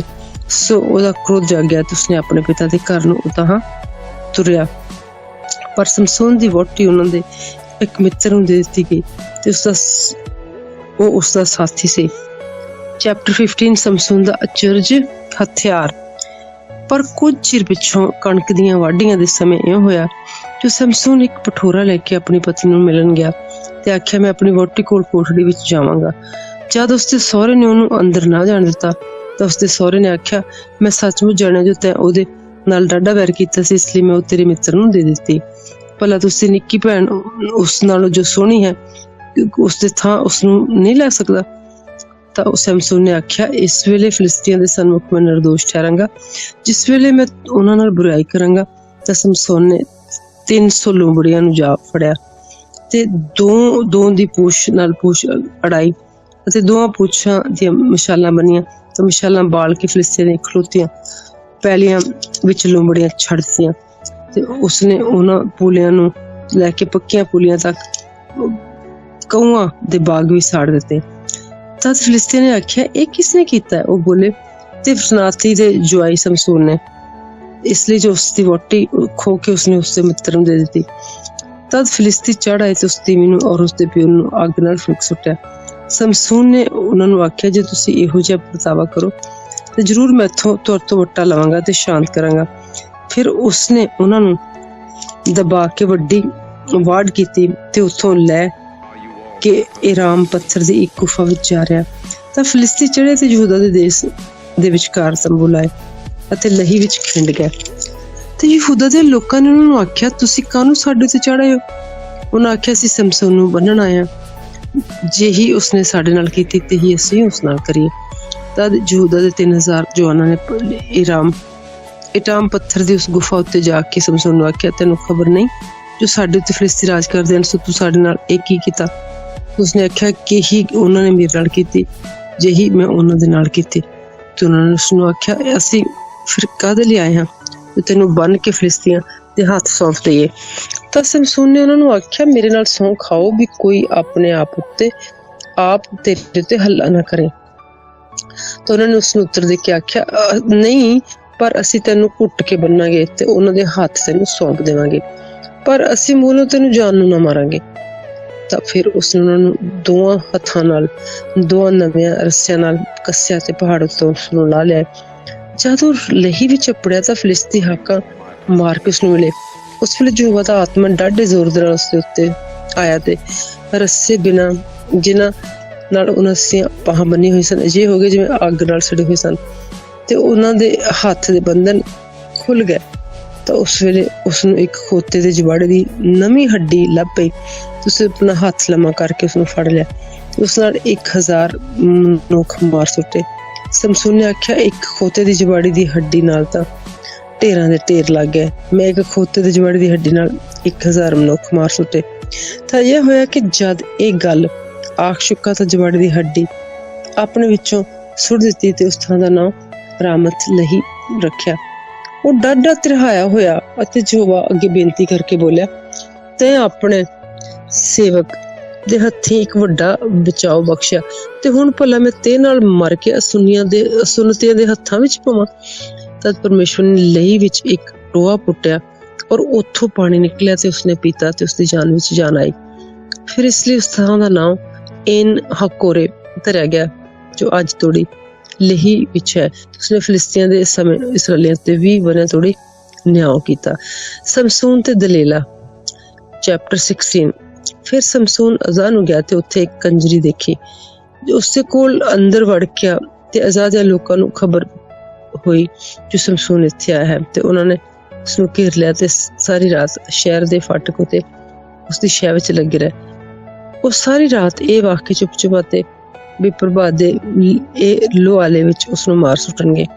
ਸਮਸੂਨ ਅੱਧੀ ਰਾਤ ਉਡੀ ਪਿਆ ਰਿਹਾ। ਅੱਧੀ ਰਾਤ ਉੱਠ ਕੇ ਡਿਓੜੀ ਦੇ ਬੋਇਆਂ ਨੂੰ ਫਿਰ ਦੋਹਾਂ ਪਾਸਿਆਂ ਤੋਂ ਘੋੜੇ ਸਣੇ ਲਾ ਕੇ ਤੇ ਉਹਨਾਂ ਨੂੰ ਮੋਢੇ ਉੱਤੇ ਚੁੱਕ ਕੇ ਪਹਾੜ ਦੀ ਟਿੱਸੀ ਉੱਤੇ ਹਬਰੋਨ ਦੇ ਸਾਹਮਣੇ ਉਪੜਾ ਦਿੱਤਾ। ਕੁਝ ਚਿਰ ਪਿੱਛੋਂ ਇਹ ਹੋਇਆ ਜੋ ਉਸਨੇ ਸੁਰੇਕ ਦੀ ਦੂਣ ਵਿੱਚ ਇੱਕ ਔਰਤ ਨਾਲ ਪ੍ਰੀਤ ਲਾ ਲਈ, ਜਿਸ ਦਾ ਨਾਂ ਦਲੀਲਾ ਸੀ। ਤੇ ਫਿਲਿਸਤੀਆਂ ਦੇ ਸਰਦਾਰ ਉਸ ਔਰਤ ਕੋਲ ਚੜ੍ਹ ਆਏ ਤੇ ਉਸਨੇ ਆਖਿਆ, ਤੂੰ ਉਹਨੂੰ ਫਲੋਣੀਆਂ ਦੇ ਕੇ ਮਾਲੂਮ ਕਰ ਕਿ ਡਾਢੀ ਸ਼ਕਤੀ ਉਸਦੀ ਕਿੱਥੋਂ ਆਈ ਹੈ, ਤੇ ਅਸੀਂ ਉਸਨੂੰ ਕਿਕਰ ਵਾਸ ਕਰੀਏ, ਜੋ ਉਸਨੂੰ ਬੰਨ ਕੇ ਅਧੀਨ ਕਰ ਲਈਏ। ਤਾਂ ਸਾਡੇ ਸਭਨਾਂ ਵਿੱਚੋਂ ਇੱਕ ਜਣਾ ਤੈਨੂੰ 11,100 ਰੁਪਇਆ ਦੇਵੇਗਾ। ਤਾਂ ਦਲੀਲਾ ਨੇ ਸਮਸੂਨ ਨੂੰ ਆਖਿਆ, ਮੈਨੂੰ ਇਹ ਤਾਂ ਦੱਸ ਕਿ ਤੇਰੀ ਇਹ ਡਾਢੀ ਸ਼ਕਤੀ ਇਸ ਕਰਕੇ ਹੈ ਤੇ ਤੈਨੂੰ ਕੋਈ ਕਿਵੇਂ ਬੰਨੇ, ਤੇ ਜੇਕਰ ਉਹ ਤੈਨੂੰ ਕੋਈ ਅਧੀਨ ਕਰ ਲਵੇ। ਸਮਸੂਨ ਨੇ ਉਸਨੂੰ ਆਖਿਆ ਕਿ ਜੇਕਰ ਜੀ ਉਹ ਮੇਰੇ ਸਾਥ ਹਰੀਆਂ ਸ਼ਮਕਾਂ ਨਾਲ ਲੜਾਂ ਬੰਨਣ ਤੇ ਤਾਂ ਮੈਂ ਨਿਰਬਲ ਹੋ ਜਾਵਾਂਗਾ ਤੇ ਹੋਰਾਂ ਮਨੁੱਖਾਂ ਵਰਗਾ ਹੀ ਹੋ ਜਾਵਾਂਗਾ। ਤਾਂ ਫਿਲਿਸਤੀਨ ਦੇ ਸਰਦਾਰ 7 ਹਰੀਆਂ ਸ਼ਮਕਾਂ ਜੋ ਅਜੇ ਸੁੱਕੀਆਂ ਨਹੀਂ ਸਨ ਉਸ ਤੀਵੀਂ ਕੋਲ ਲੈ ਕੇ ਆਏ ਤੇ ਉਸਨੇ ਉਸ ਨੂੰ ਉਹਨਾਂ ਨਾਲ ਬੰਨਿਆ, ਤੇ ਸ਼ਹਿ ਲਾਉਣ ਵਾਲੇ ਨੇ ਉਸਦੇ ਕੋਲ ਕੋਠੜੀ ਦੇ ਅੰਦਰ ਸਨ। ਤੀਵੀਂ ਨੇ ਉਹਨਾਂ ਨੂੰ ਆਖਿਆ, ਹੇ ਸਮਸੂਨ, ਫਿਲਿਸਤੀ ਤੇਰੇ ਤੇ ਚੜ੍ਹ ਆਏ। ਉਸਨੇ ਸ਼ਮਕਾਂ ਨੂੰ ਇਉਂ ਤੋੜਿਆ ਜਿਕਰ ਸਣ ਦੀ ਲੱਠ ਉਸ ਜਿਹਦੇ ਵਿੱਚੋਂ ਅੱਗ ਦੇ ਸਾੜਨ ਦੀ ਮੁਸ਼ਕ ਆਵੇ, ਪਰ ਉਸਦੀ ਸ਼ਕਤੀ ਦਾ ਪਤਾ ਨਾ ਲੱਗਿਆ। ਤਦ ਦਲੀਲਾ ਨੇ ਸਮਸੂਨ ਨੂੰ ਆਖਿਆ, ਵੇਖ, ਤੂੰ ਮੇਰੇ ਨਾਲ ਮਖੌਲ ਕੀਤਾ, ਤੂੰ ਮੈਨੂੰ ਝੂਠ ਮਾਰਿਆ, ਪਰ ਹੁਣ ਤੂੰ ਮੈਨੂੰ ਦੱਸ ਕਿਵੇਂ ਤੂੰ ਬੰਨਿਆ ਜਾਵੇ। ਉਸਨੇ ਉਸਨੂੰ ਆਖਿਆ ਕਿ ਫਿਰ ਮੈਨੂੰ ਕਦੀ ਨਵੀਆਂ ਲੱਜਾਂ ਨਾਲ ਜੇ ਕਦੀ ਵਰਤਨ ਵਿੱਚ ਨਾ ਆਈਆਂ ਹੁਣ ਤੇ ਘੁੱਟ ਕੇ ਬੰਨ ਲਈ ਤਾਂ ਮੈਂ ਨਿਰਬਲ ਹੋ ਜਾਵਾਂਗਾ ਤੇ ਹੋਰ ਕਿਸੇ ਮਨੁੱਖ ਵਰਗਾ ਹੋ ਜਾਵਾਂਗਾ। ਤਾਂ ਦਲੀਲਾ ਨੇ ਕੋਰੀਆਂ ਕੱਜਾਂ ਲਿਆਂਦੀਆਂ ਤੇ ਉਹਨਾਂ ਦੇ ਨਾਲ ਉਸਨੂੰ ਬੰਨਿਆ। ਉਸਨੂੰ ਆਖਿਆ ਕਿ ਸਮਸੂਨ, ਫਿਲਿਸਤੀ ਤੇਰੇ ਉੱਤੇ ਆ ਚੜੇ ਤੇ ਉਸਨੇ ਸ਼ਹਿ ਲਾਉਣ ਵਾਲੇ ਕੋਠੜੀ ਚ ਲੁਕੇ ਹੋਏ ਹਨ। ਤੇ ਫਿਰ ਉਸਨੇ ਆਪਣੇ ਬਾਹਾਂ ਤੋਂ ਧਾਗੇ ਵਾਂਗੂ ਉਹਨੂੰ ਤੋੜ ਸੁੱਟਿਆ। ਤੇ ਦਲੀਲਾ ਨੇ ਸਮਸੂਨ ਨੂੰ ਆਖਿਆ, ਐਤਕੀ ਵੀ ਤੇ ਮੇਰੇ ਨਾਲ ਮਖੌਲ ਕੀਤਾ, ਤੇਰੇ ਨਾਲ ਝੂਠ ਬੋਲਿਆ, ਤੂੰ ਮੈਨੂੰ ਦੱਸ ਜੋ ਤੂੰ ਕਿਵੇਂ ਬੰਨਿਆ ਜਾਵੇ। ਉਸਨੇ ਉਸਨੂੰ ਆਖਿਆ, ਜੇ ਤੂੰ ਮੇਰੀਆਂ 7 ਲੱਟਾਂ ਤਾਣੇ ਦੇ ਵਿੱਚ ਉਣ ਦਵੇਂ ਤਾਂ ਤਦ ਇਹ ਉਸਨੂੰ ਕਿੱਲੀ ਦੇ ਨਾਲ ਕੱਸ ਦਵੇਂ। ਉਸਨੇ ਆਖਿਆ, ਹੀ ਸ਼ਮਸ਼ੂਨ, ਫਿਲਿਸਤੀ ਤੇਰੇ ਤੋਂ ਚੜ੍ਹ ਆਏ। ਤਾਂ ਉਸਨੇ ਨੀਂਦਰ ਤੋਂ ਜਾ ਕੇ ਕਿੱਲੀ ਨੂੰ ਤਾਣੇ ਸਣੇ ਪੁੱਟ ਸੁੱਟਿਆ। ਤਦ ਉਸਨੇ ਉਸਨੂੰ ਆਖਿਆ, ਕਿਸ ਤਰ੍ਹਾਂ ਤੂੰ ਆਖਦਾ ਹੈ ਜੋ ਤੇਰਾ ਮੇਰੇ ਨਾਲ ਪਿਆਰ ਹੈ, ਭਾਵੇਂ ਤੇਰਾ ਮਨ ਮੇਰੇ ਨਾਲ ਨਹੀਂ ਲੱਗਿਆ, ਪਰ ਤੈਂ ਇਹ 3 ਵਾਰੀ ਮੇਰੇ ਨਾਲ ਮਖੌਲ ਕੀਤਾ, ਨਾ ਮੈਨੂੰ ਦੱਸਿਆ ਕਿ ਤੇਰਾ ਜ਼ੋਰ ਕਿੱਥੇ ਹੈ ਤੇ ਨਾ ਮੈਨੂੰ ਪਤਾ ਲੱਗਿਆ। ਤੇ ਉਸਨੇ ਨਾਲ ਗੱਲਾਂ ਨਾਲ ਦਿਨੋਂ ਦਿਨ ਉਸਨੂੰ ਔਖਾ ਕਰ ਦਿੱਤਾ ਤੇ ਵੱਡਾ ਹੱਠ ਬੰਨਿਆ ਕਿ ਉਸਦੇ ਪ੍ਰਾਣ ਮੌਤ ਮੰਗਦੇ ਹਨ। ਤਦ ਉਸਨੇ ਆਪਣੇ ਸਾਰੇ ਮਨ ਦੀ ਉਸਨੂੰ ਆਖ ਦਿੱਤੀ। ਉਸਨੇ ਦੱਸਿਆ ਕਿ ਮੇਰੇ ਸਿਰ ਤੇ ਮੇਰਾ ਉਸ ਤਰ੍ਹਾਂ ਨਹੀਂ ਫਿਰਿਆ, ਇਸ ਲਈ ਜੋ ਮੇਰੀ ਮਾਂ ਨੇ ਢਿੱਡ ਤੋਂ ਹੀ ਮੈਨੂੰ ਪਰਮੇਸ਼ਰ ਲਈ ਤਿਆਗ ਦਿੱਤਾ ਹੈ ਤੇ ਨਿਆਰਾ ਕੀਤਾ ਹੋਇਆ ਹੈ।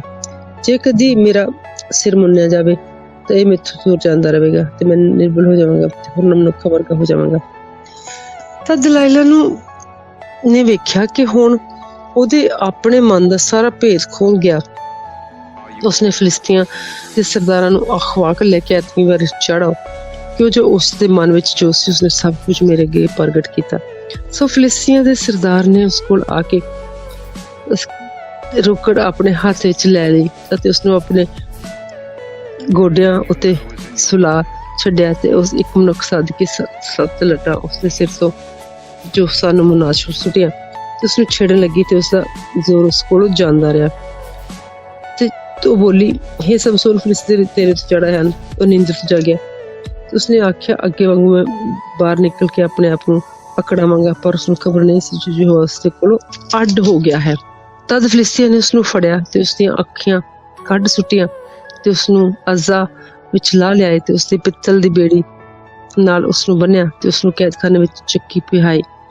गल कदी उसदे सिर मनाउण दे पिछों फिर उसदे वाल उगण लग पए ते फिलिस्तियां दे सरदार इकट्ठे होए ते अपने देवते दागोन दे अगे वड्डियां भेटां चढ़ाउण लई आनंदित करन लई। तो उन्हां ने आख्या भी साडे देवते साडे वैरी समसून नूं साडे हत्थे सौंप दिता है।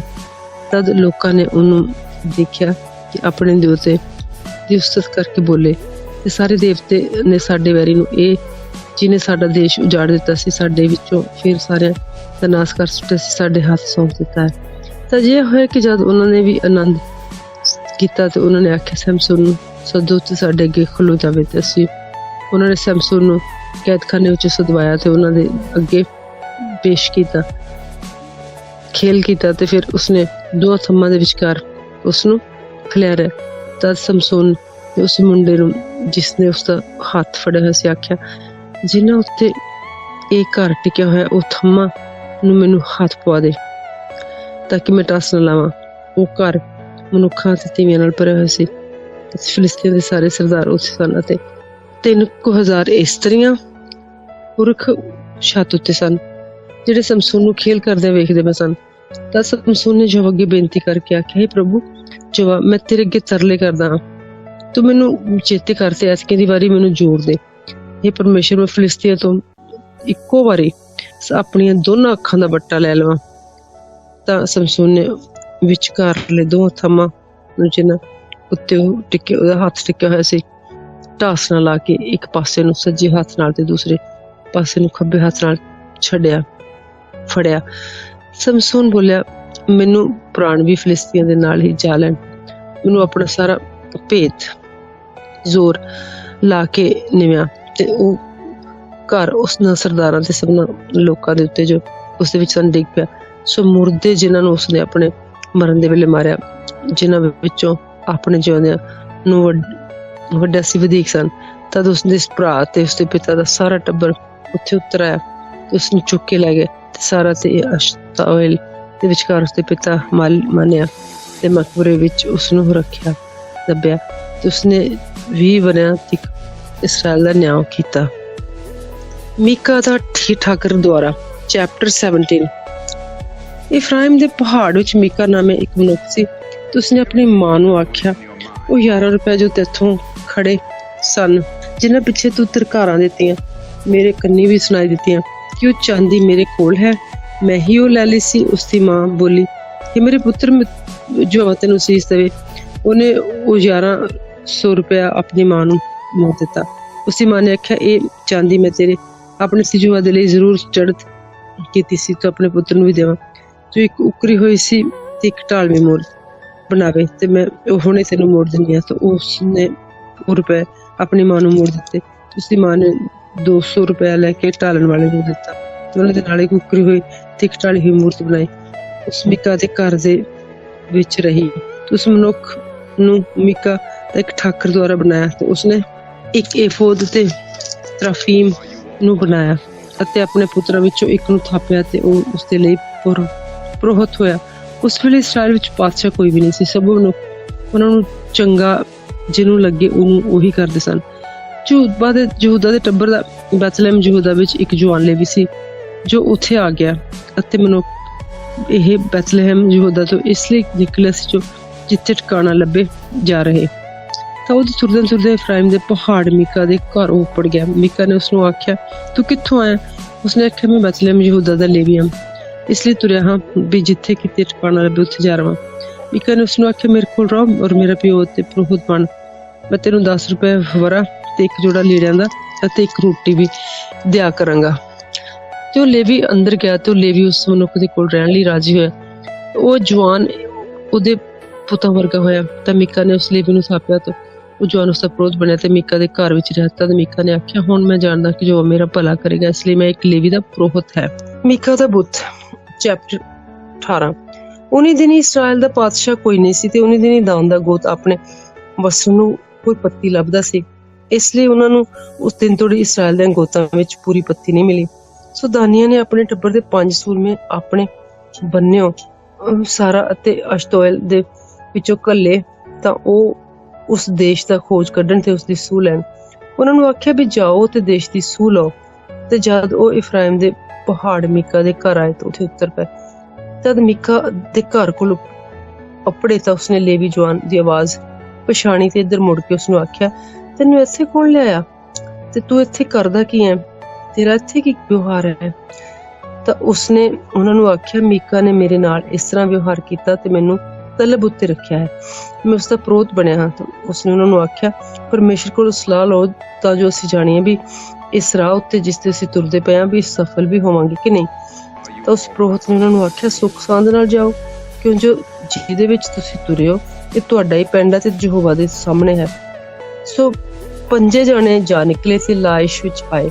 ਉੱਥੋਂ ਦੇ ਲੋਕਾਂ ਨੂੰ ਉਹਨਾਂ ਨੇ ਦੇਖਿਆ ਨਚਿੰਤ ਸਿਦੋਨੀਆਂ ਵਾਂਗੂ ਸੁੱਖ ਸਾਂਦ ਨਾਲ ਰਹਿੰਦੇ ਸਨ ਤੇ ਉਸ ਦੇਸ਼ ਵਿੱਚ ਕੋਈ ਹਾਕਮ ਨਹੀਂ ਸੀ। ਸੋ ਉਹਨਾਂ ਨੂੰ ਕਿਸੇ ਗੱਲ ਵਿੱਚ ਕੋਈ ਔਖ ਨਾ ਦੇਵੇ ਤੇ ਸਿਦੋਨੀਆ ਤੋਂ ਉਹ ਦੂਰ ਸਨ। ਕਿਸੇ ਆਦਮੀ ਨਾਲ ਉਹਨਾਂ ਦਾ ਕੋਈ ਕੰਮ ਨਹੀਂ ਸੀ। ਸੋ ਉਹ ਸਾਰਾ ਤੇ ਅਸ਼ਤੋਲ ਵਿੱਚ ਆਪਣੇ ਭਰਾਵਾਂ ਕੋਲ ਮੁੜ ਆਏ ਤੇ ਉਹਨਾਂ ਦੇ ਭਰਾਵਾਂ ਨੇ ਉਹਨਾਂ ਨੂੰ ਪੁੱਛਿਆ, ਜੋ ਤੁਸੀਂ ਕੀ ਆਖਦੇ ਹੋ? ਉਹ ਬੋਲੇ, ਉੱਠੋ ਤਾਂ ਅਸੀਂ ਉਹਨਾਂ ਤੇ ਚੜਾਈ ਕਰੀਏ, ਕਿਉਂ ਜੋ ਅਸੀਂ ਉਹ ਦੇਸ਼ ਦੇਖਿਆ ਹੈ ਤੇ ਵੇਖੋ ਡਾਢਾ ਚੰਗਾ ਵੀ ਸੀ। ਤੁਸੀਂ ਐਵੇਂ ਬੈਠੇ ਹੋ, ਹੁਣ ਤੁਸੀਂ ਤੁਰਨ ਫਿਰਨ ਵਿੱਚ ਉਸ ਦੇਸ਼ ਦੇ ਜਿੱਤਣ ਵਿੱਚ ਢਿੱਲ ਨਾ ਲਾਇਓ। ਜਿਸ ਵੇਲੇ ਤੁਰੋਗੇ ਨਚਿੰਤ ਲੋਕਾਂ ਵਿੱਚ ਅਤੇ ਮੋਕਲੇ ਦੇਸ਼ ਵਿੱਚ ਵੜੋਗੇ, ਕਿਉਂਕਿ ਜੋ ਪਰਮੇਸ਼ਰ ਨੇ ਉਹਨੂੰ ਤੁਹਾਡੇ ਹੱਥ ਸੌਂਪ ਦਿੱਤਾ ਹੈ। ਉਹ ਇੱਕ ਅਜਿਹਾ ਦੇਸ਼ ਹੈ ਜਿਸ ਦੇ ਵਿੱਚ ਮਿਸਰ ਦੀਆਂ ਸਾਰੀਆਂ ਵਸਤਾਂ ਵਿੱਚੋਂ ਕਿਸੇ ਦਾ ਘਾਟਾ ਨਹੀਂ। ਤਾਂ ਦਾਨੀਆਂ ਦੇ ਟੱਬਰ ਵਿੱਚੋਂ ਸਾਰਾ ਤੇ ਅਸ਼ਤੋਲ ਦੇ 600 ਮਨੁੱਖ ਸ਼ਸਤਰ ਬੰਨੇ ਉੱਥੇ ਤੁਰ ਪਏ। ਉਹ ਚੜੇ ਤੇ ਯਹੂਦਾ ਦੇ ਦੇਸ਼ ਦੇ ਕਿਰਿਅਤ ਯਾਰੀਮ ਵਿੱਚ ਅੱਪੜ ਕੇ ਤੰਬੂ ਲਾਏ। ਇਸ ਲਈ ਅੱਜ ਦੇ ਦਿਨ ਤੱਕ ਉਸ ਥਾਂ ਨੂੰ ਮਹਾਨੇਰ ਦਾਨ ਆਖਦੇ ਹਨ। ਵੇਖੋ ਇਹ ਕਿਰਿਅਤ ਯਾਰੀਮ ਦੇ ਨੇੜੇ ਹੈ। ਉੱਥੋਂ ਲੰਘ ਕੇ ਇਫਰਾਇਮ ਦੇ ਪਹਾੜ ਵਿੱਚ ਅੱਪੜ ਪਏ ਤੇ ਮੀਕਾ ਦੇ ਘਰ ਵਿੱਚ ਆਏ। ਤਦ ਉਹਨਾਂ 5 ਮਨੁੱਖਾਂ ਨੇ ਜਿਹੜੇ ਲਾਇਸ਼ ਦੇ ਦੇਸ਼ ਵਿੱਚ ਖੋਜ ਕੱਢਣ ਲਈ ਗਏ ਸਨ ਆਪਣੇ ਭਰਾਵਾਂ ਨੂੰ ਆਖਿਆ, ਤੁਹਾਨੂੰ ਖਬਰ ਹੈ ਕਿ ਇਹਨਾਂ ਘਰਾਂ ਵਿੱਚ ਇੱਕ ਏਫੋਦ ਅਤੇ ਤਰਾਫੀਮ ਅਤੇ ਉਕਰੀ ਹੋਈ ਇੱਕ ਢਲੀ ਹੋਈ ਮੂਰਤ ਹੈ। ਸੋ ਹੁਣ ਵਿਚਾਰੋ ਕਿ ਤੁਹਾਨੂੰ ਕੀ ਕਰਨਾ ਚਾਹੀਦਾ। ਤਦ ਉਹ ਉਸ ਦੇ ਵੱਲ ਗਿਆ ਤੇ ਉਸ ਲੇਵੀ ਜਵਾਨ ਦੀ ਸੁੱਖ ਸਾਂਦ ਪੁੱਛੀ।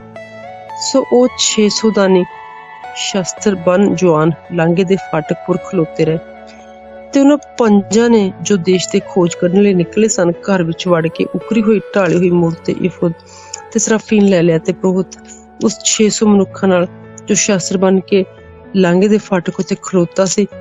ਸੋ ਜਾਂ ਉਹਨਾਂ ਨੇ ਮੀਕਾ ਦੇ ਘਰ ਵਿੱਚ ਵੜ ਕੇ ਉਕਰੀ ਮੂਰਤ ਏਫੋਦ ਤਰਾਫੀਮ ਅਤੇ ਢਾਲੀ ਹੋਈ ਮੂਰਤ ਚੁੱਕੀ। ਤਾਂ ਪ੍ਰੋਹਤ ਨੇ ਉਹਨਾਂ ਨੂੰ ਆਖਿਆ, ਤੁਸੀਂ ਕੀ ਕਰਦੇ ਹੋ? ਤਦ ਉਹਨਾਂ ਨੇ ਉਸਨੂੰ ਆਖਿਆ, ਚੁੱਪ ਕਰ, ਆਪਣੇ ਮੂੰਹ ਅੱਗੇ ਹੱਥ ਤੇ ਸਾਡੇ ਨਾਲ ਤੁਰ ਪੈ ਤੇ ਸਾਡਾ ਪਿਓ ਤੇ ਪ੍ਰੋਹਤ ਬਣ। ਭਲਾ ਤੈਨੂੰ ਇੱਕ ਮਨੁੱਖ ਦੇ ਘਰ ਪ੍ਰੋਹਤ ਹੋਣਾ ਚੰਗਾ ਹੈ ਜਾਂ ਇੱਕ ਗੋਤ ਇਸਰਾਏਲੀਆਂ ਦੇ ਟੱਬਰ ਦਾ ਪ੍ਰੋਹਤ ਹੋਣਾ? ਤਾਂ ਪ੍ਰੋਹਤ ਦਾ ਮਨ ਆਨੰਦਿਤ ਹੋ ਗਿਆ ਤੇ ਉਹ ਏਫੋਦ ਤਰਾਫੀਮ ਅਤੇ ਉਕਰੀ ਮੂਰਤ ਨੂੰ ਲੈ ਕੇ ਉਹਨਾਂ ਲੋਕਾਂ ਦੇ ਵਿਚਕਾਰ ਆਇਆ। ਉਪਰੰਤ ਉਹ ਮੁੜੇ ਅਤੇ ਤੁਰ ਪਏ। ਬਾਲਕਾਂ, ਡੰਗਰਾਂ ਤੇ ਸਾਰੇ ਨਿੱਕ ਸੁੱਖ ਨੂੰ ਅੱਗੇ ਕਰਕੇ ਲੰਘਦੇ ਨਿਕਲੇ। ਤਦ ਉਹ ਮੀਕਾ ਦੇ ਘਰ ਤੋਂ ਕੁਝ ਹੀ ਦੂਰ ਗਏ ਸਨ ਤਾਂ ਮੀਕਾ ਦੇ ਘਰ ਦੇ ਆਲੇ ਦੁਆਲੇ ਦੇ ਵਾਸੀ ਇਕੱਠੇ ਹੋ ਕੇ ਦਾਨੀਆਂ ਕੋਲ ਜਾ ਪੜੇ ਤੇ ਦਾਨੀਆਂ ਨੂੰ ਉਹਨਾਂ ਨੇ ਵੰਗਾਰਿਆ ਤੇ ਉਹਨਾਂ ਨੇ ਆਪਣੇ ਮੂੰਹ ਨੇੜੇ ਮੀਕਾ ਨੂੰ ਆਖਿਆ, ਤੈਨੂੰ ਕੀ ਹੋਇਆ ਜੋ ਇੱਕ ਟਿੱਡੀ ਟੋਲੀ ਨਾਲ ਆਉਂਦਾ ਹੈ? ਤਾਂ ਉਹਨਾਂ ਨੇ ਆਖਿਆ ਕਿ ਤੁਸੀਂ ਮੇਰਿਆਂ ਦੇਵਤਿਆਂ ਨੂੰ ਜਿਨ੍ਹਾਂ ਨੂੰ ਮੈਂ ਬਣਾਇਆ ਸੀ ਤੇ ਮੇਰੇ ਪ੍ਰੋਹਤ ਨੂੰ ਲੈ ਤੁਰੇ, ਹੁਣ ਪਿੱਛੇ ਮੇਰਾ ਕੀ ਰਹਿ ਗਿਆ? ਤੇ ਫਿਰ ਤੁਸੀਂ ਆਖਦੇ ਹੋ ਕਿ ਤੈਨੂੰ ਕੀ ਹੋਇਆ? ਤਾਂ ਦਾਨੀਆਂ ਨੇ ਉਸਨੂੰ ਆਖਿਆ, ਤੇਰੀ ਆਵਾਜ਼ ਸਾਡੇ ਵਿੱਚ ਨਾ ਸੁਣਾਈ ਦੇਵੇ ਅਤੇ ਕੌੜੇ ਮਨੁੱਖ ਤੇਰੇ ਉੱਤੇ ਉੱਠ ਪੈਣ ਤੇ ਸੋ ਤੂੰ ਆਪਣੇ ਅਤੇ ਆਪਣੇ ਟੱਬਰ ਦੀ ਜਿੰਦ ਦੇ ਨਾਸ਼ ਦਾ ਕਾਰਨ ਨਾ ਬਣ ਜਾਵੇਂ। ਤਾਂ ਦਾਨੀ ਆਪਣੇ ਨਾਲ ਤੁਰ ਪਏ ਅਤੇ ਮੀਕਾ ਨੇ ਡਿੱਠਾ ਵੀ ਉਹ ਮੇਰੇ ਨਾਲੋਂ ਤਕੜੇ ਹਨ ਤਾਂ ਮੂੰਹ ਪਵਾ ਕੇ ਘਰ ਨੂੰ ਮੁੜ ਆਇਆ। ਤੇ ਉਹਨਾਂ ਨੇ ਮੀਕਾ ਦੀਆਂ ਬਣਾਈਆਂ ਹੋਈਆਂ ਵਸਤਾਂ ਪ੍ਰੋਹਤ ਸਣੇ ਲੈ ਲਈਆਂ ਤੇ ਲਾਸ਼ ਵਿੱਚ ਉਹਨਾਂ ਲੋਕਾਂ ਕੋਲ ਅੱਪੜ ਪਿਆ ਜੋ ਸੁਖੀ ਅਤੇ ਨਚਨ ਸਨ। ਉਹਨਾਂ ਨੂੰ ਤਲਵਾਰ ਦੀ ਧਾਰ ਨਾਲ ਵੱਢਿਆ ਤੇ ਸ਼ਹਿਰ ਨੂੰ ਸਾੜ ਸੁੱਟਿਆ ਤੇ ਉਹਨਾਂ ਦਾ ਸਹਾਇਕ ਕੋਈ ਨਹੀਂ ਸੀ, ਕਿਉਂ ਜੋ ਉਹ ਸਿਦੋਨ ਤੋਂ ਦੂਰ ਸੀ ਅਤੇ ਕਿਸੇ ਨਾਲ ਵਿਵਹਾਰ ਨਹੀਂ ਸਨ ਕਰਦੇ ਅਤੇ ਉਹ ਬਿਹਤਰ ਹੋਤ ਦੀ ਦੋਨ ਵਿੱਚ ਸੀ। ਤੇ ਉਹਨਾਂ ਨੇ ਉਹ ਬਾਹਰ शहर फिर बनाया, उत्ते उस विच वसे ते शहर का नाम दान रखिया ते अपने प्यो दान दे नाम उत्ते जो इसराइल लई जम्मिया सी, पर पहला उस शहर का नाम लाश सी। दानिया ने उसनूं उकरी हुई मूर्त नूं टकाया ते मनश्शे दे पुत्र गिरशोम अते उसदे पुत्र जोनाथन अते उसदे पुत्र देश उस देश दी असीरी दे दिहाड़े तोड़ी दानिया दे पुरोहित वो बने रहे। इन्हां सबना दिनां विच जिन्हां विच परमेश्वर दा घर शीलो विच रहा, उन्हां मीका दी उकरी हुई मूर्त अपने ही लई खड़ी कर रखी। गित्थियां दा कुकरम चैप्टर 19 दिनी इसराइलियां दा पातशाह कोई नहीं सी ते अजिहा होया कि जो एक लेवी मनुख ने जिहड़ा इफ्राइम दे पहाड़ दे परे रहिंदा सी बैतलहम यहूदा तो अपने ਲਈ ਇੱਕ ਸੁਰੀਤ ਨੂੰ ਲੈ ਲਿਆ ਤੇ ਉਸਦੀ ਸੁਰੀਤ ਉਸਦੇ ਨਾਲ ਕੁਕਰਮ ਕਰਕੇ ਉਸਦੇ ਕੋਲੋਂ ਬੈਥਲਹਮ ਯਹੂਦਾ ਵਿੱਚ ਆਪਣੇ ਪਿਓਕੇ ਜਾ ਕੇ 4 ਮਹੀਨੇ ਉੱਥੇ ਰਹੇ ਤੇ ਉਸਦਾ ਭਰਤਾ ਉੱਠਿਆ ਤੇ ਉਹਦੇ ਮਗਰ ਗਿਆ ਤੇ ਉਸਨੂੰ ਮਿੱਠੀਆਂ ਮਿੱਠੀਆਂ ਗੱਲਾਂ ਕਰਕੇ ਮੋੜ ਲਿਆਉਣ ਲਈ ਉਹਦੇ ਨਾਲ ਇੱਕ ਟੈਲੂਆ ਤੇ ਉਸਦੇ 2 ਖੋਤੇ ਵੀ ਸਨ। ਸੋ ਉਹ ਉਸਨੂੰ ਆਪਣੇ ਪਿਓਕੇ ਘਰ ਲੈ ਗਈ ਅਤੇ ਜਦੋਂ ਸ਼ੁਕਰੀ ਦੇ ਪਿਓ ਨੇ ਉਸਨੂੰ ਵੇਖਿਆ ਤਾਂ ਉਹਦੇ ਮਿਲਣ ਲਈ ਉਹ ਆਨੰਦਿਤ ਹੋ ਗਿਆ। ਸੋ ਉਹ ਉਹਦੇ ਸਹੁਰੇ ਅਰਥਾਤ ਸ਼ੁਕਰੀ ਦੇ ਪਿਓ ਨੇ ਉਸਨੂੰ ਅਟਕਾ ਛੱਡਿਆ ਤੇ 3 ਦਿਨ ਉਹ ਉਸਦੇ ਨਾਲ ਰਿਹਾ ਤੇ ਉਹਨਾਂ ਨੇ ਖਾਧਾ ਪੀਤਾ ਤੇ ਉੱਥੇ ਟਿਕੇ ਰਹੇ। ਚੌਥੇ ਦਿਨ ਜਦੋਂ ਪ੍ਰਭਾਤੇ ਉੱਠਿਆ ਤਾਂ ਜਿਹਾ ਹੋਇਆ ਕਿ ਜੋ ਵਿਦਿਆ ਹੋਣ ਲਈ ਉੱਠ ਖਲੋਤਾ ਤਾਂ ਸ਼ੁਕਰੀ ਦੇ ਪਿਓ ਨੇ ਆਪਣੇ ਜਵਾਈ ਨੂੰ ਆਖਿਆ, ਗਿਰਾਈ ਕੋ ਰੋਟੀ ਖਾ ਕੇ ਆਨੰਦਿਤ ਹੋ ਲਿਆ ਔਰ ਫਿਰ ਆਪਣੇ ਰਾਹ ਪੈ ਜਾ। ਸੋ ਉਹ ਦੋਵੇਂ ਬੈਠ ਗਏ ਤੇ ਉਹਨਾਂ ਨੇ ਰਲ ਕੇ ਖਾਧਾ ਪੀਤਾ ਤੇ ਸ਼ੁਕਰੀ ਦੇ ਪਿਓ ਨੇ ਉਸ ਮਨੁੱਖ ਨੂੰ ਆਖਿਆ ਵੀ ਰਾਜੀ ਬਾਜੀ ਰਹੋ, ਤੂੰ ਸਾਰੀ ਰਾਤ ਟਿਕੋ ਤੇ ਆਪਣੇ ਮਨ ਨੂੰ ਆਨੰਦ ਕਰੋ। ਤੇ ਫਿਰ ਉਹ ਮਨੁੱਖ ਵਿਦਿਆ ਹੋਣ ਉੱਠ ਖਲੋਤਾ ਤਾਂ ਸਹੁਰਾ ਉਸਦੇ ਨਾਲ ਫਿਰ ਹੱਠ ਬੰਨ ਬੈਠਾ ਤੇ ਫਿਰ ਉਸਨੂੰ ਰਾਤ ਉੱਥੇ ਹੀ ਕੱਟਣੀ ਪਈ ਤੇ 5ਵੇਂ ਦਿਨ ਉਹ ਤੜਕੇ ਉੱਠਿਆ ਤੇ ਵਿਦਿਆ ਹੋਣ ਲਈ ਤੇ ਸ਼ੁਕਰੀ ਦੇ ਪਿਓ ਨੇ ਉਸਨੂੰ ਆਖਿਆ, ਮੈਂ ਤੇਰੇ ਅੱਗੇ ਬੇਨਤੀ ਕਰਦਾ ਜੋ ਆਪਣੇ ਮਨ ਨੂੰ ਆਨੰਦ ਕਰ ਤੇ ਦਿਨ ਢਲਦੇ ਥੋੜੀ ਠਹਿਰ ਜਾ। ਦੋਵਾਂ ਨੇ ਇਕੱਠੇ ਖਾਧਾ ਪੀਤਾ। ਜਦੋਂ ਮਨੁੱਖ ਉਸਤੇ ਉਸਦੀ ਸੁਰੀਤ ਤੇ ਉਸਦਾ ਟਹਿਲੂਆ ਉੱਠ ਕੇ ਵਿਦਿਆ ਹੋਏ ਤਾਂ ਸ਼ੁਕਰੀ ਦੇ ਪਿਓ ਦੇ ਸਹੁਰੇ ਨੇ ਉਸਨੂੰ ਆਖਿਆ, ਵੇਖ ਸਕਾਲਾ ਹੁੰਦੀਆਂ ਜਾਂਦੀਆਂ ਹਨ, ਮੈਂ ਤੁਹਾਡੇ ਤਰਲੇ ਕਰਦਾ ਤੁਸੀਂ ਰਾਤ ਇੱਥੇ ਹੀ ਰਹੋ, ਵੇਖੋ ਦਿਨ ਲੈਂਦਾ ਜਾਂਦਾ, ਰਹਿ ਪਵੋ, ਤੇਰਾ ਮਨ ਆਨੰਦ ਹੋਵੇ ਤੇ ਮੂੰਹ ਨੇ ਰਹੀ ਉੱਠ ਕੇ ਆਪਣੇ ਰਾਹ ਪੈ ਜਾਣਾ ਤੇ ਤੂੰ ਆਪਣੇ ਡੇਰੇ ਵੱਲ ਵਿਦਿਆ ਹੋਵੇ। ਪਰ ਉਸ ਰਾਤ ਰਹਿਣ ਵਿੱਚ ਉਸ ਮਨੁੱਖ ਨੂੰ ਉਹ ਰਾਜੀ ਨਾ ਹੋਇਆ। ਉਸ ਵਿਦਾ ਹੋ ਕੇ ਉਹ ਉੱਠ ਤੁਰਿਆ ਅਤੇ ਯਰੂਸ਼ਲਮ ਯਬੂਸ ਦੇ ਲਾਗੇ ਉੱਪੜ ਪਿਆ ਤੇ ਯਰੂਸ਼ਲਮ ਜਿਸ ਨੂੰ ਆਖਦੇ ਹਨ ਤੇ ਉਹਦੇ ਨਾਲ ਦੋਵੇਂ ਖੋਤੇ ਕਾਠੀ ਪਈ ਅਤੇ ਸੁਰੀਤ ਵੀ ਉਸ ਨਾਲ ਹੀ ਸਨ। ਜਦੋਂ ਯਬੂਸ ਦੇ ਨੇੜੇ ਪਹੁੰਚੇ ਤਾਂ ਦਿਨ ਬਹੁਤ ਹੀ ਲੈ ਗਿਆ ਤਾਂ ਟੈਲੀਓ ਨੇ ਆਪਣੇ ਸਵਾਮੀ ਨੂੰ ਆਖਿਆ, ਆਓ ਜੀ ਆਪਾਂ ਯਬੂਸੀਆਂ ਦੇ ਸ਼ਹਿਰ ਵਿੱਚ ਵੜ ਕੇ ਇੱਥੇ ਹੀ ਰਹੀਏ। ਤੇ ਉਸਦੇ ਸਵਾਮੀ ਨੇ ਉਸਨੂੰ ਆਖਿਆ, ਪਰਾਏ ਸ਼ਹਿਰ ਵਿੱਚ ਜੋ ਇਸਰਾਏਲੀਆਂ ਦਾ ਨਹੀਂ, ਅਸੀਂ ਨਹੀਂ ਵੜਦੇ, ਪਰ ਅਸੀਂ ਗਿਬਾ ਵੱਲ ਲੰਘ ਜਾਵਾਂਗੇ। ਤੇ ਆਪਣੇ ਟੈਲੂਏ ਨੂੰ ਉਸਨੇ ਆਖਿਆ, ਤੁਰ ਇਹਨਾਂ ਰਾਵਾਂ ਵਿੱਚੋਂ ਥਾਵਾਂ ਵਿੱਚੋਂ ਕਿਸੇ ਇੱਕ ਵੱਲ ਚੱਲੀਏ ਤਾਂ ਗਿਬਾ ਨੂੰ ਜਾਂ ਰਾਮਾ ਨੂੰ ਜੋ ਉੱਥੇ ਟਿਕੀਏ। ਤੇ ਉਹ ਉੱਥੋਂ ਲੰਘ ਕੇ ਪੈੜਾ ਕਰਦੇ ਰਹੇ ਤੇ ਬਿਨਯਾਮੀਨ ਦੇ ਗਿਬਾ ਦੇ ਨੇੜੇ ਆਏ ਤੇ ਸੂਰਜ ਲੈ ਗਿਆ। ਉਹ ਉੱਥੇ ਉਸੇ ਜ਼ਮੀਨ ਦੇ ਉੱਤੇ ਗਿਬਾ ਦੇ ਵਿੱਚ ਵੜ ਕੇ ਉੱਥੇ ਰਹਿਣ ਲਈ ਜਦੋਂ ਉਹ ਵੜ ਗਿਆ ਤਾਂ ਇੱਕ ਸ਼ਹਿਰ ਦੇ ਚੌਂਕ ਵਿੱਚ ਬੈਠ ਗਿਆ, ਕਿਉਂ ਜੋ ਉੱਥੇ ਅਜਿਹਾ ਕੋਈ ਨਹੀਂ ਸੀ ਜੋ ਉਹਨਾਂ ਨੂੰ ਰਾਤ ਟਿਕਾਉਣ ਲਈ ਆਪਣੇ ਘਰ ਲੈ ਜਾਂਦਾ। ਤਾਂ ਵੇਖੋ ਸੰਧਿਆ ਵੇਲੇ ਇੱਕ ਬੁੱਢਾ ਪੈਲੀ ਵਿੱਚੋਂ ਕੰਮ ਧੰਦਾ ਮੁਕਾ ਕੇ ਆਇਆ ਤੇ ਇਹ ਵੀ ਇਫਰਾਇਮ ਦੇ ਪਹਾੜ ਦਾ ਸੀ ਜੋ ਗਿਬਿਆ ਵਿੱਚ ਆਵਸਿਆ ਸੀ। ਤਾਂ ਉਸਨੇ ਉੱਥੋਂ ਦੇ ਵਾਸੀ ਬਿਨਯਾਮੀਨੀ ਸਨ। ਉਹਨਾਂ ਨੇ ਅੱਖਾਂ ਚੁੱਕ ਕੇ ਦੇਖਿਆ ਵੀ ਇੱਕ ਰਾਹੀ ਸ਼ਹਿਰ ਦੇ ਚੌਂਕ ਵਿੱਚ ਹੈ। ਉਸ ਬੁੱਢੇ ਨੇ ਉਸਨੂੰ ਆਖਿਆ, ਤੂੰ ਆਇਆ ਕਿੱਥੋਂ ਹੈ ਤੇ ਜਾਣਾ ਕਿੱਥੇ? ਉਸਨੇ ਆਖਿਆ, ਅਸੀਂ ਬੈਤਲਹਮ ਯਹੂਦਾ ਤੋਂ ਆਏ ਤੇ ਇਫਰਾਇਮ ਦੇ ਪਹਾੜ ਦੇ ਪਰਲੇ ਪਾਸੇ ਜਾਣਾ ਹੈ। ਮੈਂ ਉੱਥੋਂ ਦਾ ਹਾਂ ਤੇ ਮੈਂ ਬੈਤਲਹਮ ਯਹੂਦਾ ਨੂੰ ਗਿਆ ਸੀ ਅਤੇ ਹੁਣ ਯਹੋਵਾ ਦੇ ਘਰ ਨੂੰ ਜਾਂਦਾ ਹਾਂ। ਇੱਥੇ ਜਿਹਾ ਕੋਈ ਮਨੁੱਖ ਨਹੀਂ ਜੋ ਸਾਨੂੰ ਆਪਣੇ ਘਰ ਉਤਾਰੇ। ਭਾਵੇਂ ਸਾਡੇ ਖੋਤਿਆਂ ਦਾ ਤਾਂ ਦਾਣਾ ਪੱਠਾ ਸਾਡੇ ਕੋਲ ਹੈ, ਪਰ ਤੇਰੀ ਪਹਿਲਣ ਅਤੇ ਇਸ ਜਵਾਨ ਦੇ ਲਈ ਜੋ ਤੇਰੇ ਸੇਵਕਾਂ ਦੇ ਨਾਲ ਹੈ ਰੋਟੀ ਤੇ ਦਾਖਰਸ ਵੀ ਹੈ, ਕਿਸੇ ਵਸ ਦਾ ਘਾਟਾ ਨਹੀਂ। ਪਰ ਉਸ ਬੁੱਢੇ ਨੇ ਆਖਿਆ, ਤੈਨੂੰ ਸੁੱਖ ਸੰਦ ਹੋਵੇ, ਤੇਰੀ ਸਾਰੀ ਲੋੜ ਸਾਡੇ ਸਿਰ ਤੋਂ ਹੋਵੇ, ਪਰ ਤੂੰ ਚੌਂਕ ਵਿੱਚ ਕਦਾਚਿਤ ਨਾ ਰੋ। ਸੋ ਉਸ ਨੂੰ ਆਪਣੇ ਘਰ ਲੈ ਗਿਆ ਤੇ ਉਸਦੇ ਖੋਤੇ ਨੂੰ ਪੱਠੇ ਪਾਏ ਤੇ ਉਹਨਾਂ ਨੂੰ ਆਪਣੇ ਪੈਰ ਉਸਦੇ ਧੋਤੇ ਤੇ ਖਾਧਾ ਪੀਤਾ। ਜਿਸ ਵੇਲੇ ਉਸਦੇ ਆਪਣੇ ਮਨ ਆਨੰਦਿਤ ਕਰ ਰਹੇ ਸਨ ਤਾਂ ਵੇਖੋ ਸ਼ਹਿਰ ਦੇ ਲੋਕਾਂ ਵਿੱਚੋਂ ਜੋ ਬਲਿਆਲ ਵੰਸ਼ੀ ਸਨ ਉਸ ਘਰ ਦੇ ਆਲੇ ਦੁਆਲੇ ਆਣ ਪਏ ਤੇ ਬੂਹਾ ਖੜਕਾ ਕੇ ਉਸ ਘਰ ਵਾਲੇ ਦੇ ਅਰਥਾਤ ਬੁੱਢੇ ਨੂੰ ਆਖਣ ਲੱਗੇ, ਜਿਹੜਾ ਤੇਰੇ ਘਰ ਆਇਆ ਉਸ ਮਨੁੱਖ ਨੂੰ ਕੱਢ ਲਿਆ ਜੋ ਅਸੀਂ ਉਸਨੂੰ ਜਾਣੀਏ। ਉਸ ਮਨੁੱਖ ਨੇ ਅਰਥਾਤ ਉਸ ਘਰ ਵਾਲੇ ਨੇ ਬਾਹਰ ਨਿਕਲ ਕੇ ਉਹਨਾਂ ਨੂੰ ਆਖਿਆ, ਤੁਸੀਂ ਮੇਰੇ ਭਰਾਓ ਐਸੀ ਬਦੀ ਨਾ ਕਰੋ, ਕਿਉਂਕਿ ਇਹ ਮਨੁੱਖ ਸਾਡੇ ਘਰ ਹੈ, ਇਸ ਲਈ ਇਹ ਮੂਰਖਤਾ ਹੀ ਨਾ ਕਰੋ। ਵੇਖੋ ਇੱਥੇ ਮੇਰੀ ਕੁਆਰੀ ਧੀ ਤੇ ਉਸਦੀ ਸੁਰੀਤ ਹਨ, ਮੈਂ ਉਹਨਾਂ ਨੂੰ ਕੱਢ ਲਿਆਉਣਾ, ਤੁਸੀਂ ਉਹਨਾਂ ਦੀ ਬੇਪਤੀ ਕਰੋ ਅਤੇ ਜੇ ਤੁਹਾਨੂੰ ਚੰਗਾ ਲੱਗੇ ਜੋ ਵੀ ਉਹਨਾਂ ਨਾਲ ਕਰੋ, ਪਰ ਇਸ ਮਨੁੱਖ ਨਾਲ ਜਿਹੀ ਮੂਰਖਤੀ ਨਾ ਕਰੋ। ਪਰ ਉਹ ਲੋਕ ਉਸਦੀ ਗੱਲ ਨਹੀਂ ਮੰਨਦੇ ਸਨ ਤੇ ਉਹ ਮਨੁੱਖ ਆਪਣੀ ਸੁਰੀਤ ਨੂੰ ਫੜ ਕੇ ਉਹਨਾਂ ਦੇ ਕੋਲ ਬਾਹਰ ਕੱਢ ਲਿਆ ਤੇ ਉਹਨਾਂ ਨੇ ਉਸਦੇ ਨਾਲ ਸੰਗ ਕੀਤਾ ਤੇ ਸਾਰੀ ਰਾਤ ਸਵੇਰ ਤੋੜੀ ਉਸਨੂੰ ਛੇੜਦੇ ਰਹੇ।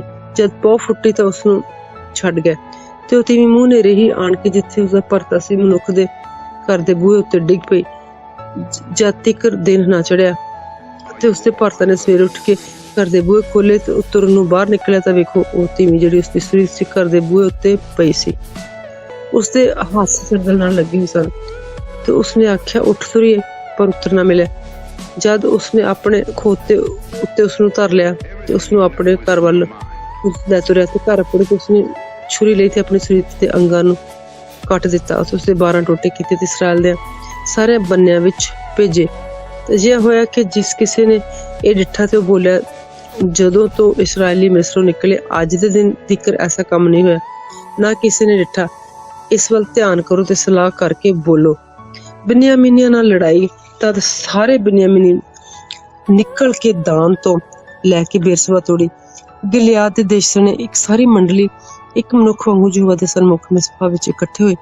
ਸਭਨਾਂ ਲੋਕਾਂ ਨੇ ਅਰਥਾਤ ਇਸਰਾਇਲ ਦੇ ਸਾਰੇ ਗੋਤਾਂ ਦੇ ਸਰਦਾਰਾਂ ਨੇ ਜੋ ਪਰਮੇਸ਼ਵਰ ਦੇ ਲੋਕਾਂ ਦੀ ਸਭਾ ਵਿੱਚ ਆਏ 4 ਲੱਖ ਤਲਵਾਰਧਾਰੀ ਪੈਦੇ ਸਨ। ਤੇ ਬਿਨਯਾਮੀਨੀਆਂ ਨੇ ਸੁਣਿਆ ਜੋ ਇਸਰਾਇਲੀ ਮਿਸਪਾ ਵਿੱਚ ਇਕੱਠੇ ਹੋਏ ਤੇ ਇਸਰਾਇਲੀ ਨੇ ਆਖਿਆ, ਦੱਸੋ ਇਹ ਬਦੀ ਕਿਵੇਂ ਹੋਈ?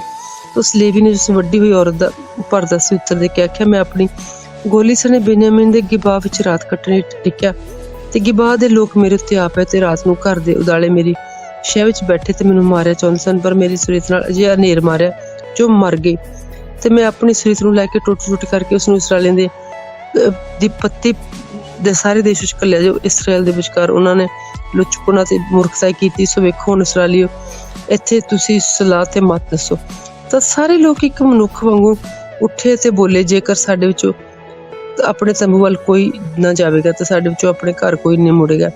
ਹੁਣ ਅਸੀਂ ਗਿਬਾ ਨਾਲ ਗੱਲ ਕਰਾਂਗੇ ਤੇ ਅਸੀਂ ਗੋਣੇ ਪਾ ਕੇ ਉਸਦੇ ਉੱਤੇ ਚੜਾਈ ਕਰਾਂਗੇ ਤੇ ਅਸੀਂ ਇਸਰਾਇਲ ਦੇ ਸਭਨਾਂ ਗੋਤਾਂ ਵਿੱਚੋਂ ਜੋ ਸਾਡੇ ਵਿੱਚੋਂ 10 ਤੇ 1000 ਵਿੱਚੋਂ 100 ਅਤੇ 10,000 ਵਿੱਚੋਂ 1000 ਮਨੁੱਖਾਂ ਦੀ ਰਸ ਲਿਆਉਣ ਲਈ ਵੱਖਰੇ ਕਰਾਂਗੇ। ਤਾਂ ਜਿਸ ਵੇਲੇ ਲੋਕ ਬਿਨਯਾਮੀਨ ਦੇ ਗਿਬਾ ਵਿੱਚ ਆਉਣ ਤਾਂ ਉਹਨਾਂ ਨਾਲ ਉਸੇ ਮੂਰਖਤਾਈ ਦੇ ਅਨੁਸਾਰ ਜਿਹੜੀ ਉਹਨਾਂ ਨੇ ਇੱਥੇ ਇਸਰਾਇਲ ਵਿੱਚ ਕੀਤੀ।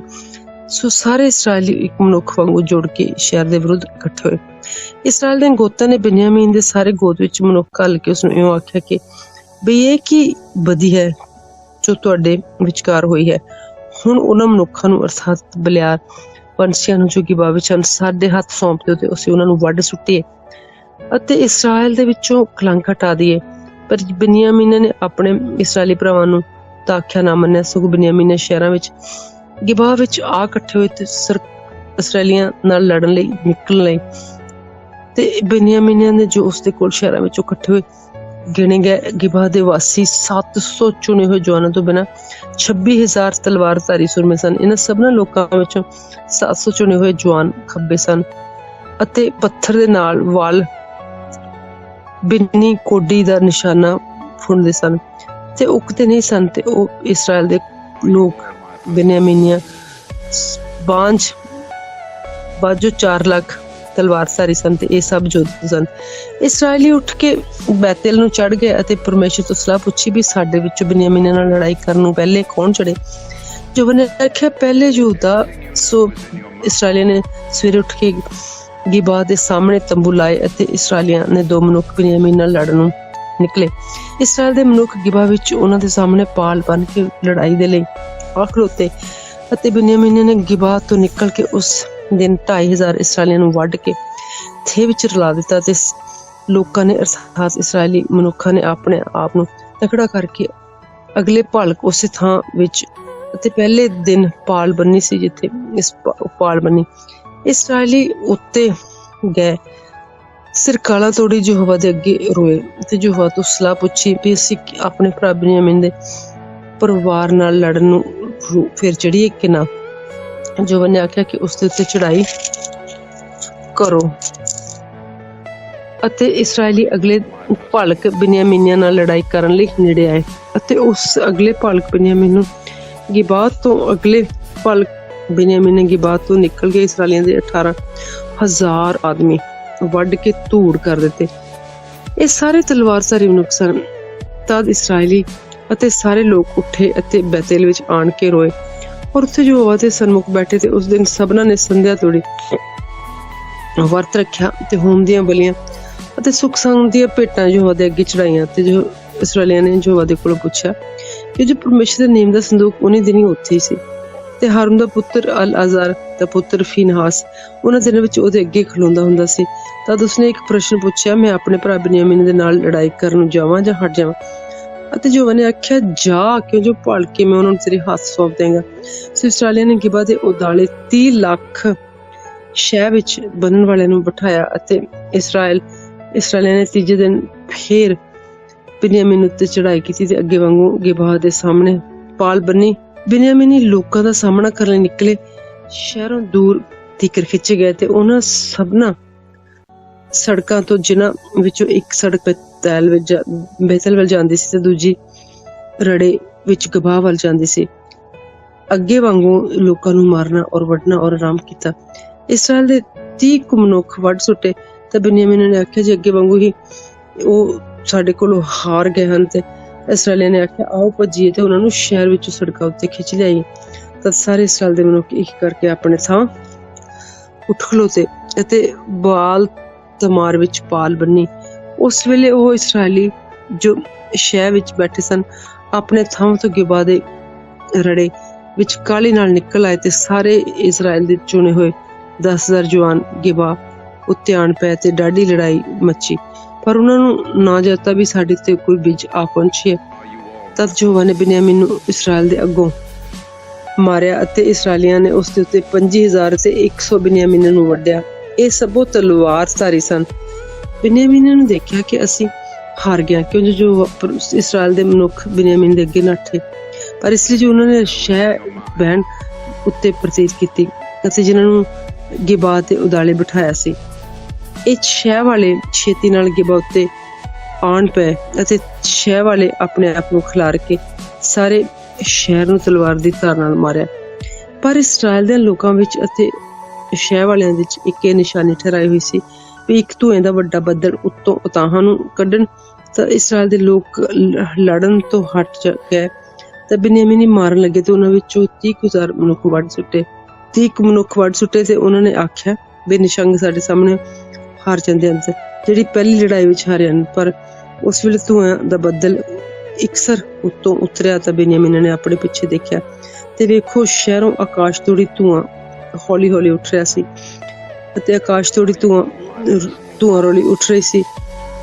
ਇਸਰਾਇਲ ਦੇ ਮਨੁੱਖ ਮੁੜੇ ਅਤੇ ਬਿਨਿਆਮੀਨ ਦੇ ਲੋਕ ਘਬਰਾ ਗਏ ਕਿਉਂ ਜੋ ਉਹਨਾਂ ਨੇ ਡਿੱਠਾ ਵੀ ਜਾਣ ਪਈ ਤਾਂ ਇਸਰਾਇਲ ਦੇ ਮਨੁੱਖਾਂ ਦੇ ਸਾਹਮਣੇ ਆਪਣੀ ਪਿੱਠ ਪਵਾ ਕੇ ਉਜਾੜ ਵੱਲ ਝੁਕ ਗਏ ਅਤੇ ਲੜਾਈ ਉਹਨਾਂ ਉੱਤੇ ਆ ਪਈ ਅਤੇ ਉਹਨਾਂ ਲੋਕਾਂ ਨੇ ਜਿਹੜੇ ਹੋਰਨਾਂ ਸ਼ਹਿਰਾਂ ਤੋਂ ਆਏ ਸਨ ਉਹਨਾਂ ਨੂੰ ਵੀ ਹਨੇਰੇ ਵਿੱਚ ਵੱਢ ਸੁੱਟਿਆ। ਉਹਨਾਂ ਨੂੰ ਬਿਨਿਆਮੀਨ ਨੇ ਘੇਰਿਆ ਤੇ ਉਹਨਾਂ ਦਾ ਪਿੱਛਾ ਕੀਤਾ ਕਿ ਬਾਅਦ ਦੇ ਚੜ੍ਹਦੇ ਬੰਨੇ ਪੜਾਓ ਪਰ ਉਹਨਾਂ ਨੂੰ ਲਤਾੜ ਸੁੱਟਿਆ ਤੇ ਬਿਨਿਆਮੀਨੀਆਂ ਦੇ 18,000 ਡਿੱਗ ਪਏ ਤੇ ਇਹ ਸਭੋ ਸੂਰਮੇ ਮਨੁੱਖ ਸਨ। ਉਹ ਮੁੜ ਕੇ ਉਜਾੜ ਵਿੱਚ ਰਿਮੋਨ ਦੀ ਪਹਾੜੀ ਵੱਲ ਨੱਠ ਗਏ ਤੇ ਸੜਕਾਂ ਵਿੱਚੋਂ ਚੁਣ ਕੇ 5,000 ਮਾਰ ਸੁੱਟੇ ਤੇ ਗਿਦੋਮ ਤੋੜੀ ਉਹਨਾਂ ਦਾ ਵੱਡਾ ਤਕੜਾ ਪਿੱਛਾ ਕੀਤਾ ਤੇ ਉਹਨਾਂ ਦੇ ਵਿੱਚੋਂ 2,000 ਹੋਰ ਮਾਰੇ। ਸਭ ਬਿਨਿਆਮੀਨੀ ਜੋ ਉਸ ਦਿਨ ਡਿੱਗ ਪਏ ਸਨ 25,000 ਤਲਵਾਰਧਾਰੀ ਜਵਾਨ ਸਨ ਤੇ ਇਹ ਸਾਰੇ ਸੂਰਮੇ ਸਨ, ਪਰ 600 ਮਨੁੱਖ ਉਜਾੜ ਵਿੱਚ ਮੁੜ ਕੇ ਰਿਮੋਨ ਦੀ ਪਹਾੜੀ ਨੂੰ ਭੱਜ ਗਏ ਅਤੇ ਰਿਮੋਨ ਦੀ ਪਹਾੜੀ ਵਿੱਚ 4 ਮਹੀਨੇ ਰਹੇ ਔਰ ਇਸਰਾਇਲ ਦੇ ਮਨੁੱਖ ਬਿਨਿਆਮੀਨੀਆਂ ਦੇ ਉੱਤੇ ਮੁੜੇ ਤੇ ਉਹਨਾਂ ਨੂੰ ਤਲਵਾਰ ਦੀ ਧਾਰ ਨਾਲ ਮਾਰਿਆ, ਨਾਲੇ ਸਾਰੇ ਸ਼ਹਿਰ ਨੂੰ ਤੇ ਪਸ਼ੂ ਨੂੰ ਤੇ ਸਭਨਾਂ ਨੂੰ ਜੋ ਉਹਨਾਂ ਨੂੰ ਲੱਭੇ ਸੋ ਜੋ ਸ਼ਹਿਰ ਉਹਨਾਂ ਨੂੰ ਲੱਭਿਆ ਤੇ ਉਹਨਾਂ ਨੂੰ ਸਾੜ ਸੁੱਟਿਆ। ਬਿਨਿਆਮੀਨੀਆਂ ਨਾਲ ਮੇਲ। ਇਸਰਾਇਲ ਦੇ ਲੋਕਾਂ ਨੇ ਮਿਸਪਾ ਵਿੱਚ ਸਹੁੰ ਖਾਧੀ ਸੀ ਕਿ ਸਾਡੇ ਵਿੱਚੋਂ ਕੋਈ ਆਪਣੀ ਧੀ ਬਿਨਿਆਮੀਨ ਵਿੱਚ ਵਿਆਹੁਣ ਲਈ ਨਾ ਦੇਵੇਗਾ। ਲੋਕ ਬੈਤਲ ਵਿੱਚ ਆਏ ਤੇ ਸੰਧਿਆ ਤੋੜੀ ਉੱਥੇ ਪਰਮੇਸ਼ਰ ਦੇ ਅੱਗੇ ਬੈਠੇ ਰਹੇ, ਉੱਚੀ ਆਵਾਜ਼ ਨਾਲ ਡੇਰੇ ਲਾਏ ਤੇ ਬੋਲੇ, ਹੀ ਯਹੋਵਾ ਇਸਰਾਇਲ ਦੇ ਪਰਮੇਸ਼ਰ, ਇਸਰਾਇਲ ਤੇ ਇੱਕ ਹੀ ਅਨਰਥ ਆਇਆ ਸੋ ਇਸਰਾਇਲ ਦੇ ਵਿੱਚੋਂ ਅੱਜ ਇੱਕ ਗੋਤ ਘਟ ਗਿਆ। ਤਾਂ ਅਜਿਹਾ ਹੋਇਆ ਜੋ ਜਗਵੇਦੀ ਬਣਾਈ ਉੱਥੇ ਇੱਕ ਸਵੇਰੇ ਉੱਠ ਕੇ ਭਲ ਕੇ ਹੀ ਲੋਕਾਂ ਨੇ ਧਰਮ ਦੀਆਂ ਹੋਮ ਦੀਆਂ ਸੁਖਸਾਨ ਦੀਆਂ ਭੇਟਾਂ ਚੜਾਈਆਂ ਤੇ ਇਸਰਾਏਲੀਆਂ ਨੇ ਆਖਿਆ ਤੁਸੀਂ ਇਸਰਾਏਲ ਦੇ ਸਾਰੇ ਗੋਤਾਂ ਵਿੱਚੋਂ ਕਿਹੜਾ ਹੈ ਜੋ ਯਹੋਵਾ ਦੇ ਸਨਮੁਖ ਸਭਾ ਦੇ ਨਾਲ ਨਹੀਂ ਛੱਡ ਆਇਆ, ਕਿਉਂਕਿ ਉਹਨਾਂ ਨੇ ਡਾਢੀ ਸਹੁੰ ਖਾਧੀ ਸੀ ਕਿ ਜਿਹੜਾ ਕੋਈ ਯਹੋਵਾ ਦੇ ਸਨਮੁਖ ਮਿਸਫਾ ਵਿੱਚ ਨਾ ਆਵੇਗਾ ਮੈਂ ਨਿਸ਼ੰਗ ਵੱਢਿਆ ਜਾਵੇਗਾ। ਸੋ ਇਸਰਾਏਲ ਆਪਣੇ ਭਰਾ ਬਿਨਯਾਮੀਨ ਦੇ ਕਾਰਨ ਪਛਤਾਏ ਅਤੇ ਰੋਏ। ਜੋ ਅੱਜ ਬਿਨਯਾਮੀਨ ਦਾ ਇੱਕ ਗੋਤ ਨਸ਼ਟ ਹੋ ਗਿਆ ਤੇ ਜਿਹੜੇ ਬਚੇ ਰਹੇ ਉਹ ਅਸੀਂ ਕਿੱਥੋਂ ਵੋਟੀਆਂ ਉਹਨਾਂ ਨੂੰ ਦਈਏ, ਕਿਉਂਕਿ ਅਸਾਂ ਤਾਂ ਯਹੋਵਾ ਦੀ ਸਹੁੰ ਖਾਧੀ ਕਿਸੇ ਆਪਣੇ ਧੀਆਂ ਉਹਨਾਂ ਨੂੰ ਵਿਆਉਣ ਲਈ ਨਹੀਂ ਦੇਣੀਆਂ। ਤਾਂ ਉਹਨਾਂ ਨੇ ਆਖਿਆ ਇਸਰਾਏਲੀਆਂ ਵਿੱਚੋਂ ਕਿਹੜਾ ਗੋਤ ਹੈ ਜੋ ਮਿਸਫਾ ਵਿੱਚ ਯਹੋਵਾ ਦੇ ਸਨਮੁਖ ਨਹੀਂ ਚੜਾਇਆ। ਤਾਂ ਵੇਖੋ ਸਭਾ ਵਿੱਚ ਇਕੱਠੇ ਹੋਣ ਲਈ ਜਾਬੇਸ਼ ਗਿਲਿਆਦ ਦੇ ਵਸ ਵਿੱਚ ਉੱਥੇ ਕੋਈ ਨਹੀਂ ਆਇਆ, ਕਿਉਂ ਜੋ ਜਿਸ ਵੇਲੇ ਲੋਕਾਂ ਦੀ ਗਿਣਤੀ ਕੀਤੀ ਕਿ ਤਾਂ ਵੇਖੋ ਜਾਬੇਸ਼ ਗਿਲਿਆਦ ਦੇ ਵਾਸੀਆਂ ਵਿੱਚੋਂ ਕੋਈ ਨਾ ਲੱਭਾ। ਤਾਂ ਸਭਾ ਨੇ 12,000 ਸੂਰਮੇ ਮਨੁੱਖ ਤੋਰ ਕੇ ਉਹਨਾਂ ਨੂੰ ਆਗਿਆ ਦਿੱਤੀ ਜੋ ਜਾਬੇਸ਼ ਗਿਲਿਆਦ ਦੇ ਵਾਸੀਆਂ ਨੂੰ ਤੀਵੀਆਂ ਤੇ ਬਾਲਕਾਂ ਤੇ ਤਲਵਾਰਾਂ ਦੀ ਧਾਰ ਨਾਲ ਜਾ ਕੇ ਵੱਢ ਸੁੱਟਿਆ ਜਾਵੇ। ਇਹ ਕੰਮ ਕਰਨਾ ਜੋ ਸਭਨਾ ਪੁਰਸ਼ਾਂ ਅਤੇ ਉਹਨਾਂ ਤੀਵੀਆਂ ਨੂੰ ਜਿਨ੍ਹਾਂ ਮਨੁੱਖਾਂ ਨਾਲ ਸੰਗ ਕੀਤਾ ਹੋਇਆ ਹੋਵੇ ਨਾਸ ਕਰ ਦੇਣਾ। ਜੋ ਉਹਨਾਂ ਨੇ ਯਬੇਸ ਗਿਲਿਆਦ ਦੇ ਵਾਦੀਆਂ ਵਿੱਚੋਂ 400 ਕੁਆਰੀਆਂ ਜਿਹੜੀਆਂ ਮਨੁੱਖਾਂ ਤੋਂ ਅਣਜਾਣ ਸਨ ਤੇ ਜਿਨ੍ਹਾਂ ਨੇ ਕਿਸੇ ਨਾਲ ਸੰਗ ਨਹੀਂ ਸੀ ਕੀਤਾ, ਉਹਨਾਂ ਨੂੰ ਕਨਾਨ ਦੇ ਦੇਸ਼ ਵਿੱਚ ਬਿਸ਼ੀਲੋ ਦੇ ਡੇਰੇ ਵਿੱਚ ਲਿਆਏ। ਤਾਂ ਸਾਰੀ ਸਭਾ ਨੇ ਬਿਨਯਾਮੀਨ ਨੂੰ ਜੋ ਰਿਮੋਨ ਦੀ ਪਹਾੜੀ ਵਿੱਚ ਸਨ ਆਖ ਘੱਲਿਆ ਕਿ ਸੁੱਖ ਸਾਂਦ ਦਾ ਸੁਨੇਹਾ ਉਹਨਾਂ ਨੂੰ ਦੇ ਦਿੱਤਾ ਜਾਵੇ। ਸੋ ਉਸ ਵੇਲੇ ਬਨਿਆਨੀ ਮੁੜ ਆਏ ਤੇ ਉਹਨਾਂ ਨੇ ਜਾਬੇਸ਼ ਗਿਲਿਆਦ ਦੀਆਂ ਕੁੜੀਆਂ ਜਿਹੜੀਆਂ ਬੱਚੀਆਂ ਸਨ ਉਹਨਾਂ ਨੂੰ ਦੇ ਦਿੱਤੀਆਂ, ਪਰ ਉਹਨਾਂ ਲਈ ਪੂਰੀਆਂ ਨਾ ਹੋਈਆਂ। ਬਿਨਯਾਮੀਨ ਦੇ ਲਈ ਬਹੁਤ ਪਛਤਾਏ ਤੇ ਇਸ ਲਈ ਜੋ ਯਹੋਵਾ ਨੇ ਇਸਰਾਏਲ ਦੇ ਗੋਤਾਂ ਵਿੱਚ ਤਰੇੜ ਪਾ ਦਿੱਤੀ ਸੀ। ਤਾਂ ਸਭਾ ਦੇ ਬਜ਼ੁਰਗ ਬੋਲੇ ਜਿਹੜੇ ਵੱਧ ਰਹੇ ਹਨ ਉਹਨਾਂ ਦੇ ਲਈ ਵੋਟੀਆਂ ਦਾ ਕੀ ਕਰੀਏ, ਕਿਉਂ ਜੋ ਬਿਨਯਾਮੀਨ ਦੀਆਂ ਸਾਰੀਆਂ ਤੀਵੀਆਂ ਮਾਰੀਆਂ ਗਈਆਂ। ਪਰ ਉਹਨਾਂ ਨੇ ਫਿਰ ਆਖਿਆ ਇਹ ਲੋੜੀਂਦਾ ਹੈ ਵੀ ਜਿਹੜੇ ਬਿਨਯਾਮੀਨ ਦੇ ਵਿੱਚੋਂ ਵੱਧ ਗਏ ਹਨ ਉਹਨਾਂ ਦੇ ਲਈ ਪੱਤੀ ਰਹੇ, ਇਸ ਕਰਕੇ ਜੋ ਇਸਰਾਏਲੀਆਂ ਦਾ ਗੋਤ ਮਿਸਿਆ ਨਾ ਜਾਵੇ। ਤਦ ਵੀ ਅਸੀਂ ਉਹਨਾਂ ਨੂੰ ਵੋਟੀਆਂ ਦੇ ਲਈ ਆਪਣੀਆਂ ਧੀਆਂ ਨਹੀਂ ਦੇ ਸਕਦੇ, ਕਿਉਂਕਿ ਇਸਰਾਏਲੀਆਂ ਨੇ ਸਹੁੰ ਖਾਧੀ ਕਿ ਜਿਹੜਾ ਬਿਨਯਾਮੀਨ ਨੂੰ ਵੋਟੀ ਦੇਵੇ ਸ਼ਰਾਪੀ ਹੋਵੇ। ਤਾਂ ਉਹਨਾਂ ਨੇ ਆਖਿਆ ਵੇਖੋ ਸ਼ੀਲਾ ਦੇ ਵਿੱਚ ਯਹੋਵਾ ਦੇ ਲਈ ਵਰੇ ਦਾ ਪਰਬ ਹੈ ਤੇ ਉਹਨਾਂ ਦੇ ਕੋਲ ਹੋ ਬੈਤੇਲ ਦਾ ਉਤਰੋ ਅਤੇ ਸੜਕ ਦੇ ਚੜ੍ਹਦੇ ਜਿਹੜੀ ਬੈਤਲ ਲਬਾਨੋਨ ਦੇ ਦੱਖਣ ਵੱਲ ਹੈ ਲੰਘ ਕੇ ਜਾਂਦੀ ਤਾਂ ਉਸਨੇ ਬਿਨਯਾਮੀਨੀਆਂ ਨੂੰ ਆਗਿਆ ਦਿੱਤੀ ਕਿ ਜਾਓ ਤੇ ਅੰਦਰ ਦਾਖ ਦੇ ਬਾਗਾਂ ਦੇ ਵਿਚਕਾਰ ਬਹਿ ਜਾਓ ਅਤੇ ਧਿਆਨ ਰੱਖੋ ਜੇਕਰ ਕੋਈ ਸ਼ੀਲੋ ਦੀਆਂ ਧੀਆਂ ਨੱਚਣ ਨੂੰ ਬਾਹਰ ਨਿਕਲਦਾ ਤੁਸੀਂ ਦਾਖ ਦੇ ਬਾਗਾਂ ਵਿੱਚੋਂ ਨਿਕਲ ਕੇ ਸ਼ੀਲੋ ਦੀਆਂ ਧੀਆਂ ਵਿੱਚੋਂ ਇੱਕ ਵੋਟੀ ਆਪਣੇ ਲਈ ਫੜ ਲਓ ਤੇ ਬਿਨਯਾਮੀਨ ਦੇ ਦੇਸ਼ ਨੂੰ ਤੁਰ ਜਾ। ਤਾਂ ਜੋ ਹੋਵੇਗਾ ਕਿ ਜਿਸ ਵੇਲੇ ਉਹਨਾਂ ਦੇ ਪਿਓ ਜਾਂ ਭਰਾ ਸਾਡੇ ਕੋਲ ਆਣ ਕੇ ਪੁਕਾਰਨਗੇ ਤਾਂ ਅਸੀਂ ਉਹਨਾਂ ਨੂੰ ਆਖਾਂਗੇ ਵੀ ਸਾਡੇ ਲਈ ਉਹਨਾਂ ਨੂੰ ਖਬਰ ਦਿਓ। ਅਸੀਂ ਲੜਾਈ ਵਿੱਚ ਕਿਸੇ ਮਨੁੱਖ ਦੇ ਲਈ ਵੋਟੀ ਨਹੀਂ ਫੜੀ, ਨਾ ਤੁਸੀਂ ਆਪਣੇ ਆਪ ਨੂੰ ਉਹ ਕੁੜੀਆਂ ਦਿੱਤੀਆਂ ਜੇ ਤੁਸੀਂ ਅਪਰਾਧੀ ਹੁੰਦੇ। ਕਲਕਾ ਦੀ ਬਿਨਯਾਮੀਨ ਨੇ ਅਜਿਹਾ ਹੀ ਕੀਤਾ ਤੇ ਆਪਣੀ ਗਿਣਤੀ ਦੇ ਅਨੁਸਾਰ ਨੱਚਣ ਵਾਲੀਆਂ ਕੁੜੀਆਂ ਵਿੱਚੋਂ ਆਪਣੇ ਲਈ ਇੱਕ ਵੋਟੀ ਲੈ ਲਈ ਅਤੇ ਉਸਨੂੰ ਆਪਣੀ ਬੱਤੀ ਵਿੱਚ ਲੈ ਕੇ ਮੁੜ ਗਿਆ ਅਤੇ ਆਪਣੇ ਸ਼ਹਿਰਾਂ ਨੂੰ ਸੁਧਾਰਿਆ ਔਰ ਉਹਨਾਂ ਵਿੱਚੋਂ ਕਈ ਆ ਕੇ ਵਸੇ ਤੇ ਇਸਰਾਏਲੀ ਉਸੇ ਵੇਲੇ ਉੱਥੋਂ ਤੁਰ ਗਏ ਅਤੇ ਸਭੇ ਆਪੋ ਆਪਣੀ ਗੋਤ ਵਿੱਚ ਤੇ ਆਪੋ ਆਪਣੇ ਪਰਿਵਾਰ ਵਿੱਚ ਤੇ ਸਭੇ ਆਪੋ ਸਮਝ ਵਿੱਚ ਉੱਥੇ ਆਏ ਅਤੇ ਆਪਣੀ ਪਤੀ ਫੜ ਲਏ। ਤੇ ਉਹਨਾਂ ਨੇ ਇਸਰਾਏਲ ਦਾ ਬਾਦਸ਼ਾਹ ਕੋਈ ਨਹੀਂ ਸੀ ਜੋ ਕਿਸੇ ਨੂੰ ਚੰਗਾ ਦਿਸਦਾ ਉਹੀ ਕਰਦਾ ਸੀ। ਆਮੀਨ।